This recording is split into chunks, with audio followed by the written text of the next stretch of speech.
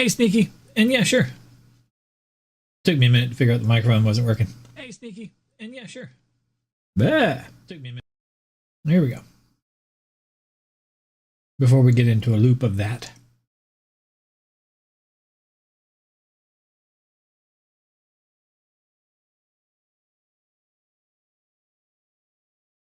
Let's see here. What was it done?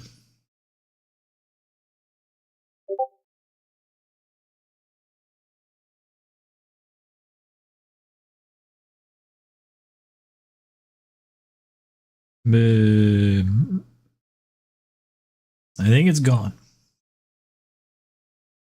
Oh. Ah. Oh. Baby.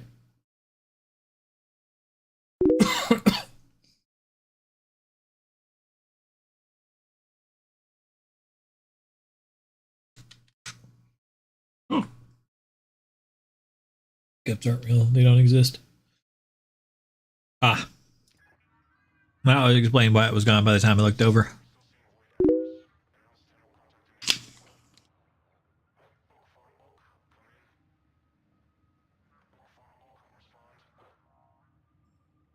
That's a lot of descriptor words. The first picture was him in a transformer. In Mecha Godzilla.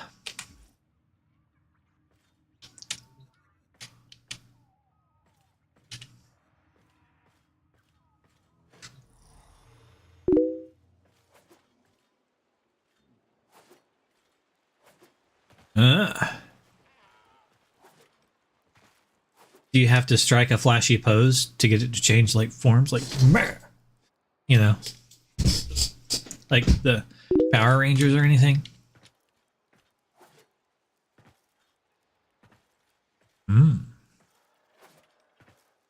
Tired, baby.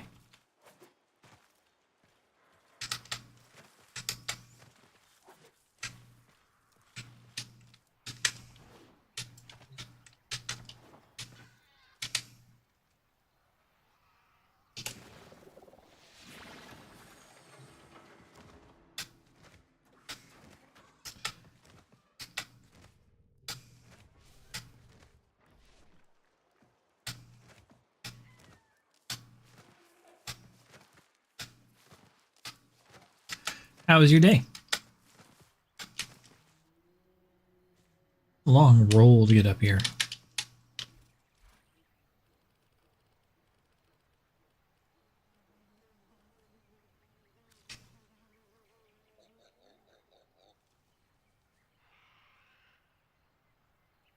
I made a comfy spot for my 10-0.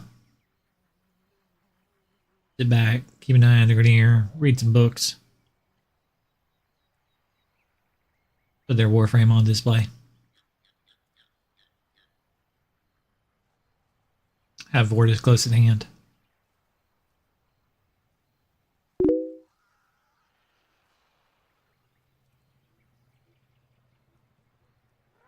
Grabs one side, then there's a button on the other side. Same button on the opposite side. And push them in, pull either side, and then pull the bottom towards the bottom and latch it.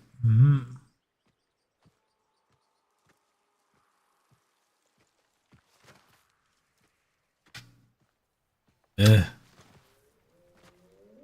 Sorry about your injury.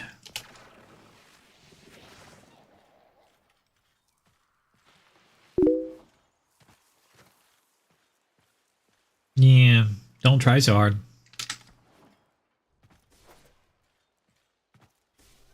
About the only way that I know how not to get hurt so bad. Don't try so hard. Pay somebody else to do it.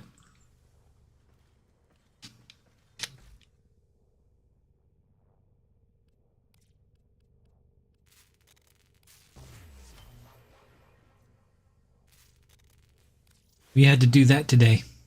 Pay somebody else to do it. Kind of hurt a little bit. No, sorry, he's awake.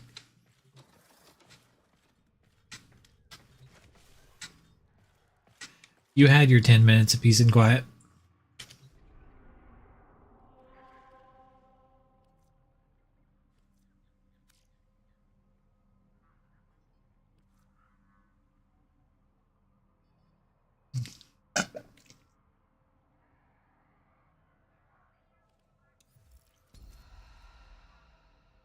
do have Comey. I'm like, wouldn't it be interesting if I had Comey?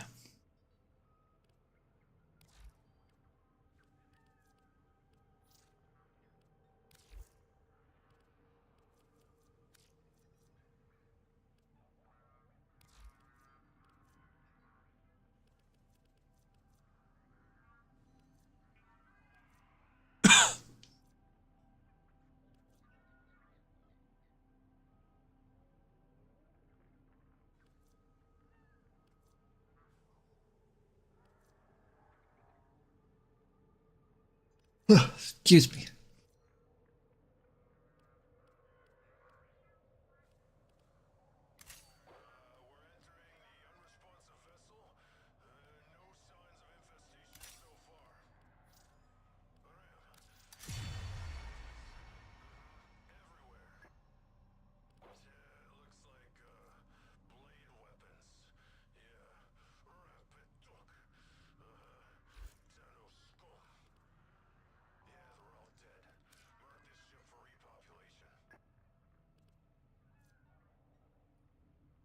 Give a heck.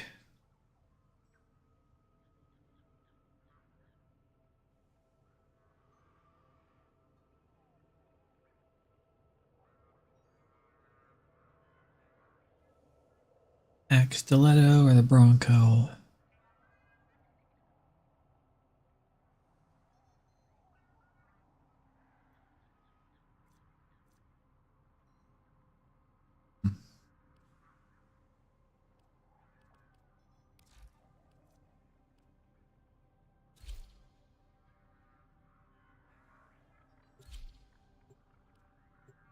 Riri.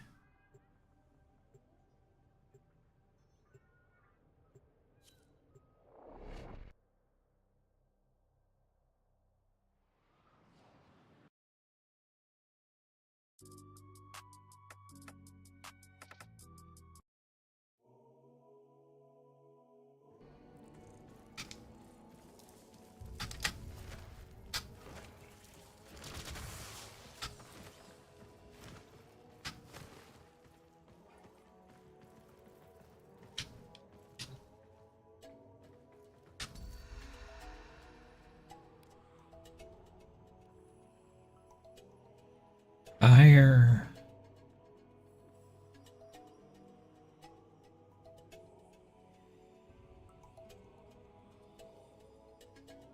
Yeah, I would go with the extra ones. That sounds more fun.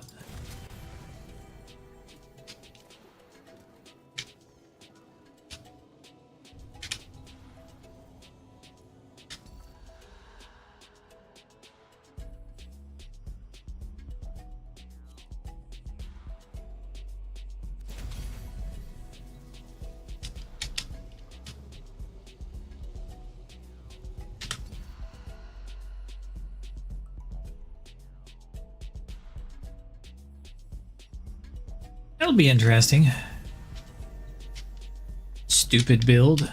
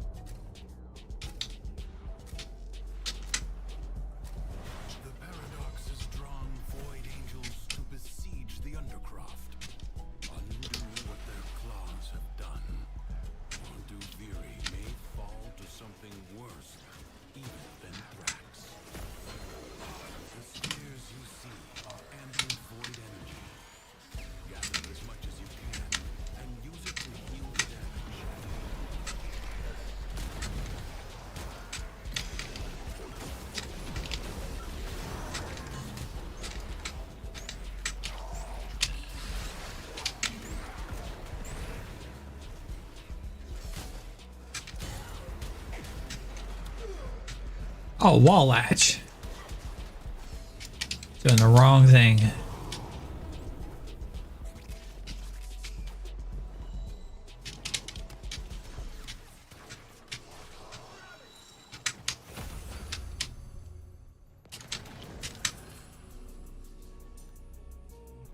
Status effect still double damage. Okay.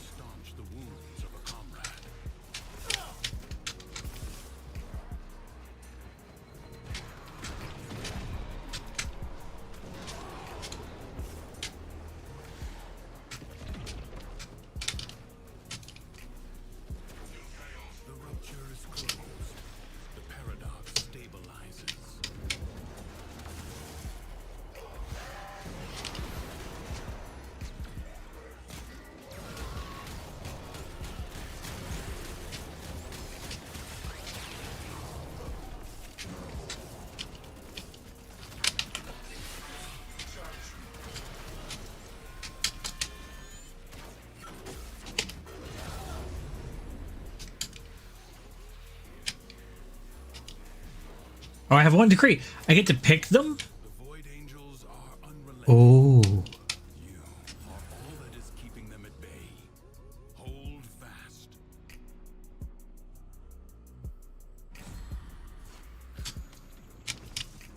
Oh, nice. That's pretty damn sweet.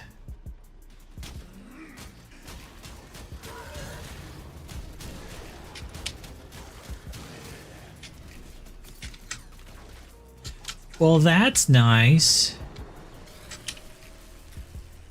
If the Void Angels break through the wall, their master will be freed. Do not allow that to happen.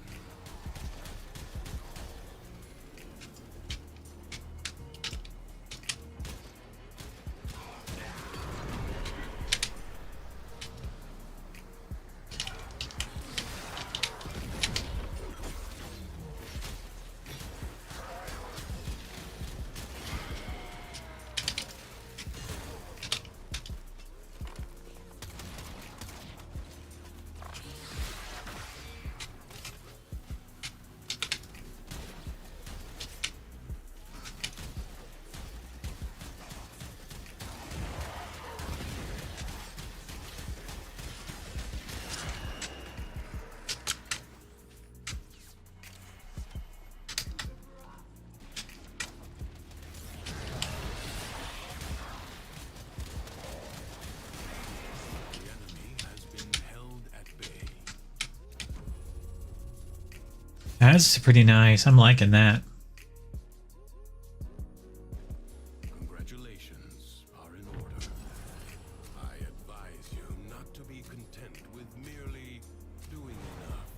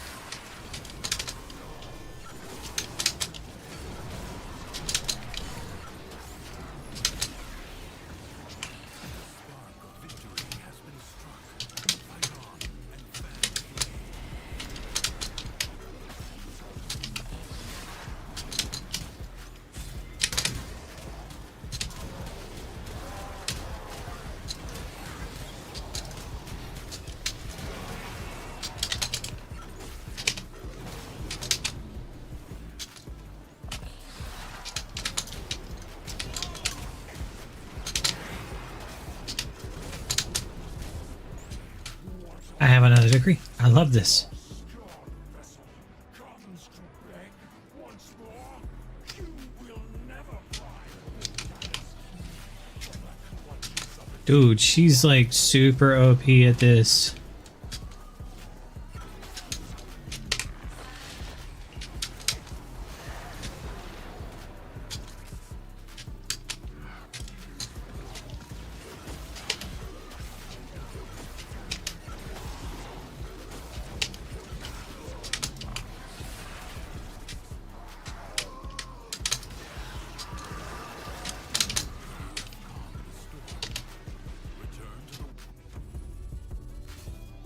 World above.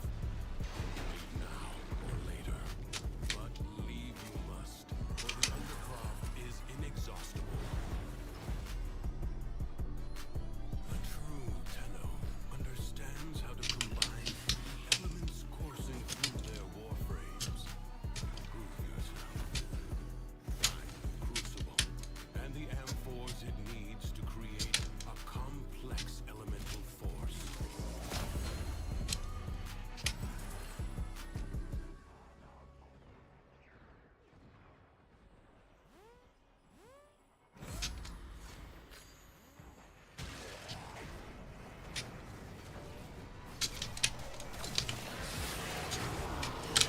You found a crucible. Liberate the necessary amphors. Combine electricity and toxin amphors to produce the corrosive elemental force.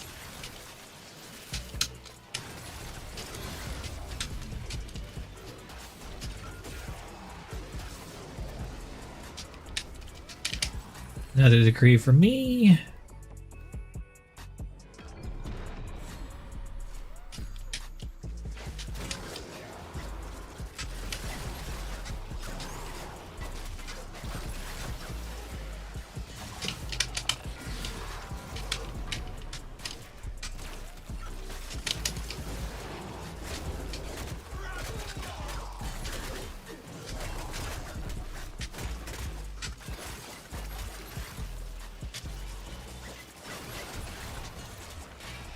Cut the enemy forces down. Take the amphors and hurl them at the crucible.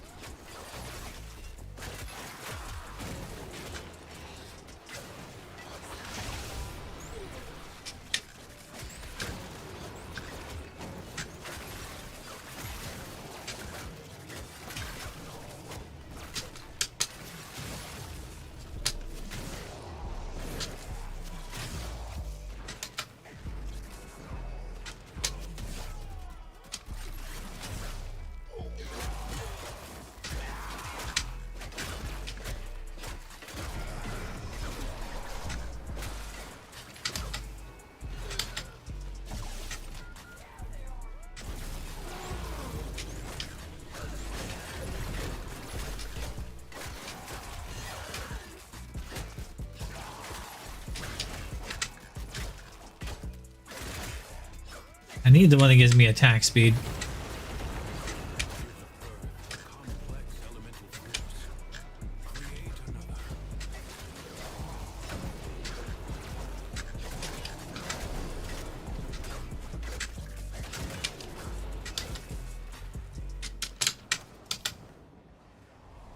$41 of 50.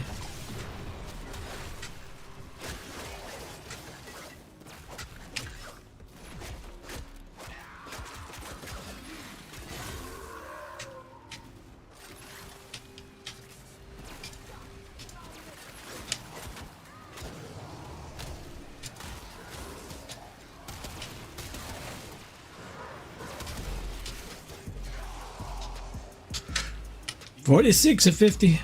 Toxin is cold. Create a viral elemental force.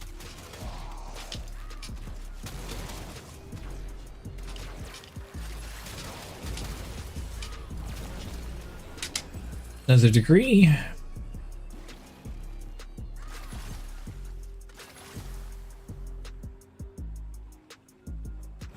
It's more armor.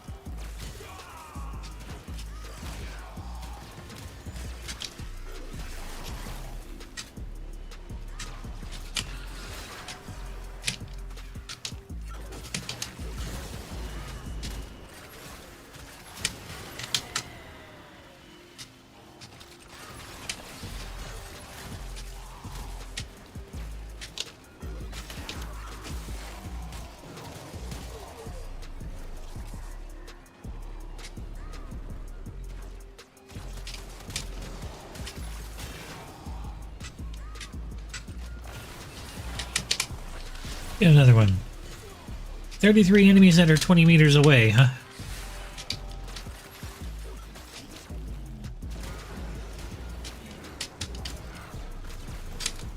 Killed 3 so far.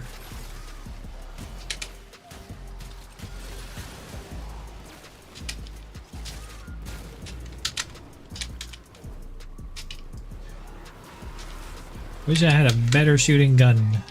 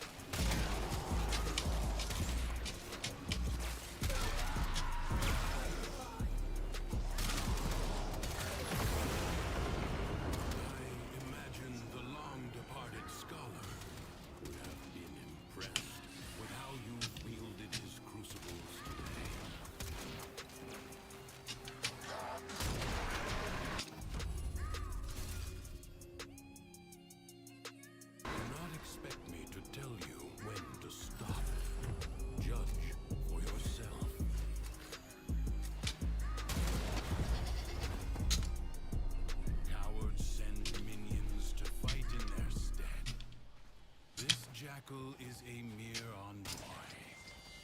Destroy it. The body is well armored. The limbs, less so.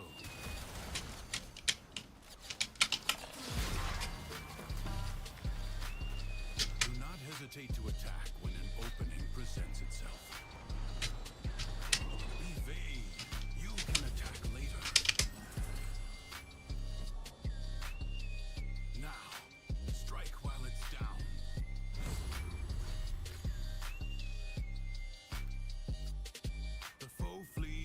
Your onslaught. Hunt it down. Something is shielding it from harm.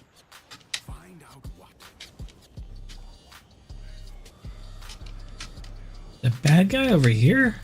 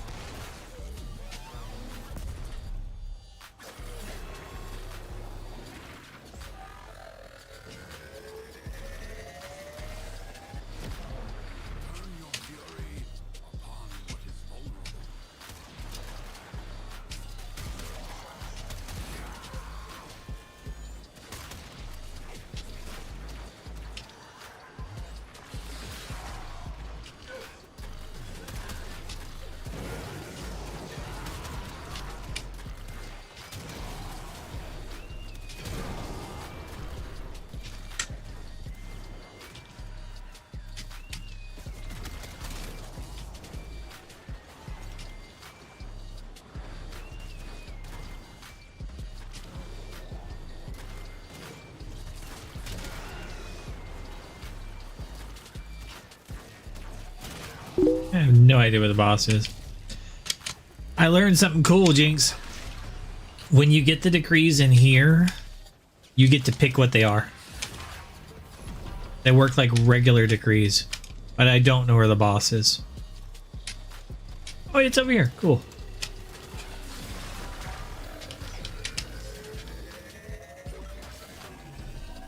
I don't think this thing can hurt me.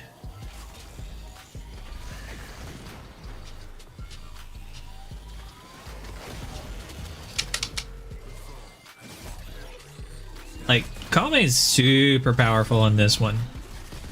So like I've got to kill enemies while airborne. So like I'll get one here in just a second for beating this like round, right? So I have one decree right now. They'll find one in the next one, but I'll get another one as soon as I kill the enemies while airborne. Okay. So critical hit steal an extra cold. Yes, please.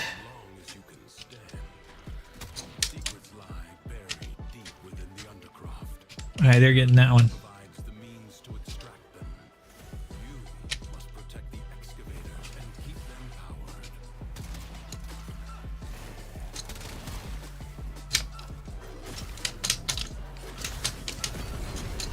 Okay, so that's the second one for finding the things. Or ability strength. Yes, please. Okay.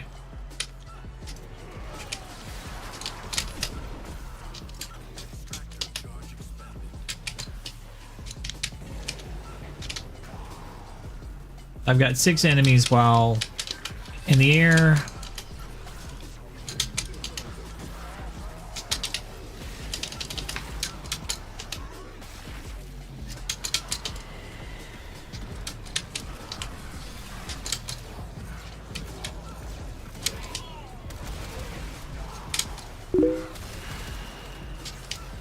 No problem. Take your time.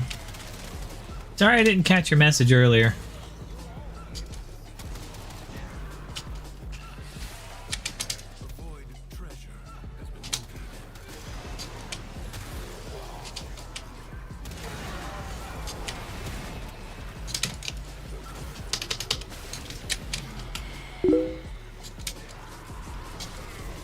I didn't get it turned on. I just missed it. I got woken up early by an alarm going off in my house and was half asleep and was like, well, since I can't sleep now, I might as well try out the new Warframe stuff. Ah. I was like clowning around for most of the demo, just playing and stuff. I was really enjoying the messing with the like the driving mechanics of the bike.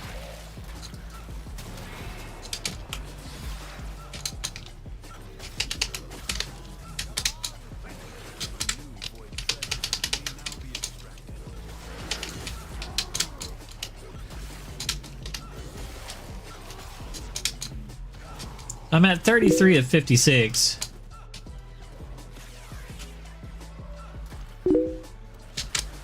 Roger.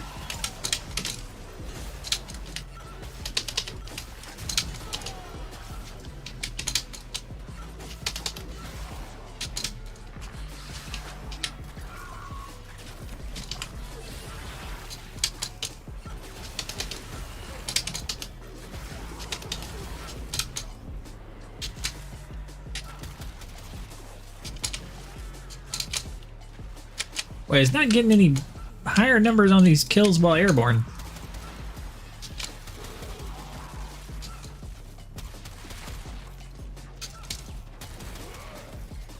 That's 34.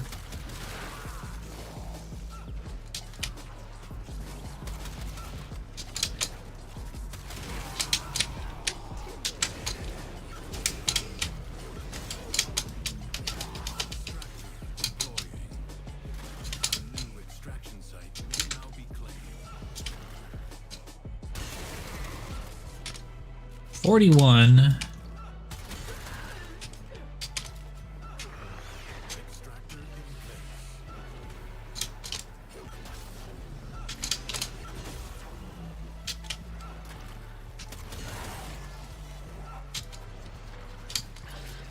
$50.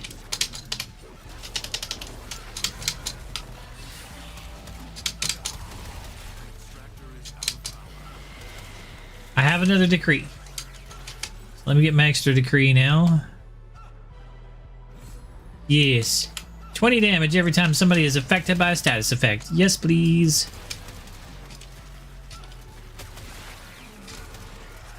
Because I do status effects.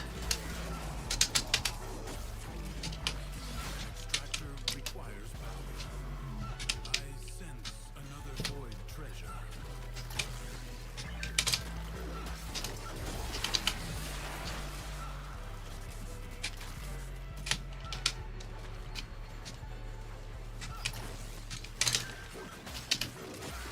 I wasn't paying attention to my teammates.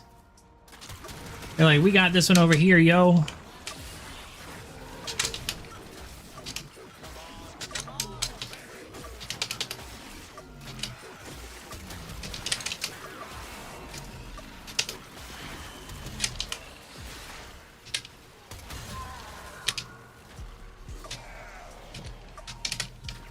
Extractor is out of power. A way out is now open to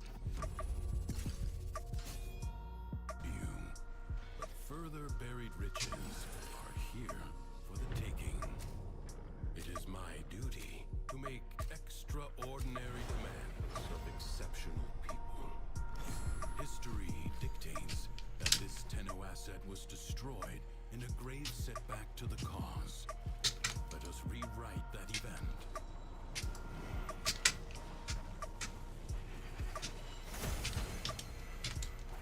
The enemy musters for a fresh assault.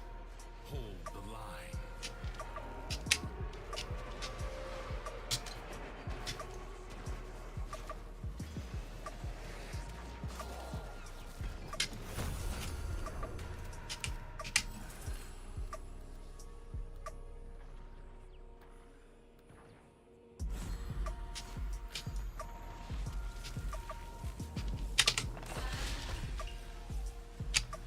Kill enemies within 10 meters.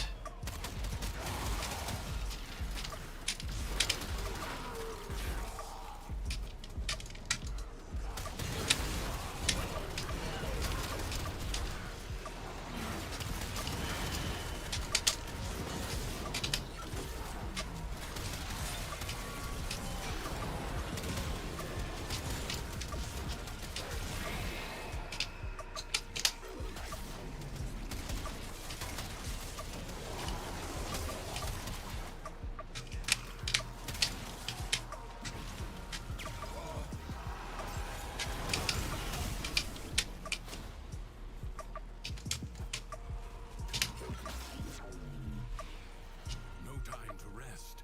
Already a new onslaught begins.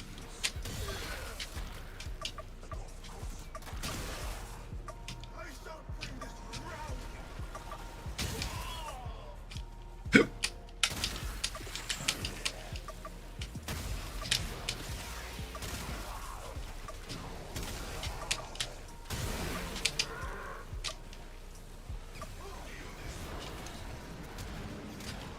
Halfway there.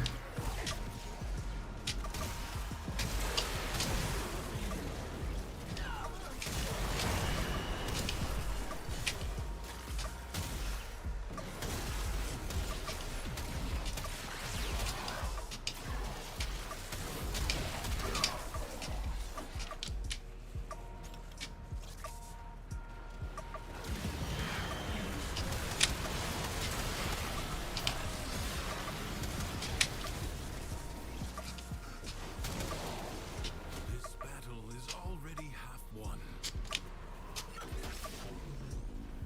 Prepare yourself. A fresh wave approaches.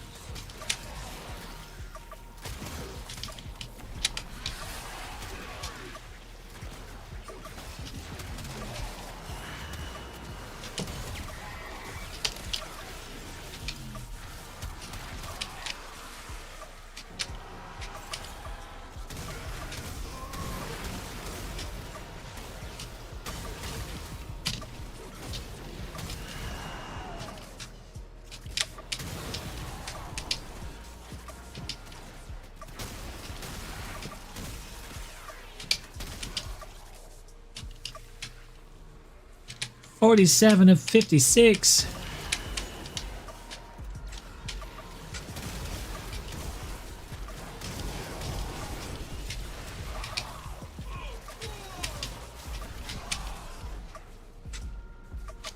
Like ashes, the enemy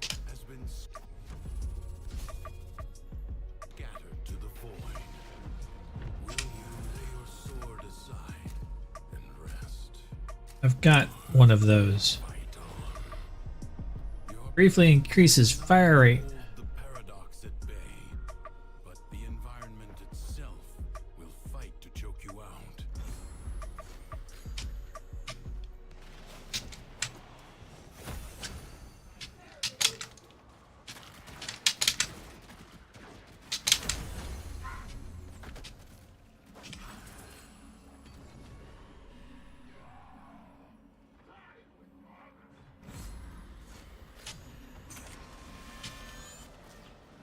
$49.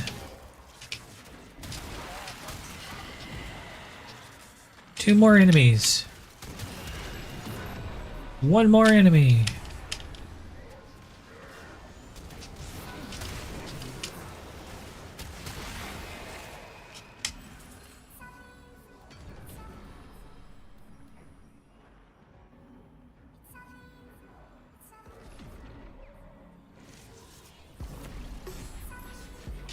Like, these guys haven't been able to hurt me this mission.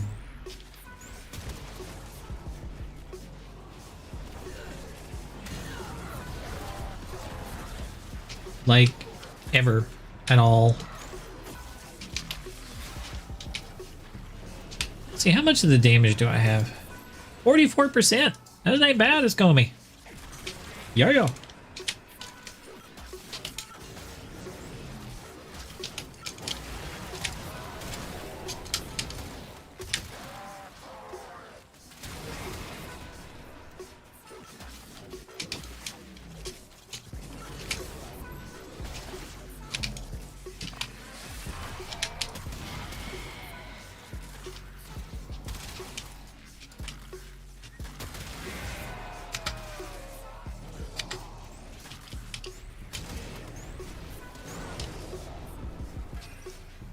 Hey, they got me down to 1. They healed me 1 time.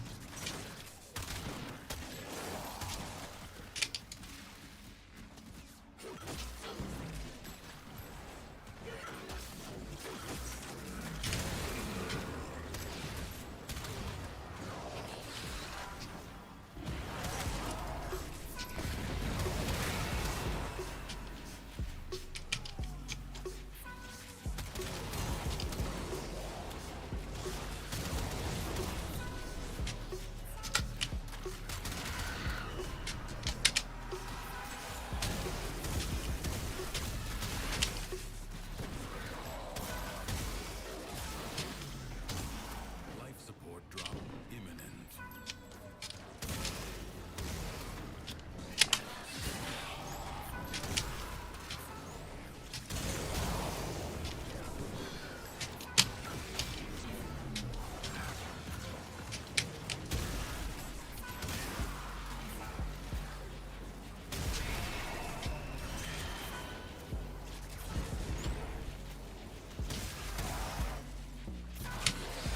Ooh, time for more.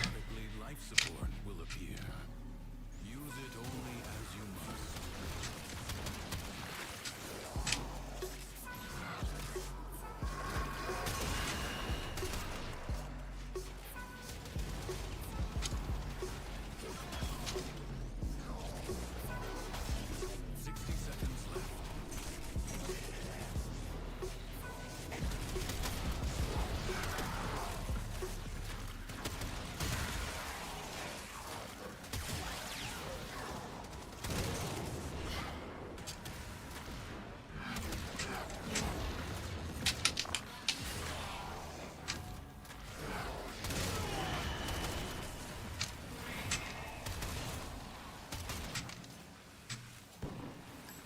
$25 of 37.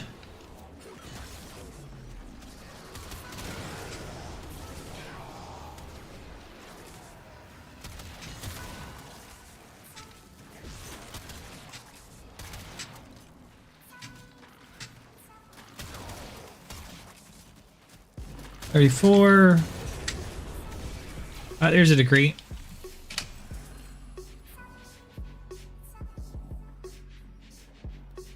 Ah, there we go. Reduce incoming damage. Okay, well now I'm tanky.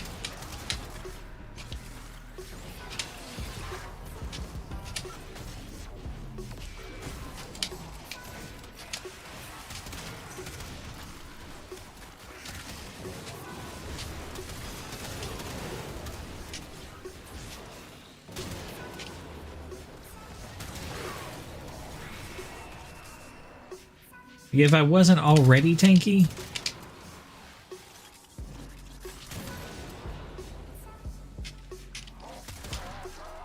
Your life support expires in 30 seconds. fine. Life support. Oh, was the mission over? Do not expect me to tell you when to stop. Judge for yourself. Creatures of the deep void are assaulting the undercroft, tearing rents in its fabric. Seal them up again, or worse foes than Thrax may emerge. The void can heal as well as harm. Gather the floating spheres and take them to the ruptures.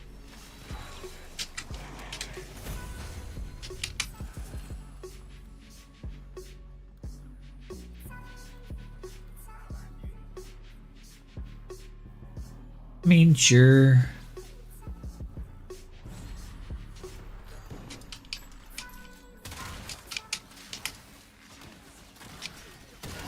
Yeah, see, instead of doing damage, you guys heal me.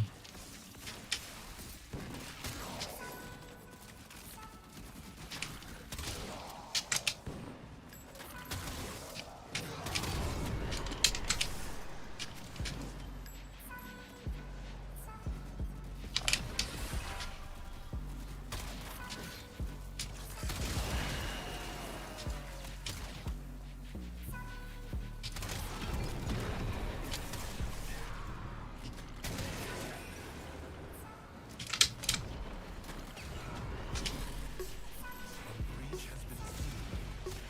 Excellent work. Fight on. Close the ruptures as you would staunch the wounds of a comrade. Staunch.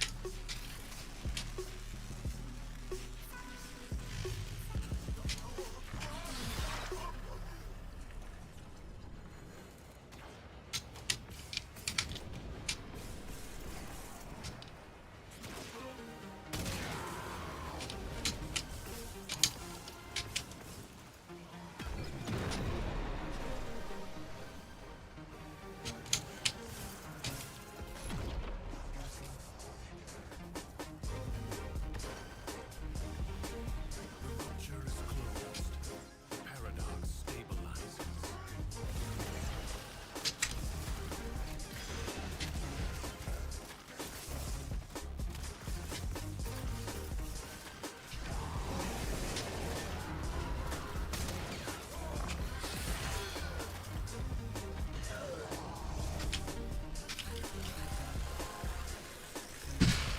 Ooh, ooh, doo, doo, doo, doo. Their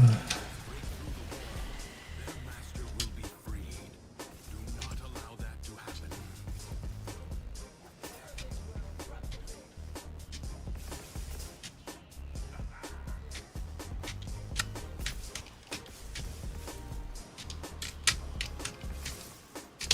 Oh, I can do this thing. 37 meters there, 37 enemies there, 20 meters away, huh? The Void Angels are unrelenting. You are all that is keeping them at bay. Hold fast. That's 3 so far.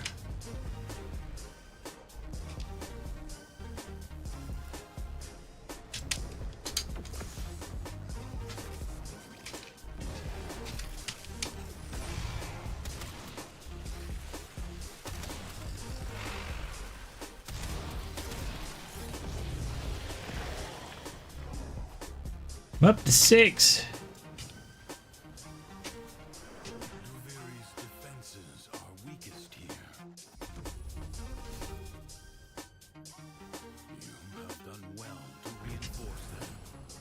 I advise you not to be content with merely doing enough. Cumulative crit chance, sure, why not?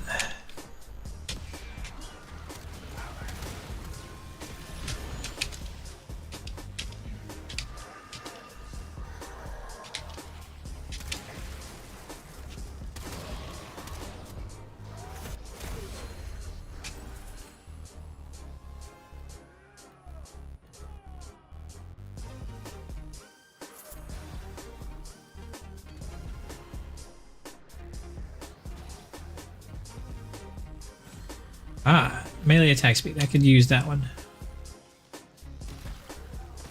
Where is this guy?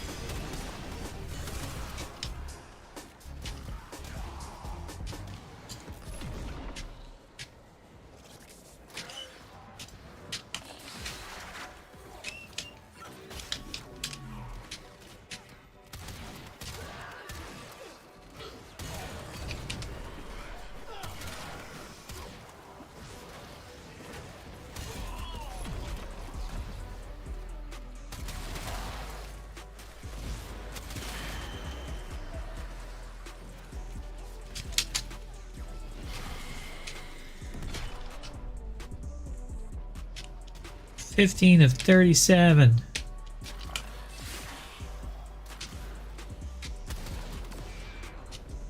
That's 16.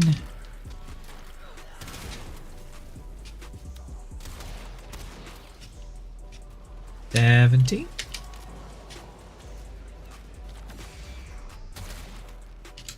20. 21. Foe is staggered, but not yet defeated. 23.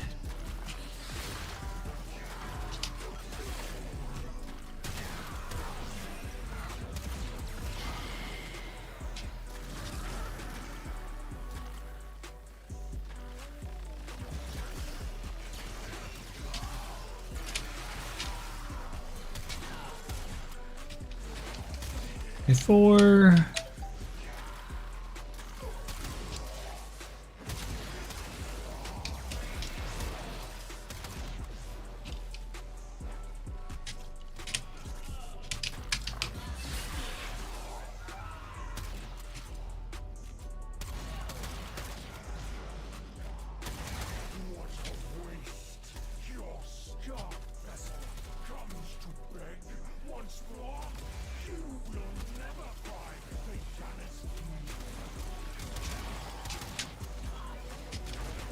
Did I get nope? 33 of 37.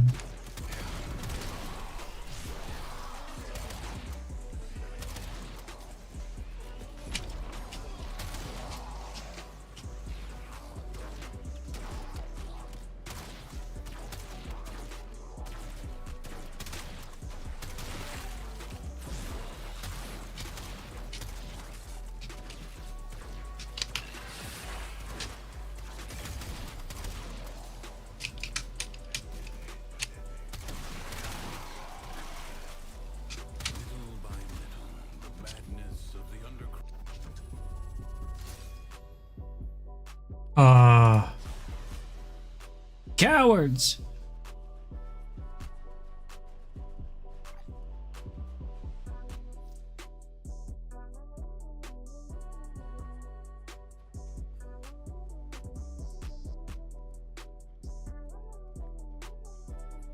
That's fun.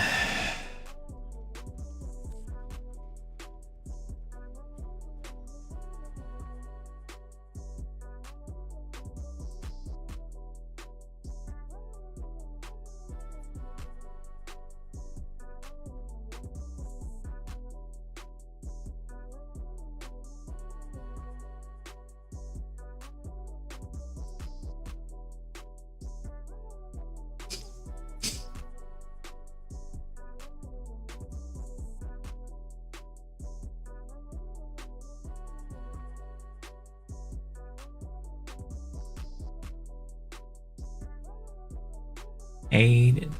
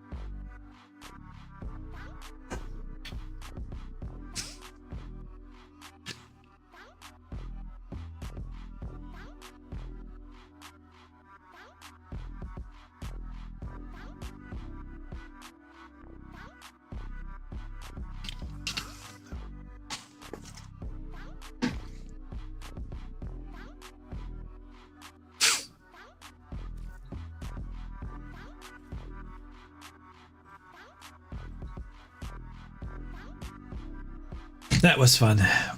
Be right back. I'm gonna go get a little bit of dinner out of my teeth.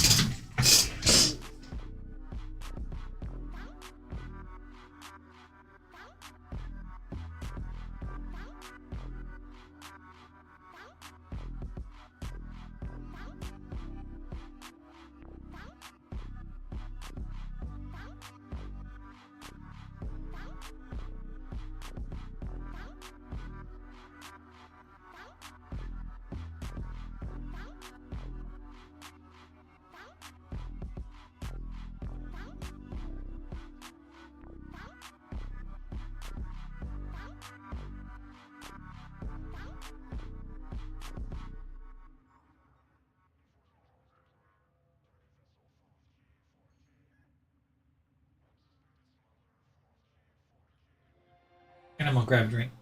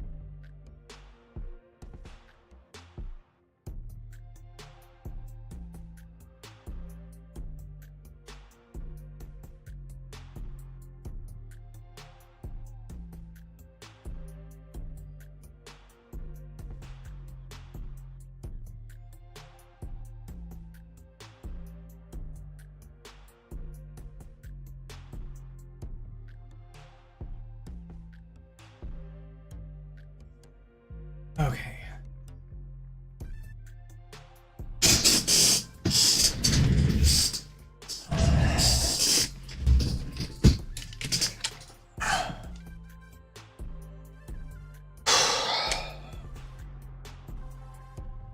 What the? Oh yeah, I have reward thingies. That's right.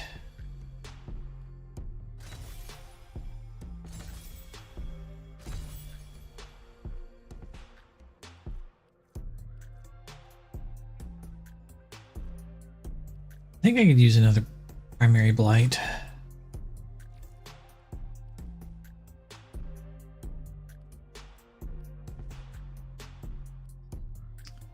Who do we have?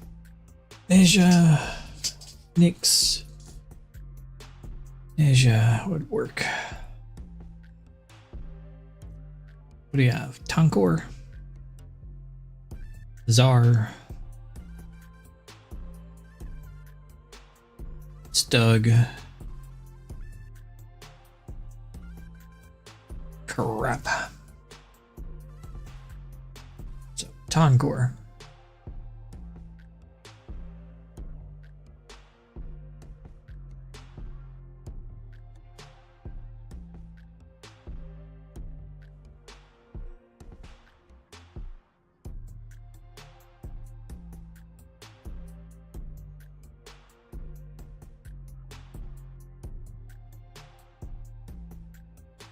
I'm very tired. I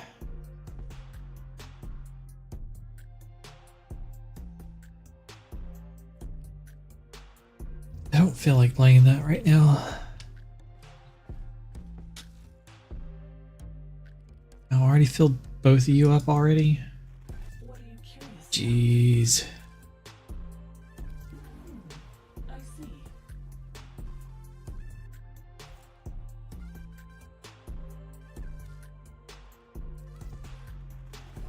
Perhaps these will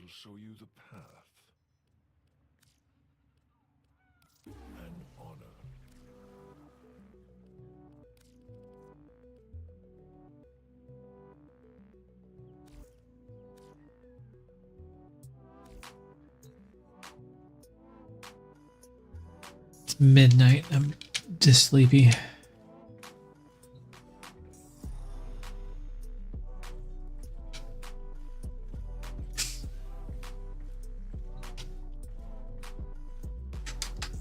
Let's do the Steel Path stuff. If I can wake up, I'm gonna watch a video. Hello guys and gals, me Mudahar. In today's video, we're going to be taking a look at why the government hates TikTok so much. Ladies and gentlemen, TikTok is apparently being sued by several states. One of the key infringing aspects was the fact that TikTok allows kids to be exploited through live streaming. Kids are being mentally, tortured through algorithms that TikTok provides, and their personal information is being hijacked by this Chinese company. Now, I want to start this video off by telling you and asking you a question. Do you think the internet is safe for children? No. Honestly, I would say probably not these days, okay? There's a lot of applications and a lot of games, a lot of groups that are specifically out there targeting children. And I'm not saying that things were somehow different back during my day. When I was a kid, the internet wasn't as mature as it is now. But I think the internet can still be used safely by children, providing that their parents do something I don't known think as I'm safe for parenting kids. in order to make sure their children are safe accessing the interwebs. You don't just leave reason why I have an child 18 unfettered plus. access to the internet. That's just bad stuff. I'm inappropriate. waiting to happen. I'm inappropriate So to for start this off, adults. ladies and gentlemen, one of the things I wanted to go off with was obviously talking about, crazy articles that I would find on the internet, right? That would talk about how the internet was allowing kids into virtual clubs. So this one piece by the BBC back in 2022 made me laugh as soon as I got to the part where they talk about VR chat. So VR chat, for anybody that doesn't know, is a user-generated content-written application where you can just basically talk to people with, VR goggles. It was where like Ugandan Knuckles was sort of a meme. It's a place where you can get access to and basically go into tons Let me of show you the way. rooms. But there's plenty of rooms where you can go and sit and attend virtual strip clubs, okay? Now, is VR chat any different than a bunch of kids loading up Grand Theft Auto 5 that their parents bought them and going to the Vanilla Unicorn together? I would say the GTA version might be a bit more titillating. The VR chat might be a bit more cringe-inducing. But of course, to me, this isn't much different than like adult video websites that typically age-gated back in the day by going out of their way and saying, hey, are you 18 or not? Now you find me a child that ever clicked on, oh my God, I am under 18. I better get off this website, dog. No child was that stupid. Everyone clicked on the, oh yeah, I'm like 30 years old. I'm good. Sure, totally And then you get over access to the 18, websites, huh? and the websites don't care as long as you get traffic and revenue that comes out of anybody accessing your website. So of course, the other thing that I ended up seeing recently that blew my mind was this one actual research paper by the Hindenburg Research Group, where it was published a couple days ago, and it's titled Roblox, Inflated Key Metrics for Wall Street and a Pedo Hellscape for Kids. Now obviously, with a title like that, Hindenburg Research is putting a fucking lot of legal pressure onto their ass. But they talk about crazy stuff on Roblox. They talk about how tons of children access it and how it's a botted platform in the sense of showing tons of people on the actual internet using bot tools to create multiple instances and access Roblox, as they've even done themselves here. So in one case, they linked to this one Vietnamese group with like 55,000 members, but yet they can only muster 3 likes, where they've got these, crazy rigs that are designed not just for gaming, but to also host tons of these like virtual farms where they're running these mobile games, they're running instances of Roblox, like up to 30 in some cases, all for the benefit of actually farming. So in this case, according to Hindenburg Research, they were just grabbing Blox Fruit, like one of the most popular games, and selling in-game farmed assets for like 45 bucks, okay? The fact that you can make a shit ton of money like this shows that even in today's day and age, if you're a hustler, you can eat pretty well. So of course, the more you go down into it, the wilder it ends up getting, but where it really gets into a really scary landscape is when they talk about their part 2, where they showcase tons of screenshots from games like School Simulator, where I'm going to block this, by the way, but, obviously the words I'm censoring is the R word, the N word, the B word, and a certain symbol that was used by the German government between the decades of the 20s and the 40s, okay?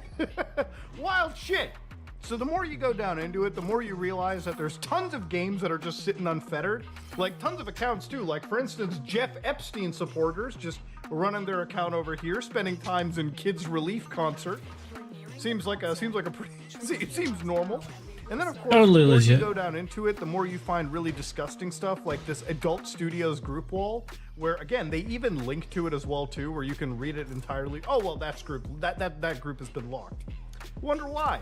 And you can see stuff like where these people are talking about selling stuff like profile for, discs, 8-inch. Oh, femboy selling to, ad for a,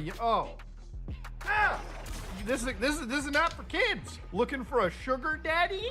We'll do. I love how they did S equals H DHVA just so they can bypass the shitty Roblox moderation. We'll do anything you say for money. How much you want to bet these are all like 40-year-old gooners sitting together on Discord trying to siphon money out of each other, dude? So yeah, obviously it's pretty fucked up reading this kind of stuff. And when you start looking more into it, you start to realize that yes, even in some in-app experiences where they're running apparently like these, strip clubs and like videos that are adult, you'll find out that they're actually, pushing insufficient funds or trying to get people to purchase alleged videos, right? Or purchase like things through the in-game microtransactions. And then, of course, you'll find tons of games like, Escape from, The Road to Diddy's, Diddy Party, Freaky Diddy Simulator, Diddy Survival, Survive Diddy New, Oh, Lord. Child Labor. Dude, this is fucking insane, bro. And of course, they don't even hide it. They just like straight up show you, like if you look for it, you'll find it, literally, like keyword Diddy. Bust all over her body and hair. Yeah, I think we're done with that one. Ooh, goddamn. Never thought I'd be looking at Roblox titties at some point today, Jesus. Now, of course, ladies and gentlemen, to go back to the original point of this, TikTok, right? TikTok is being currently sued by, again, tons of US government agencies right now for, again, their lack of taking care of these children and, unfortunately, possibly violating the privacy statutes and, harvesting data from these children. So there's one lawsuit that I was looking at, which is, again, from this redacted public filing. And again, there's plenty of other actual complaints from in the space. state of Vermont versus TikTok, where they actually talk about numerous things. Like, for instance, they talk That's about on the ground. TikTok It's a shark says wing. prolonged and compulsive use of its app is dangerous and harms the well-being of this state's children, right? They use coercive design to induce overuse in ways that harm children, right? So they talk about filters, push notifications, TikTok Live, the infinite scrolls, and again, that all-important algorithm, the recommendations engine. So when they talk about kids being exploited through the Live system, I'm going to go exactly to page 69 where they discuss this specifically. They say that TikTok knows Live drives financial and exploitation of children, contrary to its representations and commitments to safety. So TikTok represents that it does not allow content that may put young people at risk of psychological, physical, or developmental harm. The company further expresses, we are deeply committed to TikTok being a safe and positive experience for people under the age of 18. So when they talk about it, they say the company knows the Live is unsafe and exploits children financially, like operating in part like a virtual strip club. Live provides young streamers with a performance stage and allows other users to entice streamers into acts for exchange of virtual money. So as they described, they said that it encourages users to buy coins and send gifts. You know those NPC like TikTok memes where they're just like spamming them with gifts? That's what it's like here. The company is fully aware that these monetary rewards encourage predatory behaviors or soliciting, or whatever blank is, or soliciting gifts in exchange for promises during live streams that are never fulfilled. Research confirms this. Study shows that younger generations report higher rates of victimization from online fraud, like whatever, than adults. TikTok knows this well, admitting that blank on live leads to blank, blank, blank, blank. In fact, even pretty recently, there was apparently an internal investigation allegedly at TikTok with actual documents apparently uncovered by NPR and Kentucky Public Radio, where apparently the actual executives were pretty aware of the harm that the app actually caused teens, for instance. And they did discover that there was a high number of underage streamers receiving gifts or coins in exchange for stripping. So if this is something that is so, blatantly happening, this isn't even the first time discovered. There's a great video by Upper Echelon Gaming who actually dove into the subject as well about over a year ago, where he pretty much explained that this situation has been happening. And to be honest with you, I don't really agree that TikTok, didn't have any idea of it even when that video came out. This was something that was kept under the rug, in my opinion, until obviously state lawsuits had to be filed against TikTok for them to even acknowledge this. So they reference this one Forbes article, like how TikTok Live became a oh god, dude, these headlines are insane, bro. Reports that teens and other users were being exploited over live, where older adults enticed younger users live streaming to perform explicit acts in exchange for gifts. These included a 14-year-old who told viewers that they were paying her bills in exchange for viewing all. So immediately they start even listening to the CNN, which this is all new to me. Apparently CNN created a test account for a 14-year-old. Trying not to go to sleep, and just and after the 17 minutes of use on the first day, Steel the Path account spy was missions. flooded with suggestive live recommendations in the For You feed on the user's account. These included live videos of I did for a while. Like, it was a lot of fun. That was keeping me awake. But then as soon as I got done with that, so it almost like, feels similar to like Twitch TV, like when like I'm gonna pause this for a minute. So I had a fire alarm today with the battery dying, and my dog is such a big pussy that she got scared by the beep.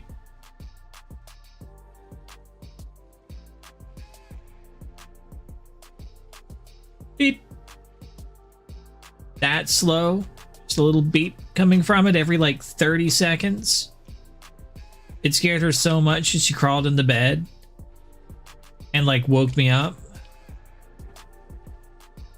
She's all like up behind me, like there's just a random cricket coming from the hallway. Just the battery was dead.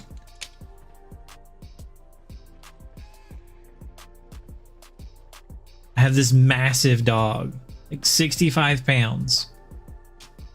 Beep.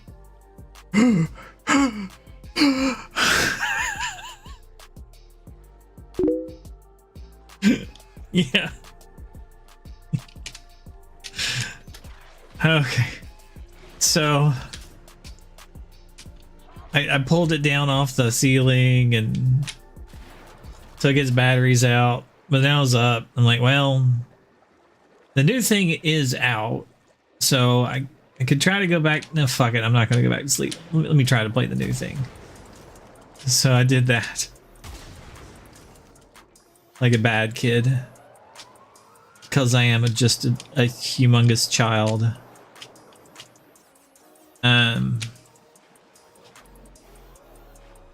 And so now I'm like tired because, you know, probably not.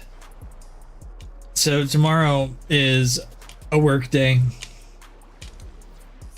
So like today we have the gym. Go on back.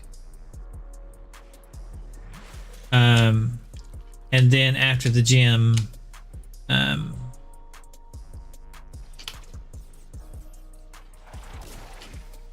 we'll come home, watch some anime, and then I gotta go to work. So like, there's a chance I could get on before my wife gets home, but it's not likely.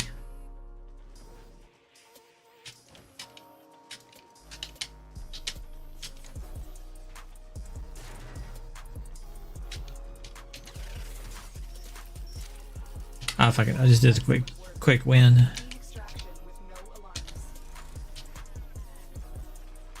What are you? You're a drone I can ride. You're super slow.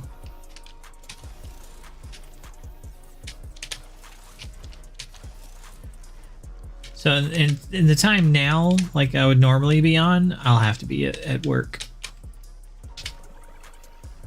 So I won't be on then. I could be on like 4 o'clock Eastern when I wake up, but I don't think I can be because I have to go take some return some stuff to Amazon.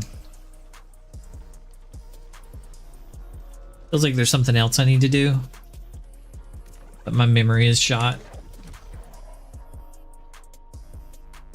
So I probably won't remember. Really?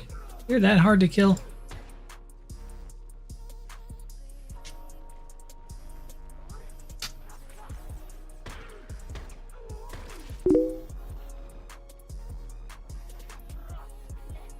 I can help you now. The easiest way to keep me awake is to give me something to do. That's what's putting me to sleep. I don't have anything to do, so I was just doing the Steel Path stuff. So if you have time, like, I'll just do it now. As soon as I get done with this mission.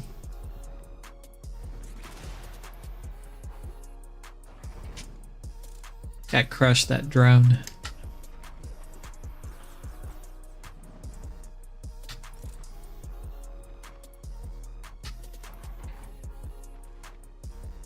The target console is nearby.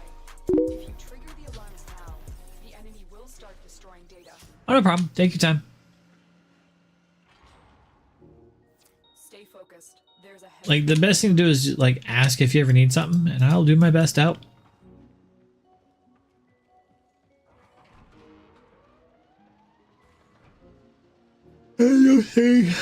Oh, excuse me.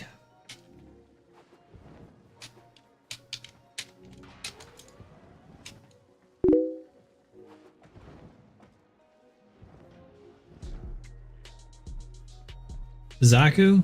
No clue. I'll have to look it up.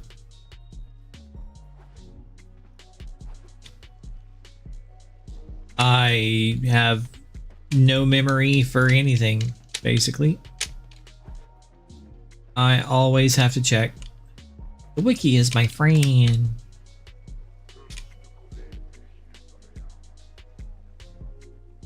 Because I don't remember shit, man.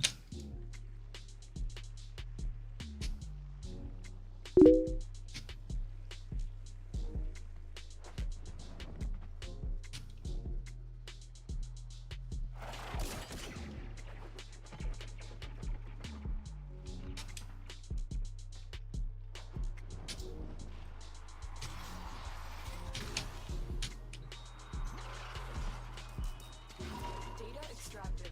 They won't even know it's gone. Spooky, scary skeleton. Get to extraction. He's a good frame. Ugh.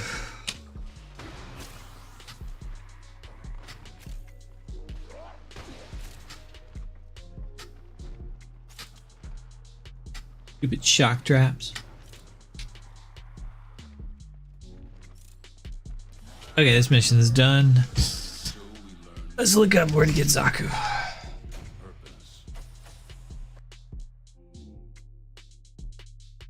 Warframe.wiki.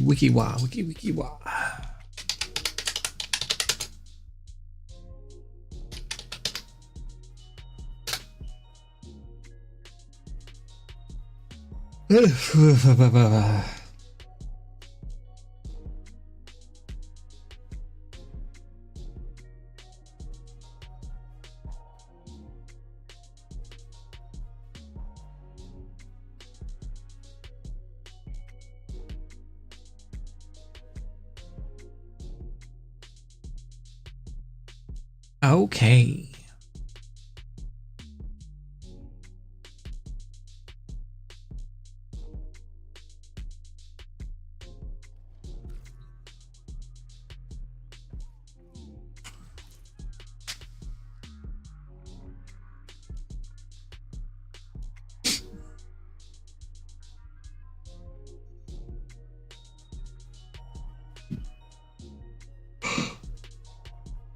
Excuse me.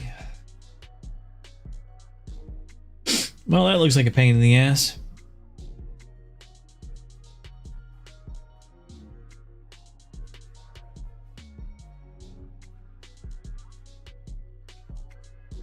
Sometimes Ordis likes to assume he knows nothing. Nobody can learn what they think they already know. Good luck with that one.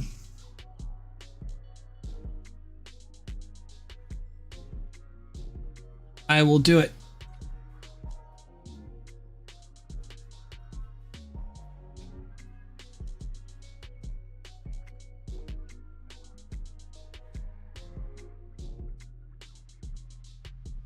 Farming him isn't the worst part. On this cold and lonely eve, spare a thought for tractor jockeys, rail agents, and lone travelers making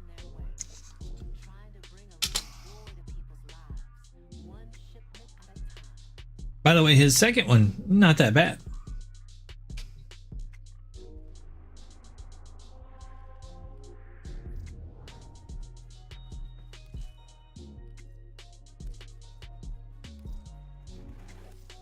The multitude of creatures you have immortalized would cry out in thanks.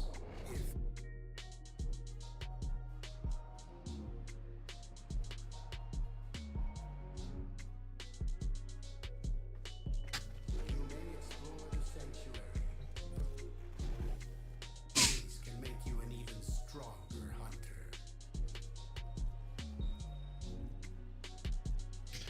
I should just do this. Not disappoint me, hunter. Here you go. Here's his blueprint.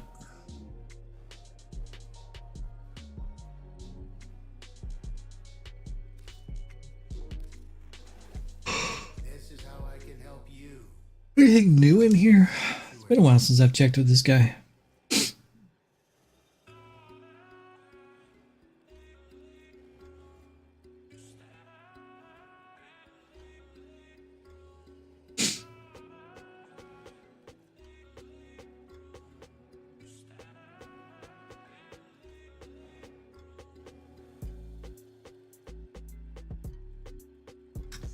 Not really.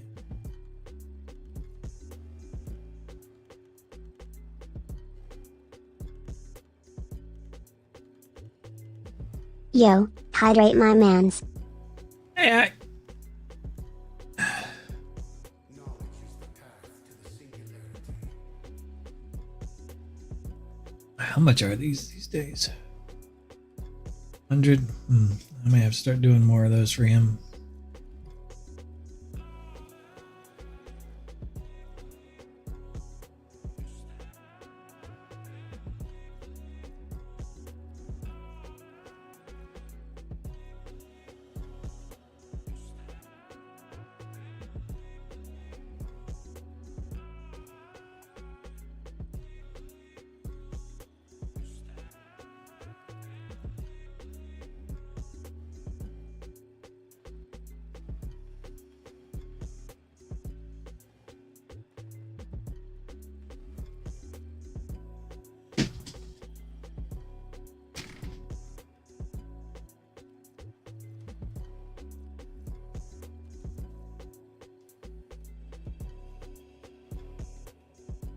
Knowledge must be earned, Tenno.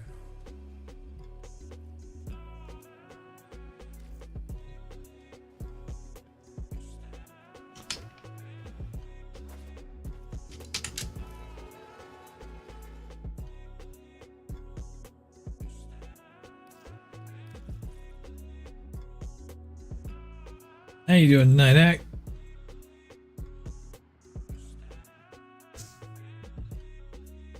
Spray myself in the face. Ugh.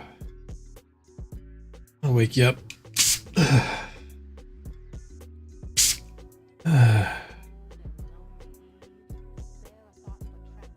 That'll last for like 5 minutes.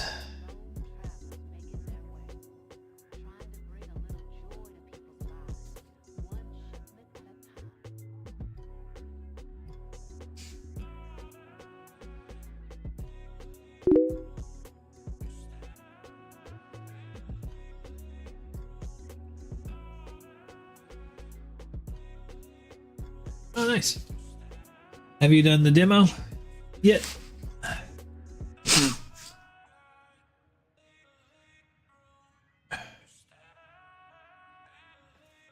I do know people that did not do it as soon as they logged on, so I asked people. Yeah, see, I know a lot of people that did not do it. It's like, how could you not do it right away? The very first thing I did when I got on. Orders went mad for 3 milliseconds. How can people not do that? It's like, there's new stuff. I want to see the new stuff. I want to play with the motorcycle. Let me go vroom vroom. Let me do that.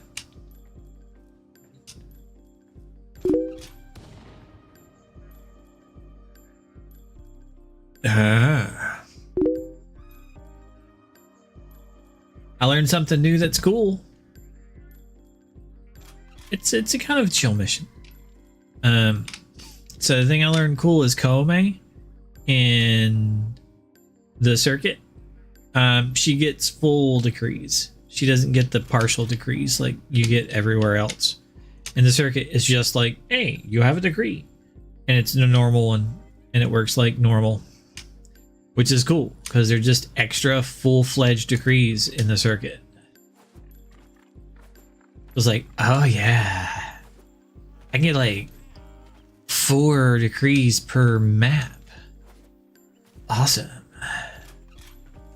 Alright. Cool.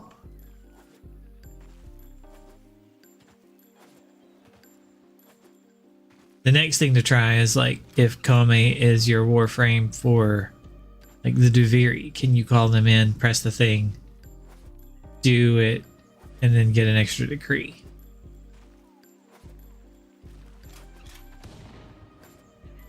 That's my next question.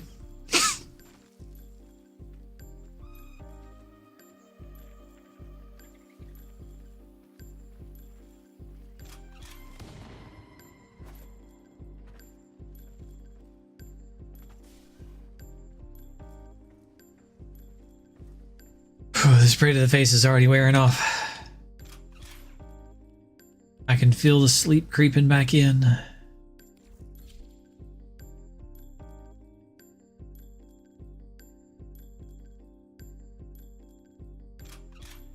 Actually, have you ever heard of a coffee nap?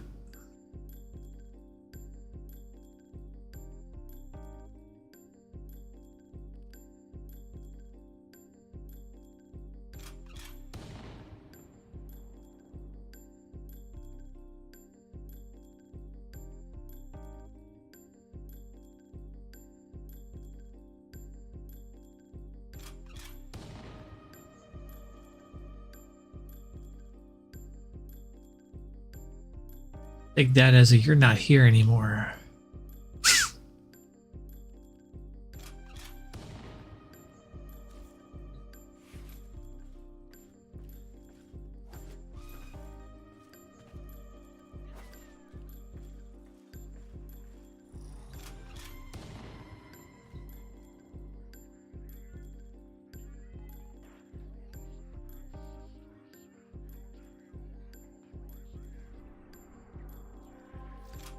Man.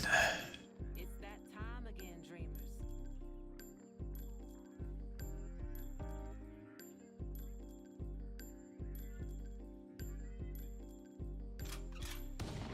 Passing out shit's gotta stop. What's that video I was listening to?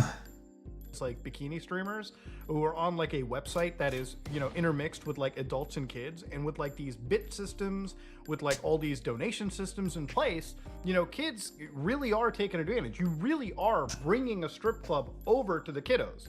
Except, at least in Twitch's case, I don't see anybody under the age of 18, you know, becoming a bikini streamer. It seems like on TikTok, really, it seems like anybody under the age of 18 is just allowed to, you know, kind of access like this. Welcome back. Unfettered. And that's one of the claims being brought.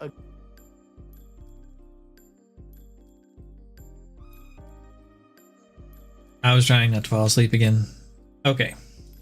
It's time for Nora to say goodnight. Night, Nora. Okay. So you can buy you got the blueprint, right? You don't, you get it from a mission, and after you've done the mission, you get your second one from buying it from Samaris. After that, you get them from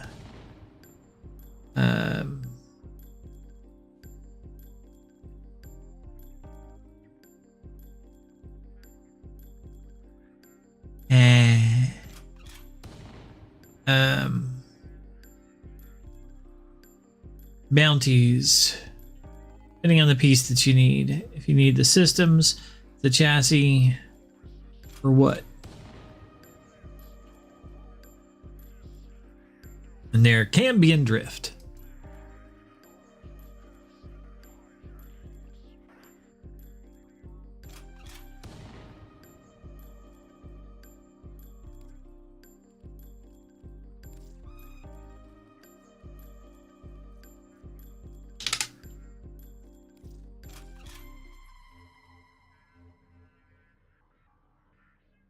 That's probably fine.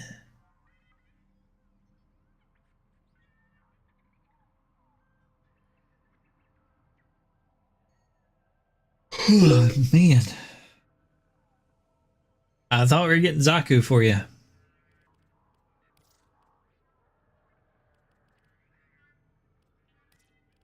I don't fall asleep. I was also going to tell Act about a coffee nap. Have you ever heard of a thing called a coffee nap? Cool idea. Never had one myself, though. I imagine it's hard to pull that shit off.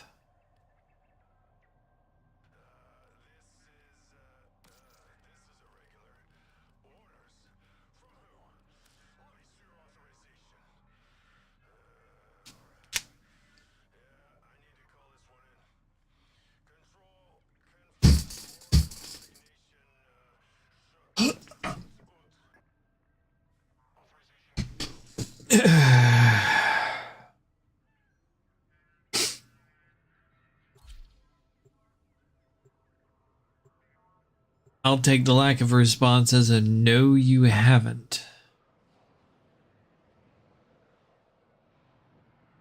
And aren't really interested.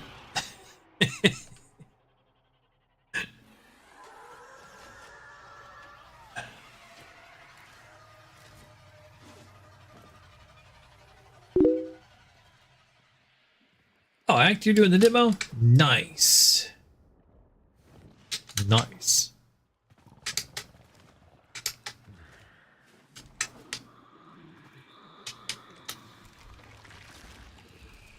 Yes, there are bounties. Jinx, what pieces do you have? So what pieces do you need?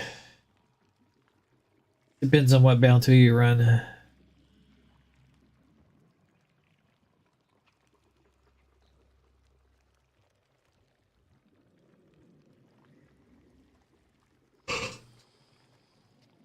Oy, oy, oy.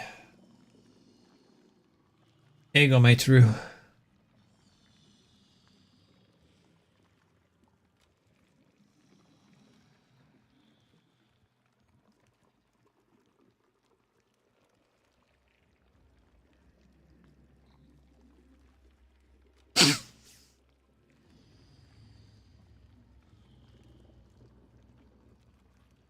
Brute force.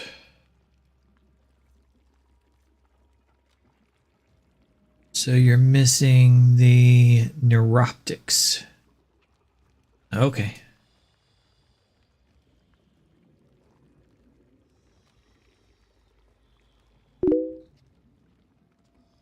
There is much to be done here on Deimos.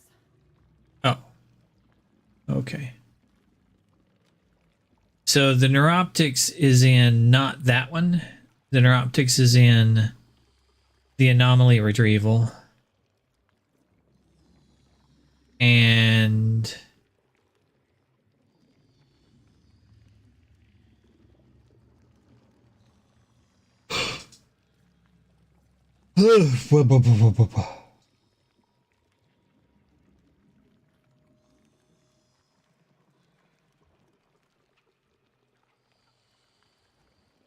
I need to do this one. Artifact Hunter, honestly. Because I'm missing several of those mods.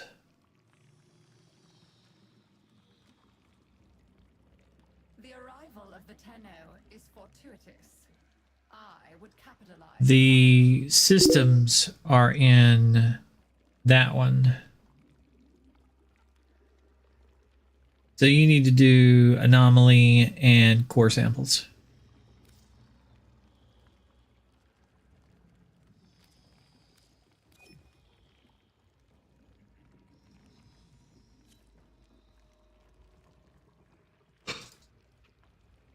Very well then.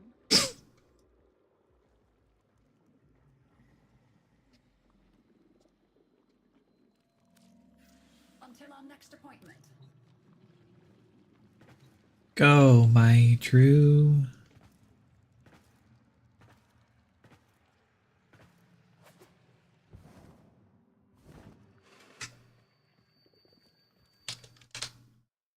My music stopped.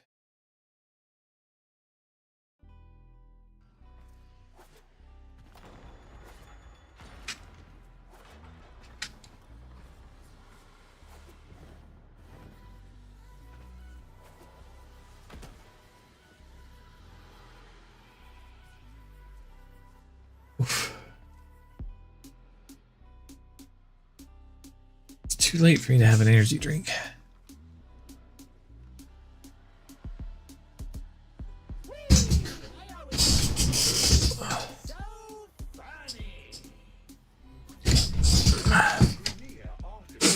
Buried in the infested substrates nearby.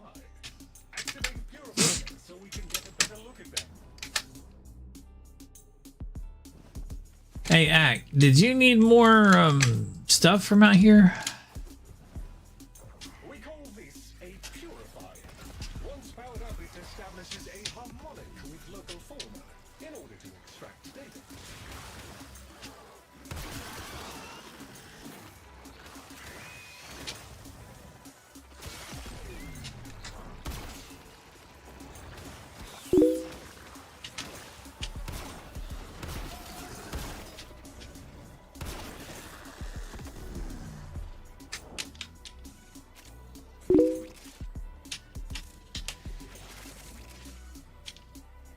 Okie dokie.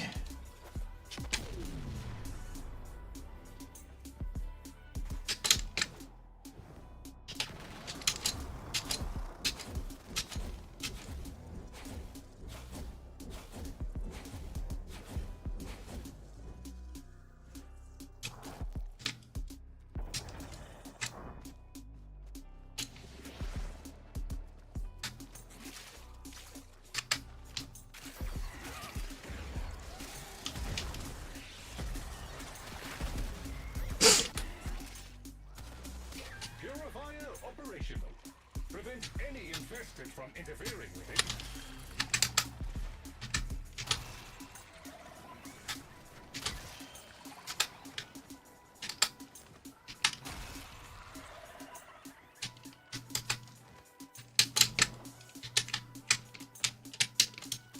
I'm stuck. Bastard of an arms thingy. That's 4. That's not good numbers. We need more than that per time that we go out there. Alright, you ready? You got your path planned?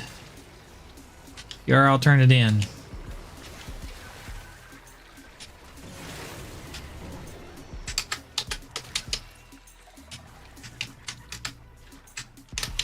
Two, 3, 4 again. Hopefully you got some.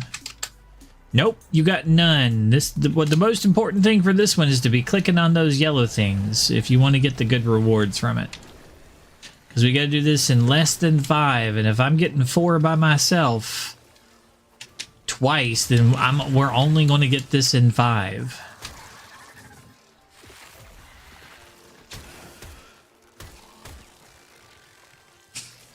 Okay, I'm gonna turn another one in.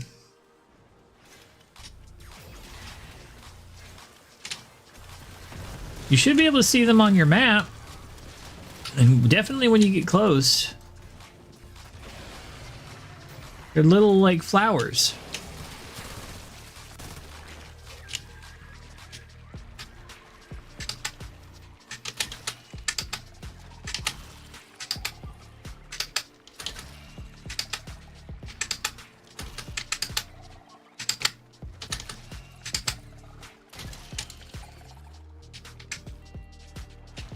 You got one that time. But it looks like we turned in multiple of the charges, so it kind of set us back.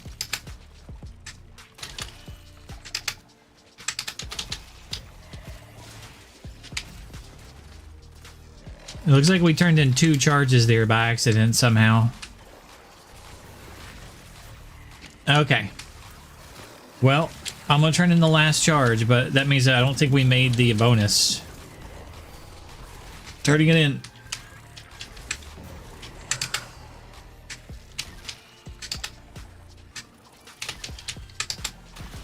Here we go. Oh no, we still made it. Hey, good job. Good job. Excellent data recovery, Tenno. It appears that some guerrilla lost a fight with infested here, but that wasn't long ago. We need to keep searching.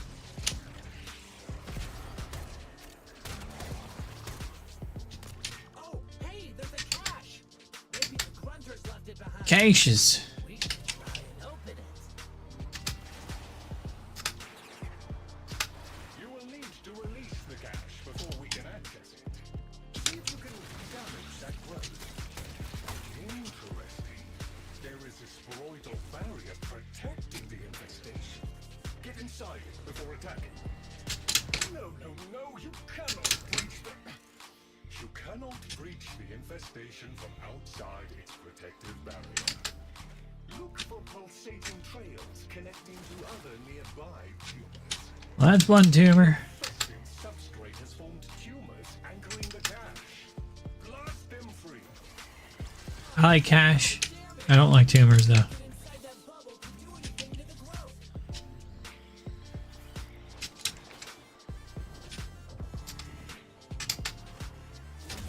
Well, that was unpleasant. Still, you have done enough to make the main tumor vulnerable. As I predicted, no harm can be inflicted from outside the infested barrier. Proceed inside. That was nice and quick. Woohoo! What's in the box? Wow, you were quick. So quick, I reckon you saved more of the box contents. An impressive victory, Tenno. Sadly, the cache itself gives us no clues about the Grenier, although the resources it contains are always welcome.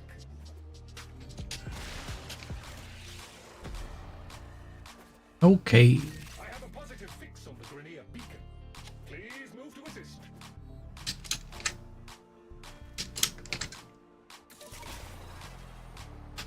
Grenier, friend. Tenno, friend. All friends together. Up for contest. Sure, bad guys. Infested first, yeah? Ha ha! Grenier. Sure you are, Grenier.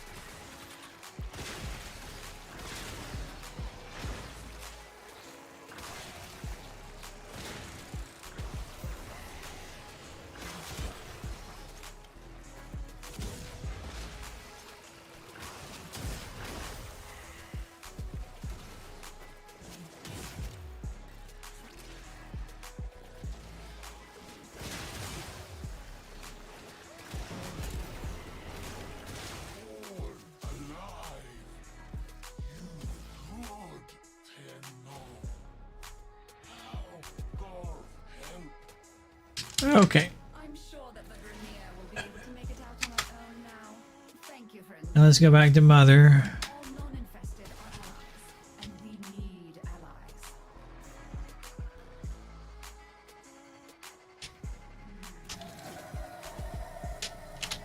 You are here to assist. No. No. No.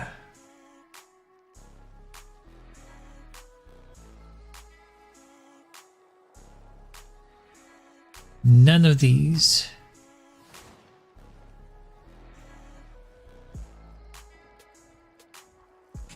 I can't say I blame you. I mean, it is possible to like just start another mission from out here instead of going back in.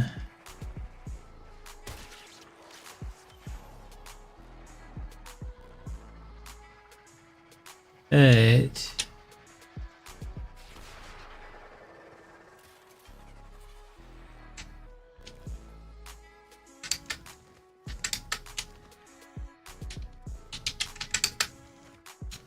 Alright. Let's see. Where's the next mother at? One here.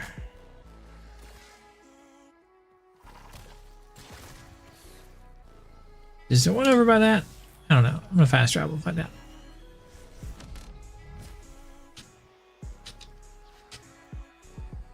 Something behind me for sure.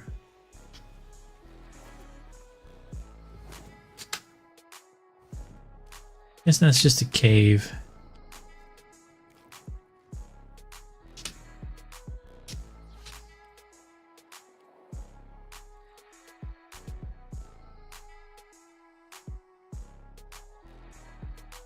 Oh, there's the mothers. Oh, that's right. I have them waypointed. Try that one then.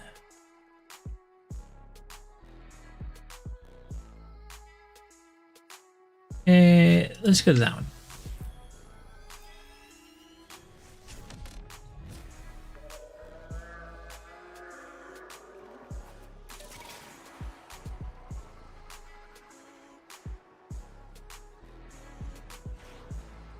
Where? Find me.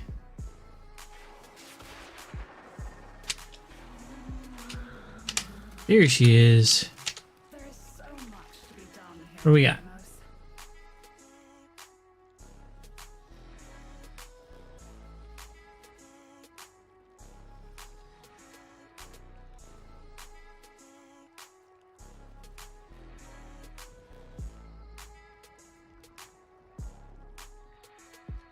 Maybe we should go back in. I've seen two mothers and they don't have the reward of the helmet.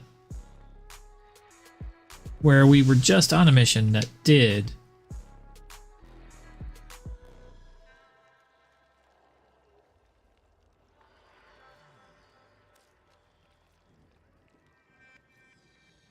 Perhaps it's just as well. Okay. Yeah, I guess we will go back inside.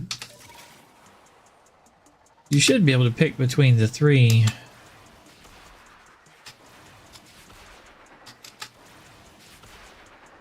Sorry.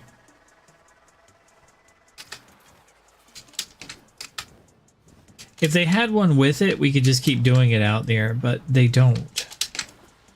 So fuck that. I don't want to waste time and go check the third one.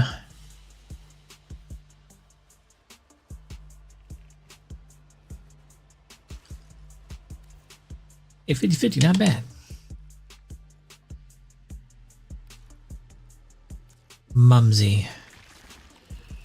There is so Your much bounties to be done change. around, Amos. How did... Oh, it was your brute force. That's the reason why it wasn't on there. How did we do brute force when I put up the right one? Faithful Tenno. That's just dumb.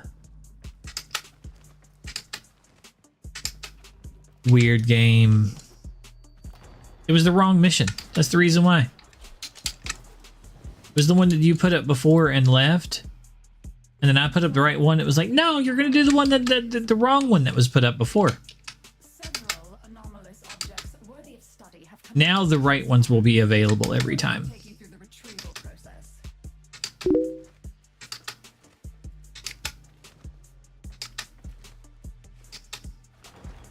Yeah, I looked at the one that she had as completed, and it was brute force, the one that doesn't have the item that you needed. Be on the lookout for. Don't be retrieving them won't So there was no chance of it dropping. I am detecting Grineer transmissions in the area. Somewhat panicked. Anyway, I'm going to go get some extra goodies. These are so good. We are mutual enemies of the infestation. Close and not dead yet. We kill infested. You kill infested. See who's best. Yes?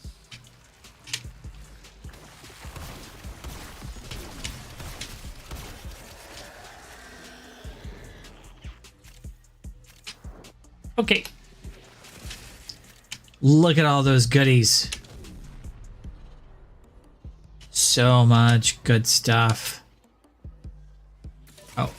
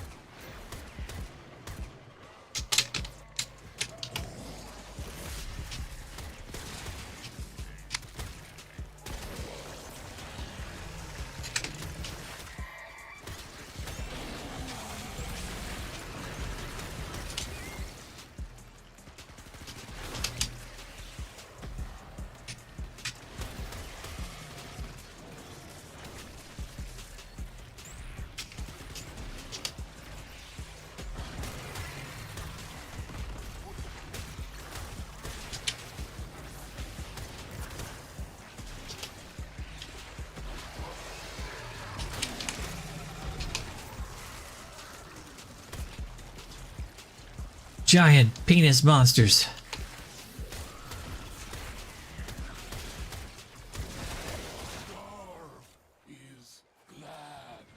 Yeah, I think we got that one. You have achieved double the Grey's kill count and saved the day. A salutary lesson. We sure as hell have. Sure they won't forget.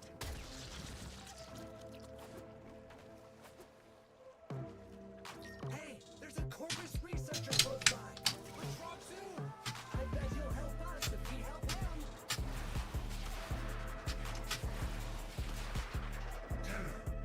Close by. Can I beg a moment of your time? Oh, I said, hello. Hello there. Hate to bother.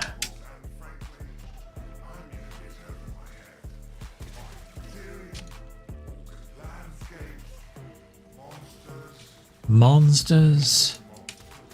Mainly the monsters. The giant penis monsters are a problem, really.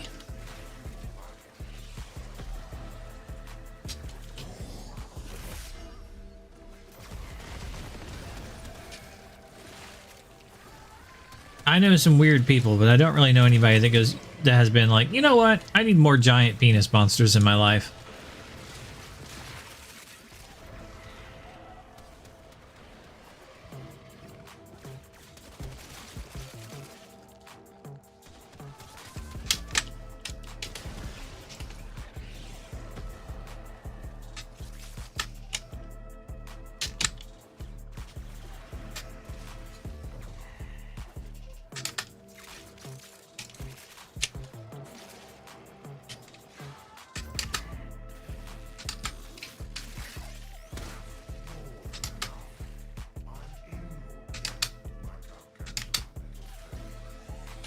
Fantastic.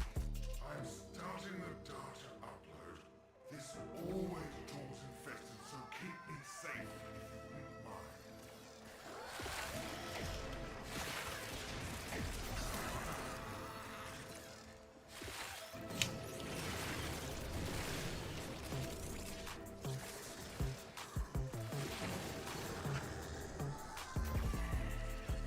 Round and round to go.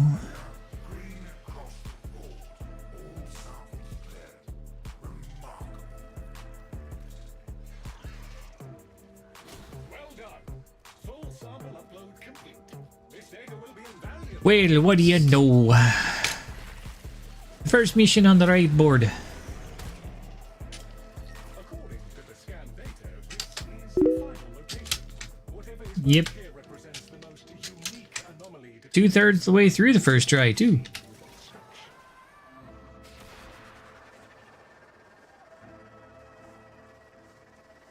"72 tries later, we'll get the next piece." Use a purifier upsets the plants, and they stick their tongues out and taste what's different. Purifiers, this is the one where we have to get the stuff and turn it in. And get the little flowers. We have to do the flowers. So I've got a thing, if you think you've seen some flowers.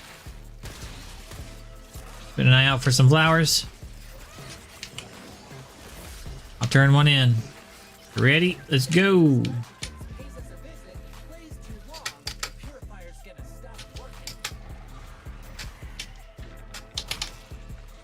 Don't turn another one in right away. We waste our time that way. Alright, good, we haven't. I heard weird sounds. I thought it was just ignore me. Okay. Are you... Then you can just reset to your position again. If you're back where your starting point is, I'll turn another one in.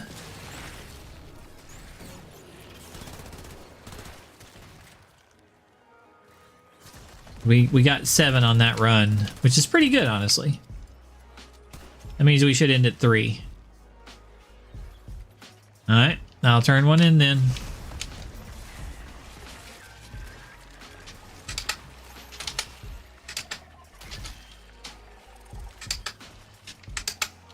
Going the other direction.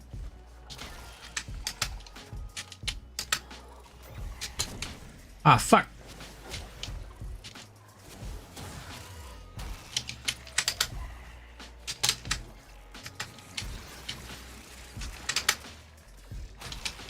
I think I got it. That's 14. That's 7 again. If I don't get caught in the updraft, I think we'll be fine. So if you're ready, I'll turn another one. Going for it.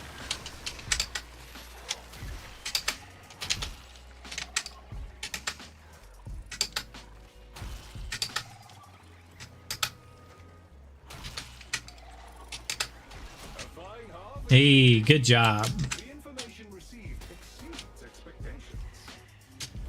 Fabulous. You have retrieved. Now we just go back inside. I am pleased. Because I don't think your thing will be on Reward for your efforts. Mother. I'll check it and see, but I don't think it will.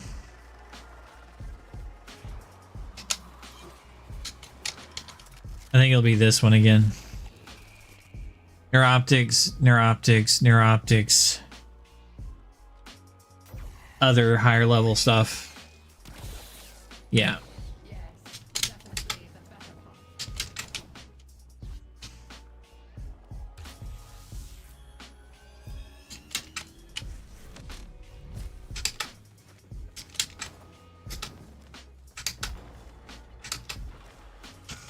And sorry, by the way.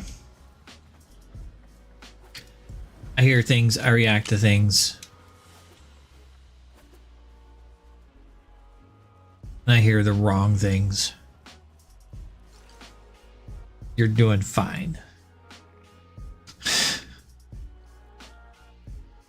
I'm jumping at ghosts.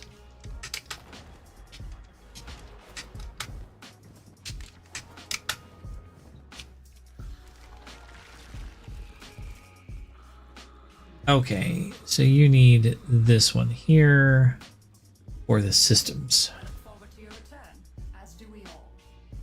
I think it was systems. Yeah. Helmet and systems. It is vital that we gain a proper understanding of the infestation on Deimos in order to protect the heart. Lloyd will instruct you on how to procure geological core samples in relevant areas. This would be a great help to me. Geological core samples can be procured nearby. None here this time. Data about Deimos infestation levels. Please. Just ignore them and blast infested. Hive located. Destroy it with weapon fire. Infested activity spiking. They will be upon you soon.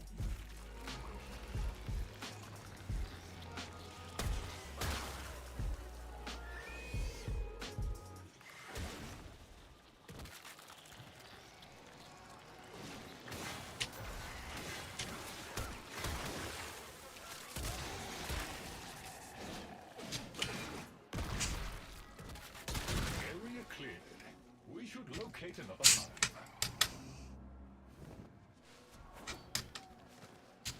It's a long way from here.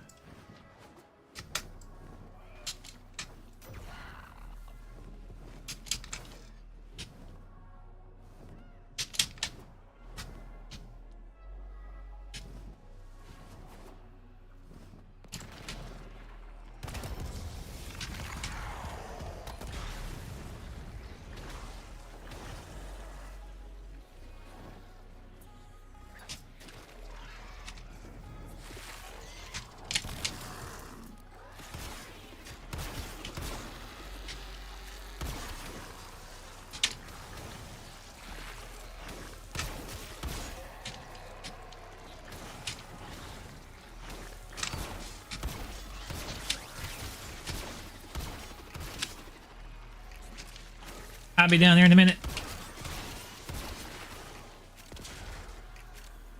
There was goodies to be had.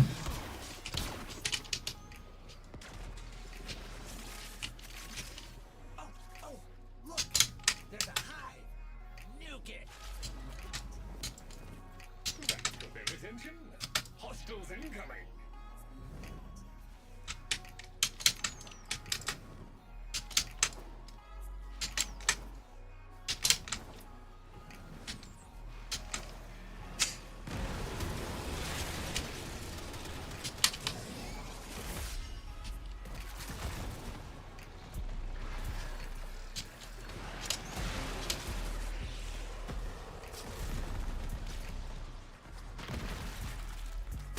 Area clear.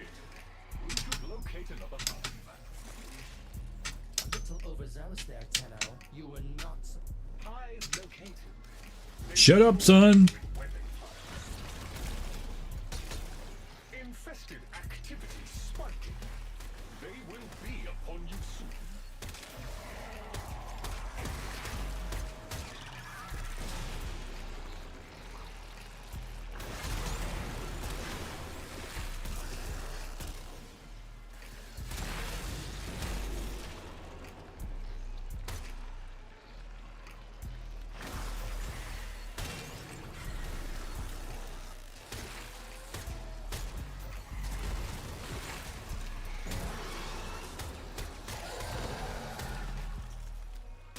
All clear.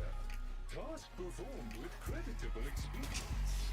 Additional reward authorized. Bravo! Annihilate that life form. Obliterate any morsel of data we might glean from. Oh, shut up, son. All done with, I suppose you can grab a core sample.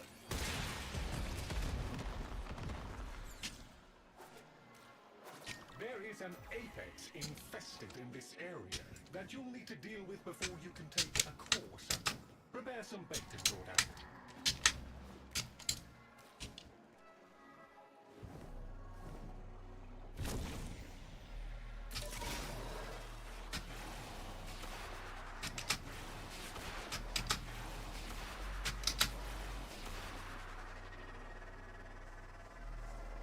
Finding the parts necessary to make bait should not be too hard.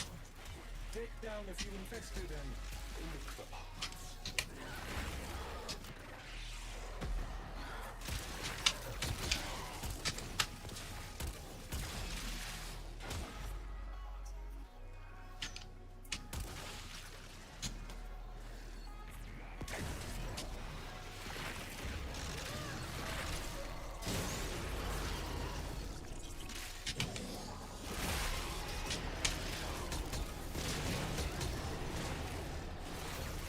Whoa.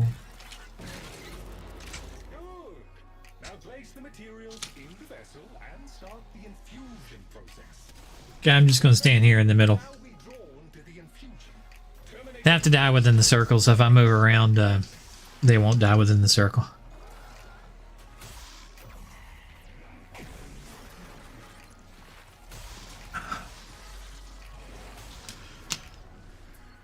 proximity alert. There we go. Target Enough of them died within the circle. immediate termination is advised. It's dead. Target eliminated. Congratulations on a job well done. Taking down the apex alone would have been sufficient. Just had to prove yourself.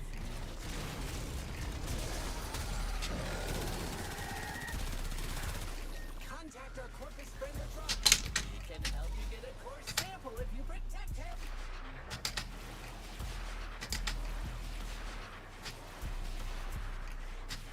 Someone's here. I'm safe. Wait. You are here to help. Hello? Laptops.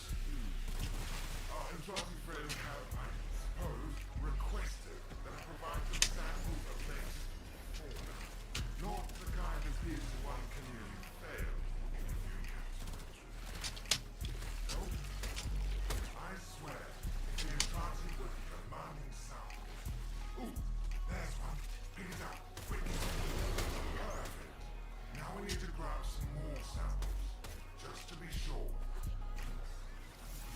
samples.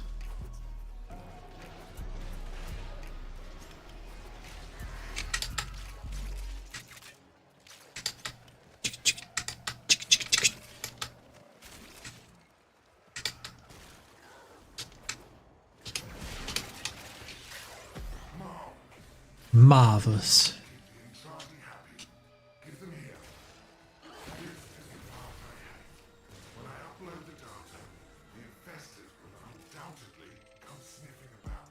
Oh, he's over here.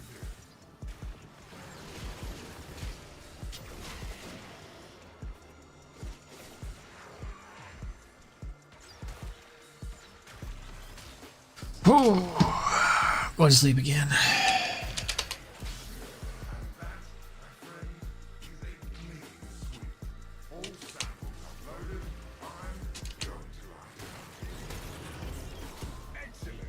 You do that, Latrox. Well done, Tenno. Good luck. Based on the other core samples, I have located the best place to get the final set. Proceed to the excavators.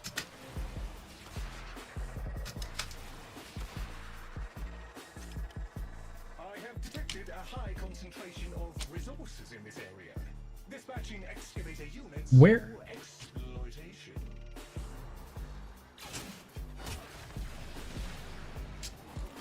I have 2 energy, huh? An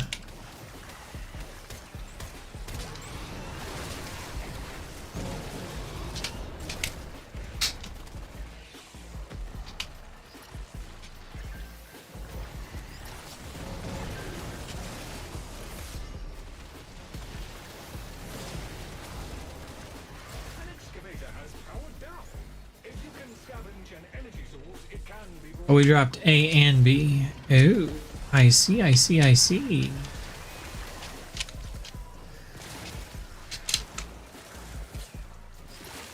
dokie, that fixed it.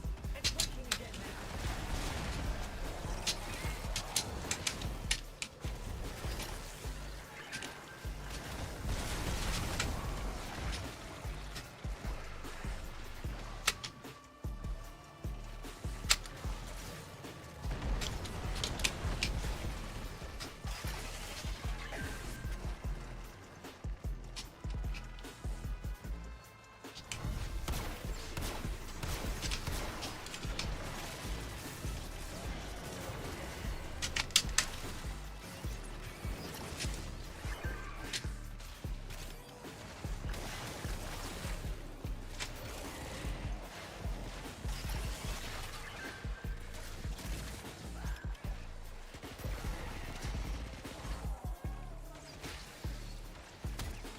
An excavator reports. Mining sequence complete.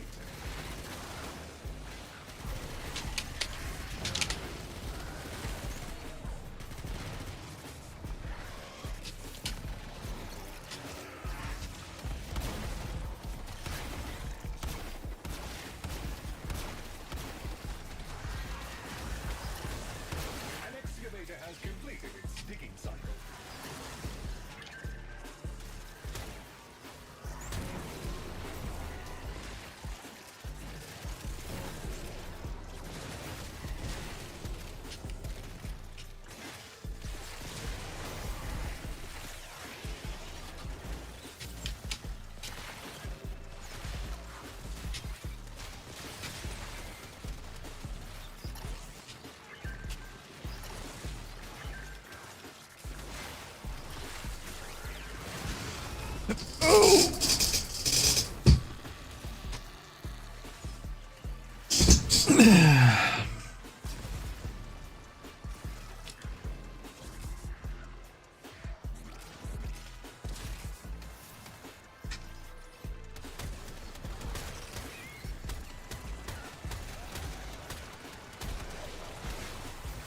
Splat.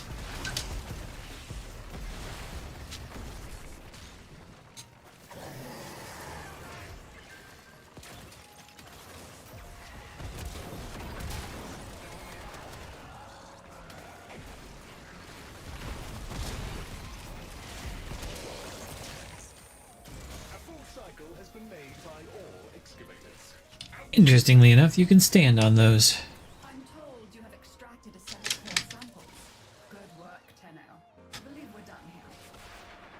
We're not done there. We're gonna do more.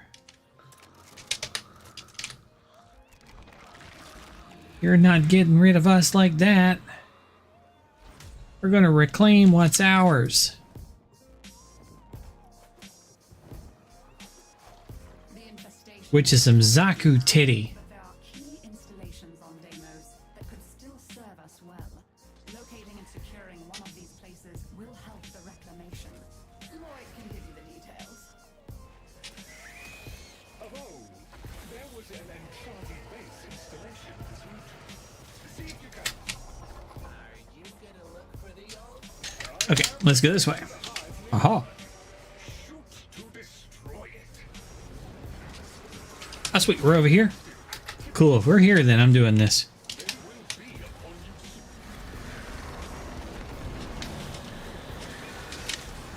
Oh, it's the stupid one. Appreciate how much you enjoy bathing in spilled trifle and viscera. But I specifically asked for the life form to be sedated.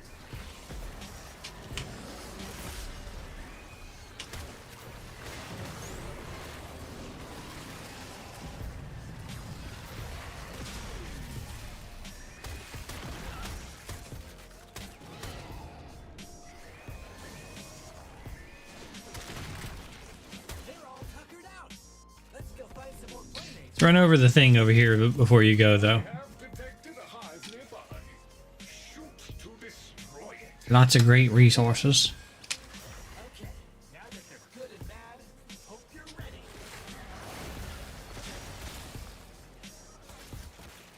What? Is there a penis monster shooting at me? I felt a tentacle attack.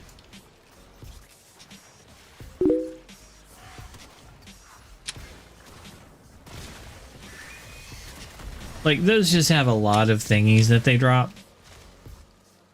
So it's worth, like, stopping by them and getting the stuff out of them, you know? We should locate another hive.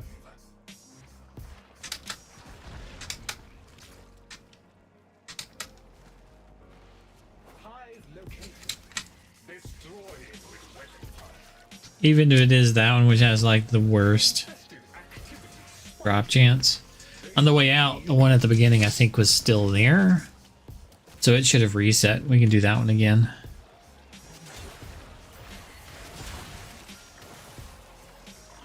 That's one nice thing about these is they do reset.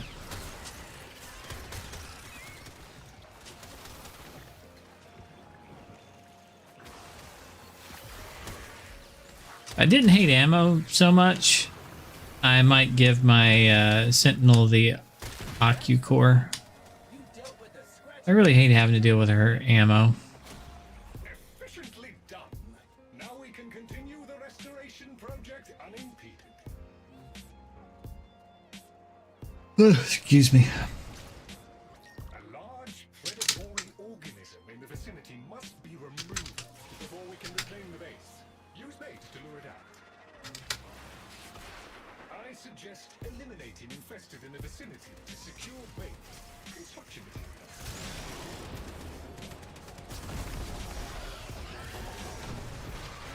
Oof.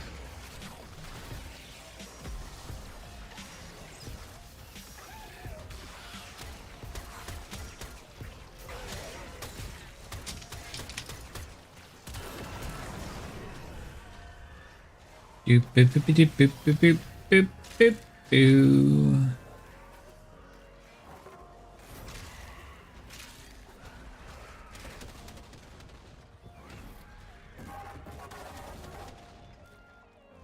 I'm gonna watch a video or something. Mudahar, keep me awake. Against TikTok.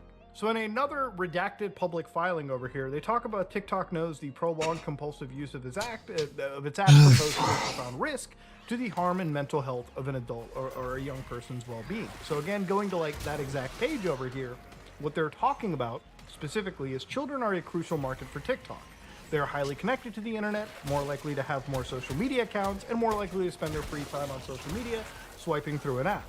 Additionally, children often influence the behavior of their parents and younger siblings, opening potential market for other age groups. So TikTok admitted the app only blank blank, but that blank blank, TikTok is well aware and exploits how valuable kids are to its business. Yet because their still developing minds are susceptible to social media overuse and the myriad harm it inflicts, they're a especially vulnerable market, and TikTok knows Indeed has carefully studied all of this. So they start talking about how obviously children are young. They start to go into the idea of dopamine systems, participate in the neural coding of reward and motivated behavior. The precise area that is stimulated by reward patterns, like those leveraged by TikTok, the heightened sensitivity of the dopamine system during adolescence, coupled with the underdeveloped prefrontal cortex, makes 13 to 17-year-olds on TikTok highly susceptible to risky behaviors, temptations, and manipulations by the reward systems. So obviously the reward system being those likes and promotions, right? And that's why you probably see a lot of those insane TikTok challenges that occur, where kids put themselves into harm's way for a lot of those likes. Something you probably won't see like an adult like me do, but you'll see like a child probably want to emulate because they know that it gives them some reward that they crave, which are those likes. And this can obviously be pretty accurate for any social media platform. Whether it be YouTube, Instagram, anything, it's not just exclusive to TikTok, which is where I kind of have a different view with this lawsuit, but we'll get to that later. So where they talk about unlicensed money transmissions, and we're going to go back to the live stuff, they avoid enacting proper safeguards around their virtual monetary system by avoiding registering as a money transmitter. Payment systems on digital platforms that facilitate the storage and exchange of money like TikTok's must have safeguards to protect users and prevent criminal activity. Which is true, you have to do that in order to prevent things like, again, what they're referencing, money laundering and fraud. So those safeguards are necessary to protect users. For example, some jurisdictions require banks and peer-to-peer platforms to have adequate oversight reporting and consumer protections in place. But most of the virtual currency exchanging that occurs on TikTok, they don't do any auditing, allegedly, no documentation, or not even a cap on the amount of money that you can spend or receive. So if you wanted to, I guess, give off like thousands of dollars, it's not like TikTok's going to jump in the middle and say, there's a daily limit, allegedly. According to this lawsuit, you can pretty much do what you want. So in a totally like separate lawsuit as well too, again, similar to this, they talk about other actual like TikTok trends that have caused deaths and illegal behavior. So one of those are challenges, right? So challenges are campaigns that encourage users to create and post certain types of videos on TikToks. So, metas that we make fun of on YouTube. So one of them they talked about was this one right here, which is obviously kind of blaming TikTok for something I don't really think it has much control over. So for example, a mother of a 15-year-old Manhattan boy who died subway surfing, attempting to surf on top of a moving subway car, found videos promoting subway surfing on a challenge on his TikTok account. He also received an ad for a ski mask, which is used to hide an identity. Now, I didn't know that this was a thing. I thought Subway Surfers was just like a video game that you played on the side to retain viewers, right? Like literally, I could right now talk about Linux file management. I could talk about Linux package managers. I could sit here, talk about fucking apt-get, Pac-Man, Yum. I could talk about the Linux kernel and the differences between BSD and Linux. And as long as I've got Subway Surfers on the side, you probably sat through and listened to me scream that. Not a shit great out. reward. That's how useful having gameplay footage on the side really is. It's like watching clips of any like creator talk about shit and then just having Grand Theft Auto like online stunt footage running. People will just stick and so watch this it. I was didn't know not that their actually way. Subway surfing was a thing. I didn't know this was a fucking crime that was being done on the internet and shown. Guys, if you This see is a not subway, their way. it's best not to jump on top and surf it, okay? There's a good chance, a very good chance, you can die, all right? Do not do it at all. So again, when you go down even further into it, they actually mention another thing, like the Kia challenge, which shows kids how to hack Maybe the this. ignition and start many Kias and Hyundai car models. Dog, just say they're teaching kids how to like steal vehicles at this point. So they reference obviously the Kia challenge, which if you watch videos from channels, I don't fucking know where I need to go. they actually have produced a documentary where they've shown Kias being stolen. I mean, this one literally almost Okay. was a fire hydrant. Insane shit. And it's just a bunch of these like gangsters who are stealing Kias, right? And the way that they've stolen Kias is literally by accessing the wheel well right over here, and or the stealing column, and just effectively starting it, I believe, with like a USB cord. Now, from my understanding, these Kia vehicles did not have any immobilizers. Until 2011, most vehicles were manufactured with immobilizers. They said until 2011, electronic safety devices that prevent an engine from being started unless a proper key is inserted. a system present in most Hyundai models until 2016. So Kia Sportage models manufactured in 2010, the immobilizer system comprised of a transponder, an IntelliCoil, and a smart tray unit.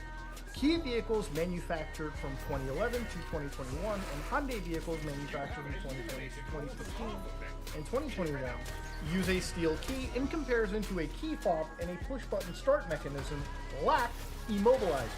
So yeah, most vehicles that have engine immobilizers, right, to prevent people from, like, you know, stealing them with, like, you know, fucking stolen keys, or any off-the-brand USB method like this, didn't exist in this brand of vehicles, which allowed them to be stolen pretty relatively easily. So yeah, obviously you probably shouldn't buy a Korean vehicle from these specific years if you're worried about, you know, your fucking car being stolen, especially when the methodology is taught so openly on sites like TikTok. So again, to go back to it, what they said was a study of adolescents and young adults, that unfortunately includes people like Jack Doherty, to participate in dangerous challenges where engaging in online challenges to gain likes and views were reportedly as high importance to these people, right? So again, for them, it's getting those likes and views. That's all that mattered. It didn't matter if they were going to get arrested. It didn't matter if they were going to lose their lives. As long as, you know, they got a viral fucking hit out of it, dying might have actually been worth it. And the thing is, obviously, TikTok has been fingered for this, but I think most social media is really to blame for it. But it really is something that I think has been quite popular. Some of these challenges have started, from my understanding, on TikTok, and they've died there, showing that obviously TikTok let this stuff roam free until, of course, the news started covering it. So where it gets filthy is when they talk about TikTok violating COPPA, right? Now, obviously in the United States, data privacy is not uniform.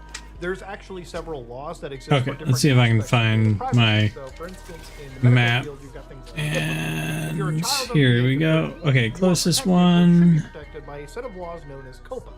So COPPA requires parental consent before collecting the I personal don't information know. of children under the age of 13. And I think we all can understand that probably collecting information on children that are under the age of 13 is not good universally. So Looks what like they it said should is be, TikTok like, collected personal right information down from its here. users, you know, that it knew were under 13 years old without first obtaining that parental consent. So what they've also said is TikTok did not properly screen out or Yeah, there it eliminate is. users under 13 from its platform prior to collecting any of that COPPA-covered personal information, despite being directed to children. For example, until 2019. Now we can TikTok do did not this require brute users to force, age which all is a little bit account, longer, which obviously because it has the thing in it that you so need. TikTok's conduct through collecting this personal information without providing the requisite notice of its users violates COPPA and children's online privacy protection rules, a federal statute and regulation that protects children's privacy and their safety online. So obviously, none of that is good information. And any website or really any group that wants to take advantage of children like this and access their information is not something that I think should ever be protected. And you might be wondering, okay, Muda, what about like Facebook and all these other companies? Why don't they go after them? The actual thing is they do. The government goes not just after TikTok, but there's another lawsuit that I'm showing you right here where they went after Meta and Instagram. So when they talk about Meta routinely violates COPPA in operation of Instagram and Facebook by just collecting personal information without ever acquiring that verifiable parental consent is what's really important for them, right? Now, obviously, this, you know, one thing that I don't really like is when people don't, you know, talk about these situations with complete impartiality. Obviously, the government does care about, you know, children through this COPPA lens. It's not just TikTok, it's plenty of these social media companies that they're effectively going up against. So yes, they brought up the case, they talked about it specifically, but one thing that I don't like about this, and I'm going to again be scathing to the government, is the real punishments of violating COPPA, right? Like if you look at the penalties over nothing. here, COPPA violations can reach a maximum penalty of $50,000 and $150,000 of violation effectively.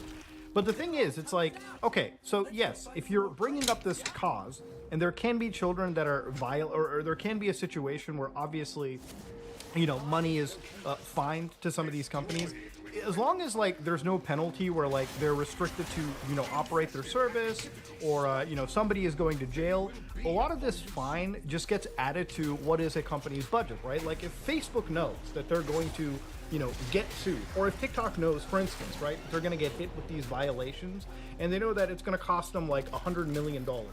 What the fuck prevents them from going to their Chinese overlords and going, yeah, we just need $100 million as like, you know, the budget for our punishment. And a lot of these things are factored into a budget. They know that at some point they'll get hit, And as long as they have that money just put away, they can walk away violating the privacy of children without ever really worrying about real It's consequences. true. Because they just have the money to pay for it. That's the real problem with some of these laws sometimes. It's When like, you yes, make there is an actual billions and punishment. billions It's just that and if you're billions rich, in the punishment profit. doesn't matter. If you're poor, though, who gives a fuck? And especially when it comes to these multi-billion, if not trillion-dollar companies, where they just have an infinite amount of resource to go through, it doesn't really matter. They can break the law and get away with it. So obviously, where I really think this whole argument is going to is not just about kids. I think the government doesn't really, in a lot of cases, care about children. I think it's just a gateway for them to go after something that they deem more serious. So back in 2023, this one letter was written to President Biden where they asked President Biden to act immediately on a national security order to force the sale of assets of TikTok to the US. So if you don't know, there's time that's ticking down where literally I think it's January of next year where TikTok has to give up its company or they risk being banned. Now obviously I don't think TikTok's going to ever sell their branch or do anything. They'll just take the ban and call it a day. But yeah, a lot of the US tech companies and politicians were talking about being seriously worried about data being stolen from the US. Not just children, but really anybody. And of course, the influence that comes with a foreign country social media app in your country, right? So where they talk about this as public servants who bear a profound responsibility to protect the well-being of future generations by mitigating potential hazards in a digital realm. This entails we're gonna go over here. with the knowledge required to navigate online risks. Additionally, we must empower parents with the tools to effectively monitor and comprehend their child's online activities without compromising their future. So where they say TikTok must not be used as a tool of foreign surveillance and indoctrination, which this word is really important. So what I think really makes the government fear this is obviously it's a pretty realistic fear. Children get older, and the moment they hit the age of 18, they're effectively old enough to vote in a federal election. So if you control an algorithm, like for instance, it's reported that around 150 million people use TikTok, and if a chunk of them are young, they're going to just get older, right? So let's say that as that audience ages, Like, right? And how you many of these spent kids years does the saying government whatever want to become propaganda you wanted communists? through the application. Remember, you can control the algorithm. If you wanted to push the Democratic Party or the Republican Party, it's entirely your choice as a foreign country, right?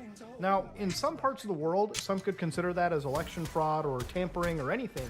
But really, who's extraditing a Chinese CEO over to the United States, or really any big country? As long as you've got that leverage and power, it doesn't really matter. But the real fear here is obviously another country can in fact affect your elections, affect your politics, which theoretically can affect a lot of other things that come down the road as well.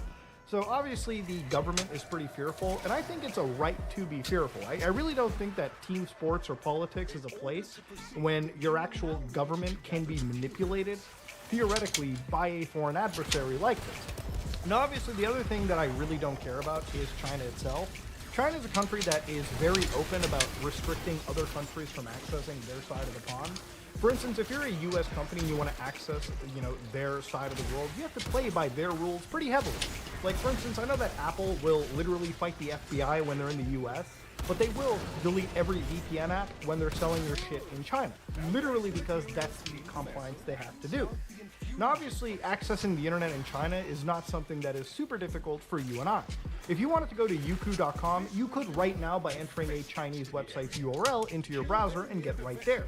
If you wanted to go to Bilibili, you absolutely can watch Chinese YouTube. In fact, there's people who are uploading my videos on Chinese YouTube. This one guy uploaded COD 4DS. This guy liked COD 4DS so much, they were like, the Chinese people must see this. I'm glad that I've got some fans over in China. But of course, the more you go down into it, you'll just see straight video rips from my side. Now, obviously, it's a Chinese website. Can't really be hitting it with the DMCA, nor would I even bother. It's just people sharing, like, American content for Chinese people to consume, which is cool. There's a bunch of people even commenting on it. I don't know if they hate me. I don't know if they're, like, talking shit. I can't read it, and honestly, I don't want to even bother reading it. You can access things like Weibo, which, again, is literally Chinese Twitter. Now, again, the thing is, you and I can access a bunch of Chinese websites. China cannot access our websites. For instance, if you check the Chinese firewall test, which literally will check with servers in China if they can access American websites, if I wanted to see if Twitch TV is accessible, it's currently blocked. You can access it from mainland China. Now, and coincidentally, if I go to kick.com, you can effectively go to Kick from China.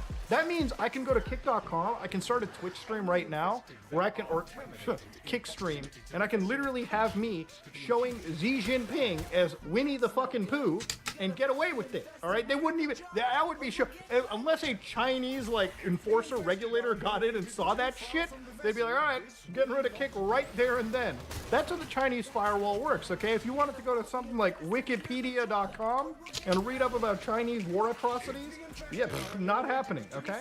Oh hell yeah! Do you want to go to YouTube.com and watch shit? Uh-oh, SpaghettiOs, that's blocked. You know, do you want to access the global town square known as Twitter.com? Oh wait, I'm timing out. Let me just get rid of one dot. Whoa! Twitter.com is blocked, and of course this is a pretty big standard. China will not let any foreign entity into their country, and I think a lot of it is due to the fact that, you know, if the Chinese people could actually go and get all the information uncensored and unfettered, it might be pretty dangerous for the Chinese Communist Party to operate the way that they do. So again, it's literally rules for thee, not for me. You know, they can affect other countries and the children of other countries pretty much openly, and the moment you start crying to them, they will countersue and say, uh-oh, hey, we're just playing by the rules. There's no sympathy gained from me, okay? And I'm looking at it from a pretty nuanced perspective. But yeah, TikTok is pretty much hated by the government. And it's a pretty nuanced topic, but one that I really wanted to cover because honestly, looking at their lawsuits is insane. For every lawsuit that's delivered to TikTok, I think the ultimate lining I can give out of here is social media in of itself has become a pretty dangerous hole to go down into. Oh. And unless you're really Am I doing the thing I'm not supposed to do? I'm sorry. You might be susceptible to some really dangerous shit on here. And if you're a parent, you got to make sure that your child who's accessing the internet on a daily basis is protected. Have a talk. I'm more awake now. I just woke up. Tell them to be careful about what they're accessing. Yeah, the internet. Yeah, I just needed to stop moving and then it would move on. Is, you know, when your parents don't really care. Just You know, when I like was a kid, they literally told me gonna never to like meet Rollius. strangers on the internet, Stop never to fucking get killing involved everything with so internet, far or turn away. into an internet digital stripper on the internet for money. Okay, it's wild stuff. Okay, now it seems like you need laws in order to get that message passed. So, ladies and gentlemen, wild shit indeed. If you like what you saw, please like, comment, and subscribe. Just like if you dislike it, I am out. Alright, my bad.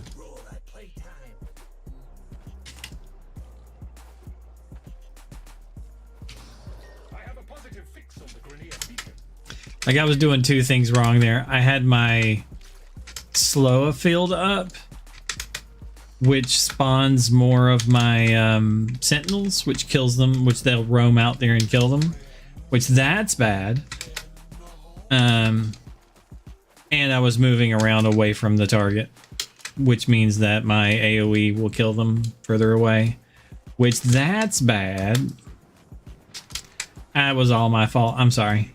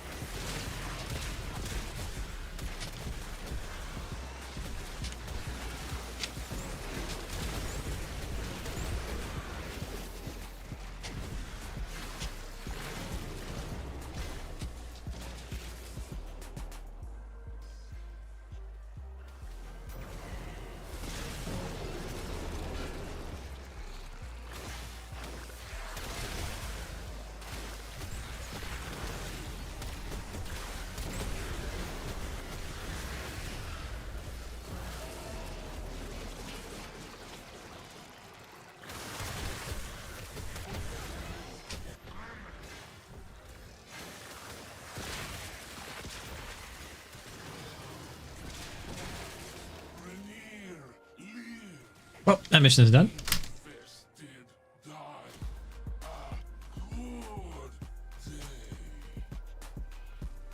I'm sure that the Grenier will be able to make it out on our own now. Thank you for indulging me, Tenno. All non-infested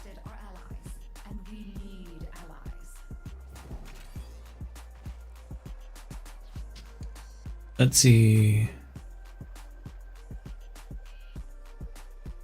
Nearest one's that way.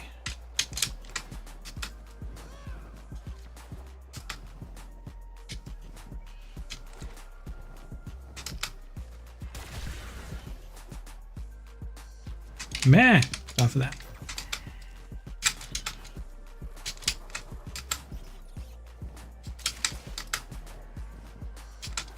Okay.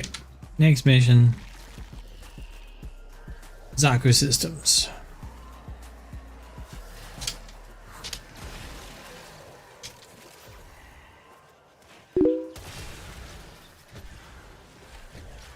Like I told you, like it'll be like 74 more to get the systems. We gain a proper understanding of the infestation on Deimos in order to protect. Because you got the other one on the first one. Will instruct you on how to procure geological core samples in relevant areas. Hive located. Destroy it with weapon fire. And it's like, oh, it was easy for you the first time, huh? Well, settle in for a long night.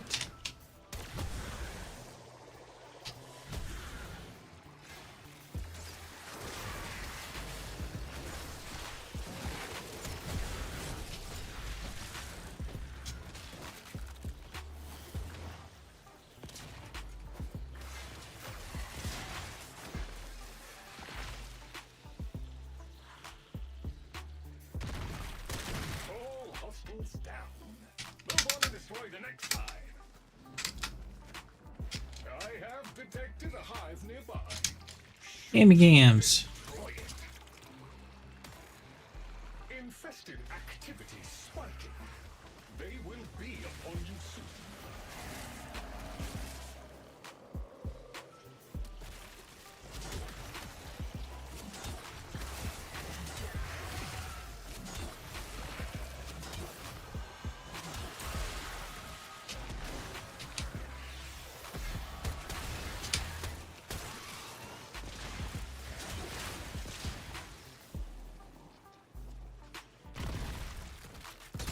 Area cleared. We should locate another hive. I have detected a hive nearby. Shoot to destroy it. That got their attention. Hostiles incoming.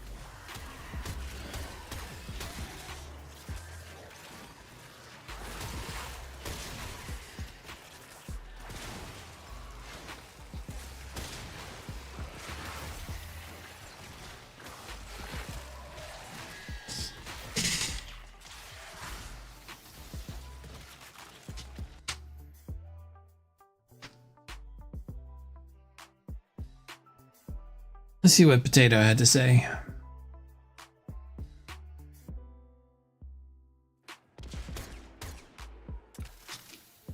Reloading. A lot. You dealt with a Scratcher King's double.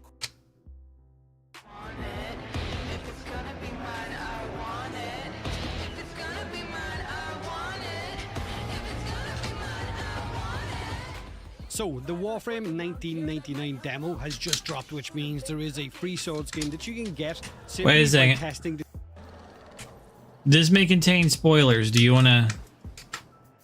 I can mute it if and not show it if you don't want to hear or see it. Did you do the demo? I guess you did see me do the demo, so you probably have been spoiled.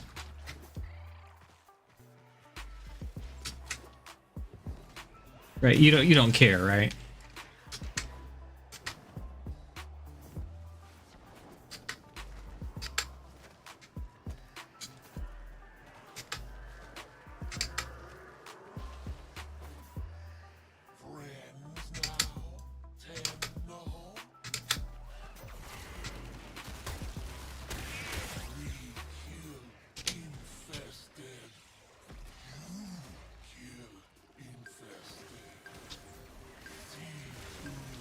Oh.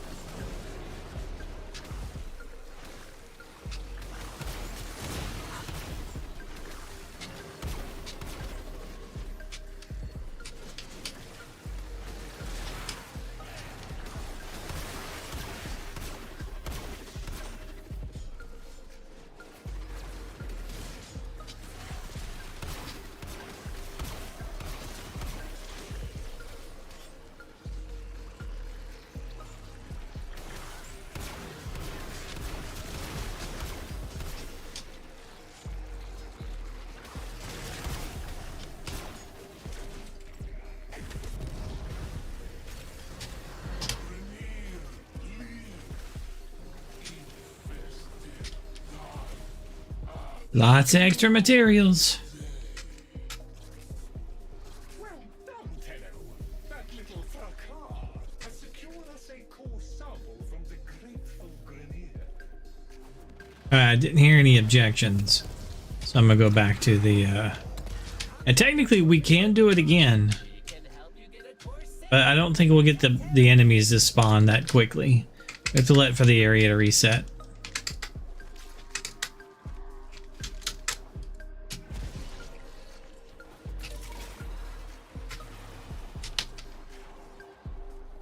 Ready.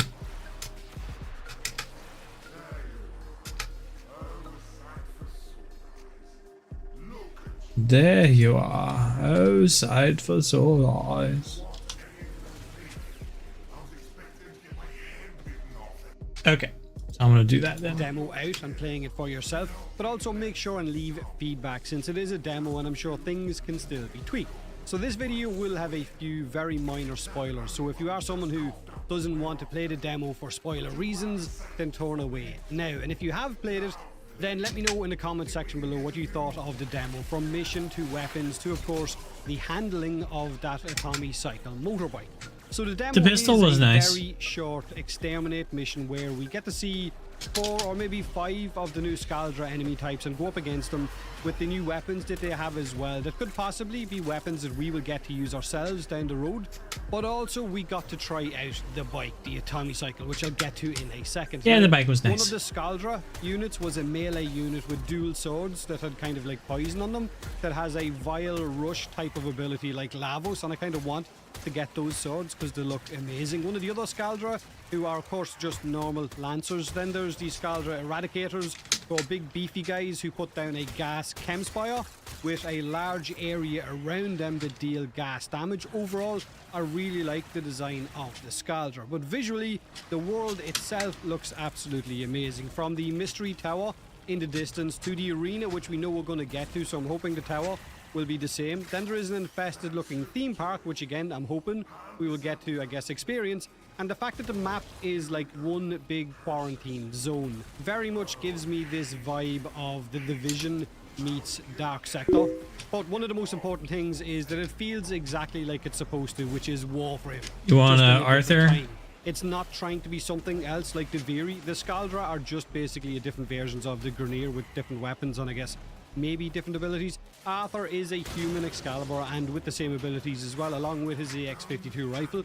But in the demo, Arthur also has a new silenced pistol called the Vesper 77. Yeah, I which like has that pistol. laser sight on it as well and a suppressor, which gives Yeah, proper Splinter I like Cell the pistol. vibes to it as well. Now everything about the demo felt And you're amazing. getting the heck out of these It was quite lenses. short, but it is just a demo, and it's given us, I guess, a feel of what to expect when 99 drops later this year.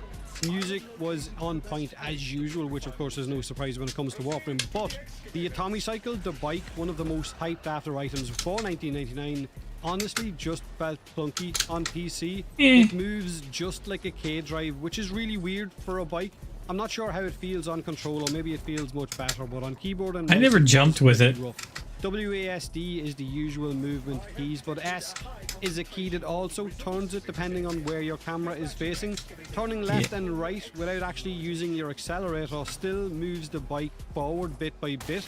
So just hitting left and right on their own will move it forward. The same way the Atomic Cycle's slide movement just didn't work on this narrow of a tile set, so the bike's movement definitely needs work. However, the boosting mechanic for it is awesome. The bullet jump felt really good, even though it is a bit weird for a bike. The bullet jump and the explosive attacks for the bike, where you jump off it and slam it into the wall and there's a large explosion that deals heat damage and kills everything around it because it is a low level mission, works really, really well. Now, maybe some of the upcoming 1999 maps will be much larger for us to, I guess, get a better feel for the Atomic Cycle and allow us to have more fun with its movement. But on this tile set, smacking into the walls all the time was quite frustrating. I kind of wanted to drift it, I kind of wanted to slide around the place, even just have a complete 180 turn which doesn't seem like it's something that's going to be easily managed. But like I said, let me know in the comment section below what you think. The demo is fun. I do really like the whole, I guess, universe that it's creating.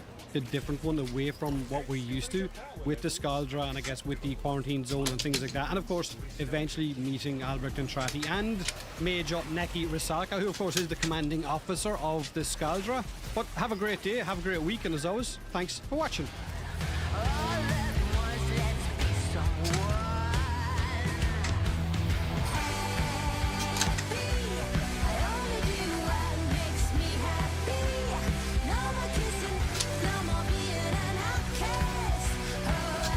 Now, there is a thing here, so... An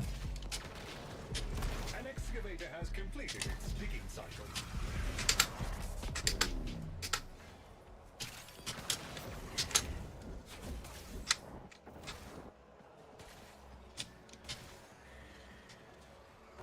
Oh, it's the flying ones. This one sucks.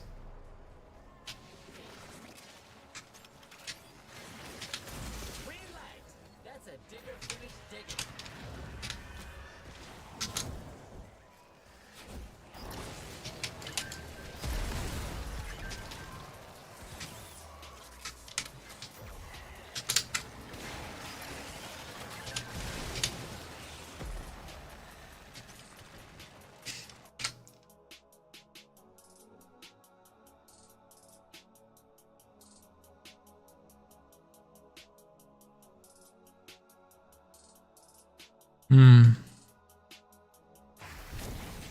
Kind of want to watch a cozy video. I think I should save it for me and the wife.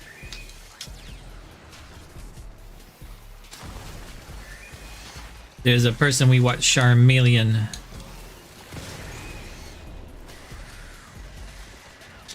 Or Charmelon, I don't know. Charla is whatever is what she's called.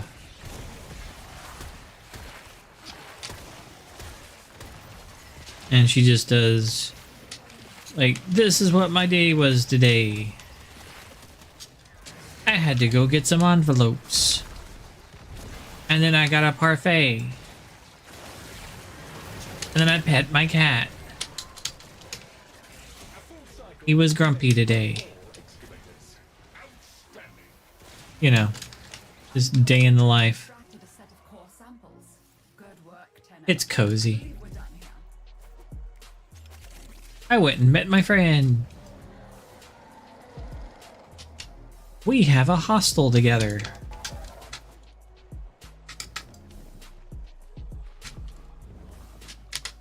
We decorated the rooms. Okay, we did 3 runs. You got the rare drop Argon Scope. You got Aya. You got like laser sight. You got like Unaru lenses like out the ass. You got like everything around it. Perhaps it's just Like 2 Unaru lenses, 2 Matter-Eye lenses, Argon Scope, laser sight. I mean, we can do like one more. Because they're all basically the same mission.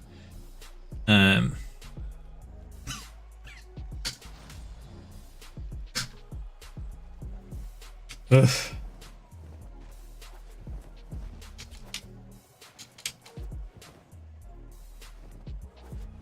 the infestation has covered them now, but there are key installations on Deimos that could still serve us well. Locating and securing one of these places will help the reclamation. I have detected a hive nearby. Shoot to destroy it. Okay, now that they're good and bad, hope you're ready.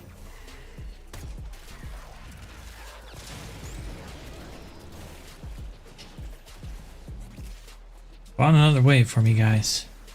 I can murder you.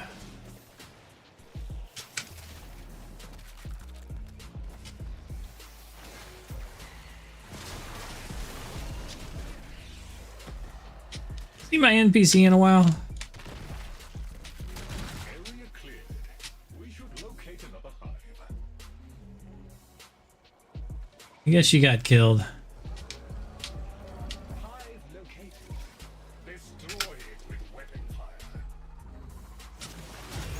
Infested activity spiking. They will be upon you soon. Nope, there she is. Guess I just needed to have her teleport. Yeah, she's still doing fine.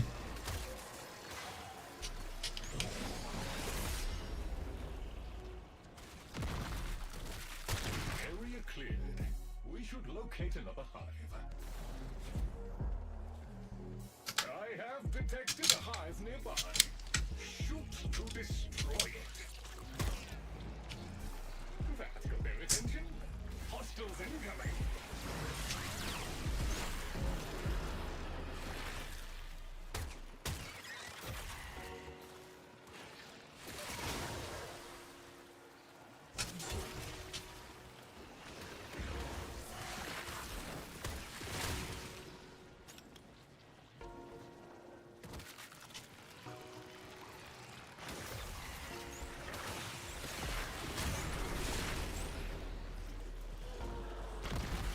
That's the lot. You dealt with the Scratchikins double quick. Good luck. Efficiently done. Now we can continue the restoration project unimpeded. A large predatory organism in the vicinity must be removed before we can reclaim the base. Use bait to lure it out.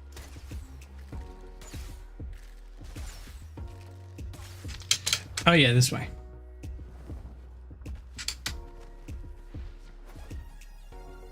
In order to proceed, you will now need to gather materials.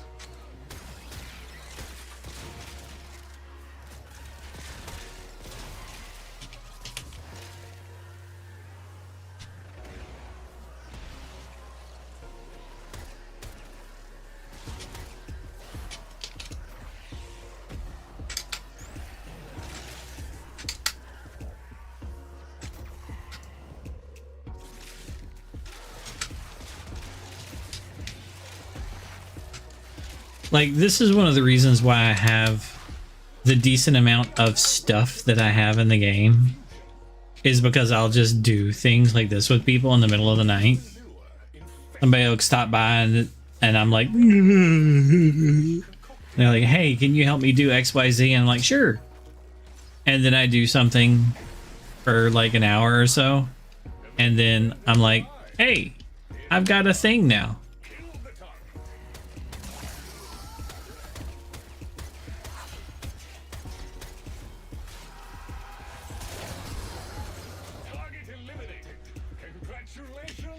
There we go. Aw, yeah. Like, I'm like, we've gotten everything else from the damn drop pool.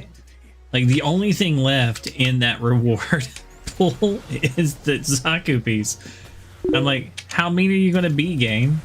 There's a cache nearby. Maybe see if you can open it. We could use the resources inside to fix the base.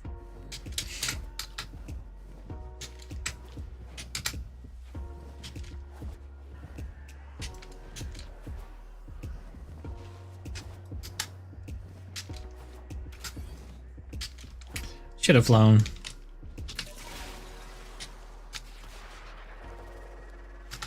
You will need to release the cache before we can access it. See if you can damage that growth. Oh, hey, no fair. There's a protective cloud over the infestation. You gotta get inside it to hurt the blobs. As I predicted, no harm can be inflicted from outside the infested barrier. Proceed inside. The growth over the cache is seemingly invulnerable. Look for any infested tumors linked to it. The infested substrate has formed tumors anchoring the cache. Blast them free.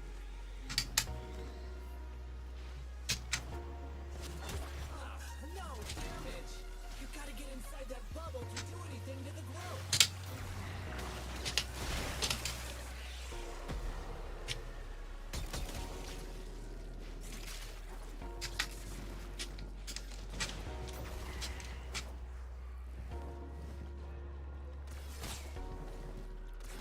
Where's the last one coming out and going that way?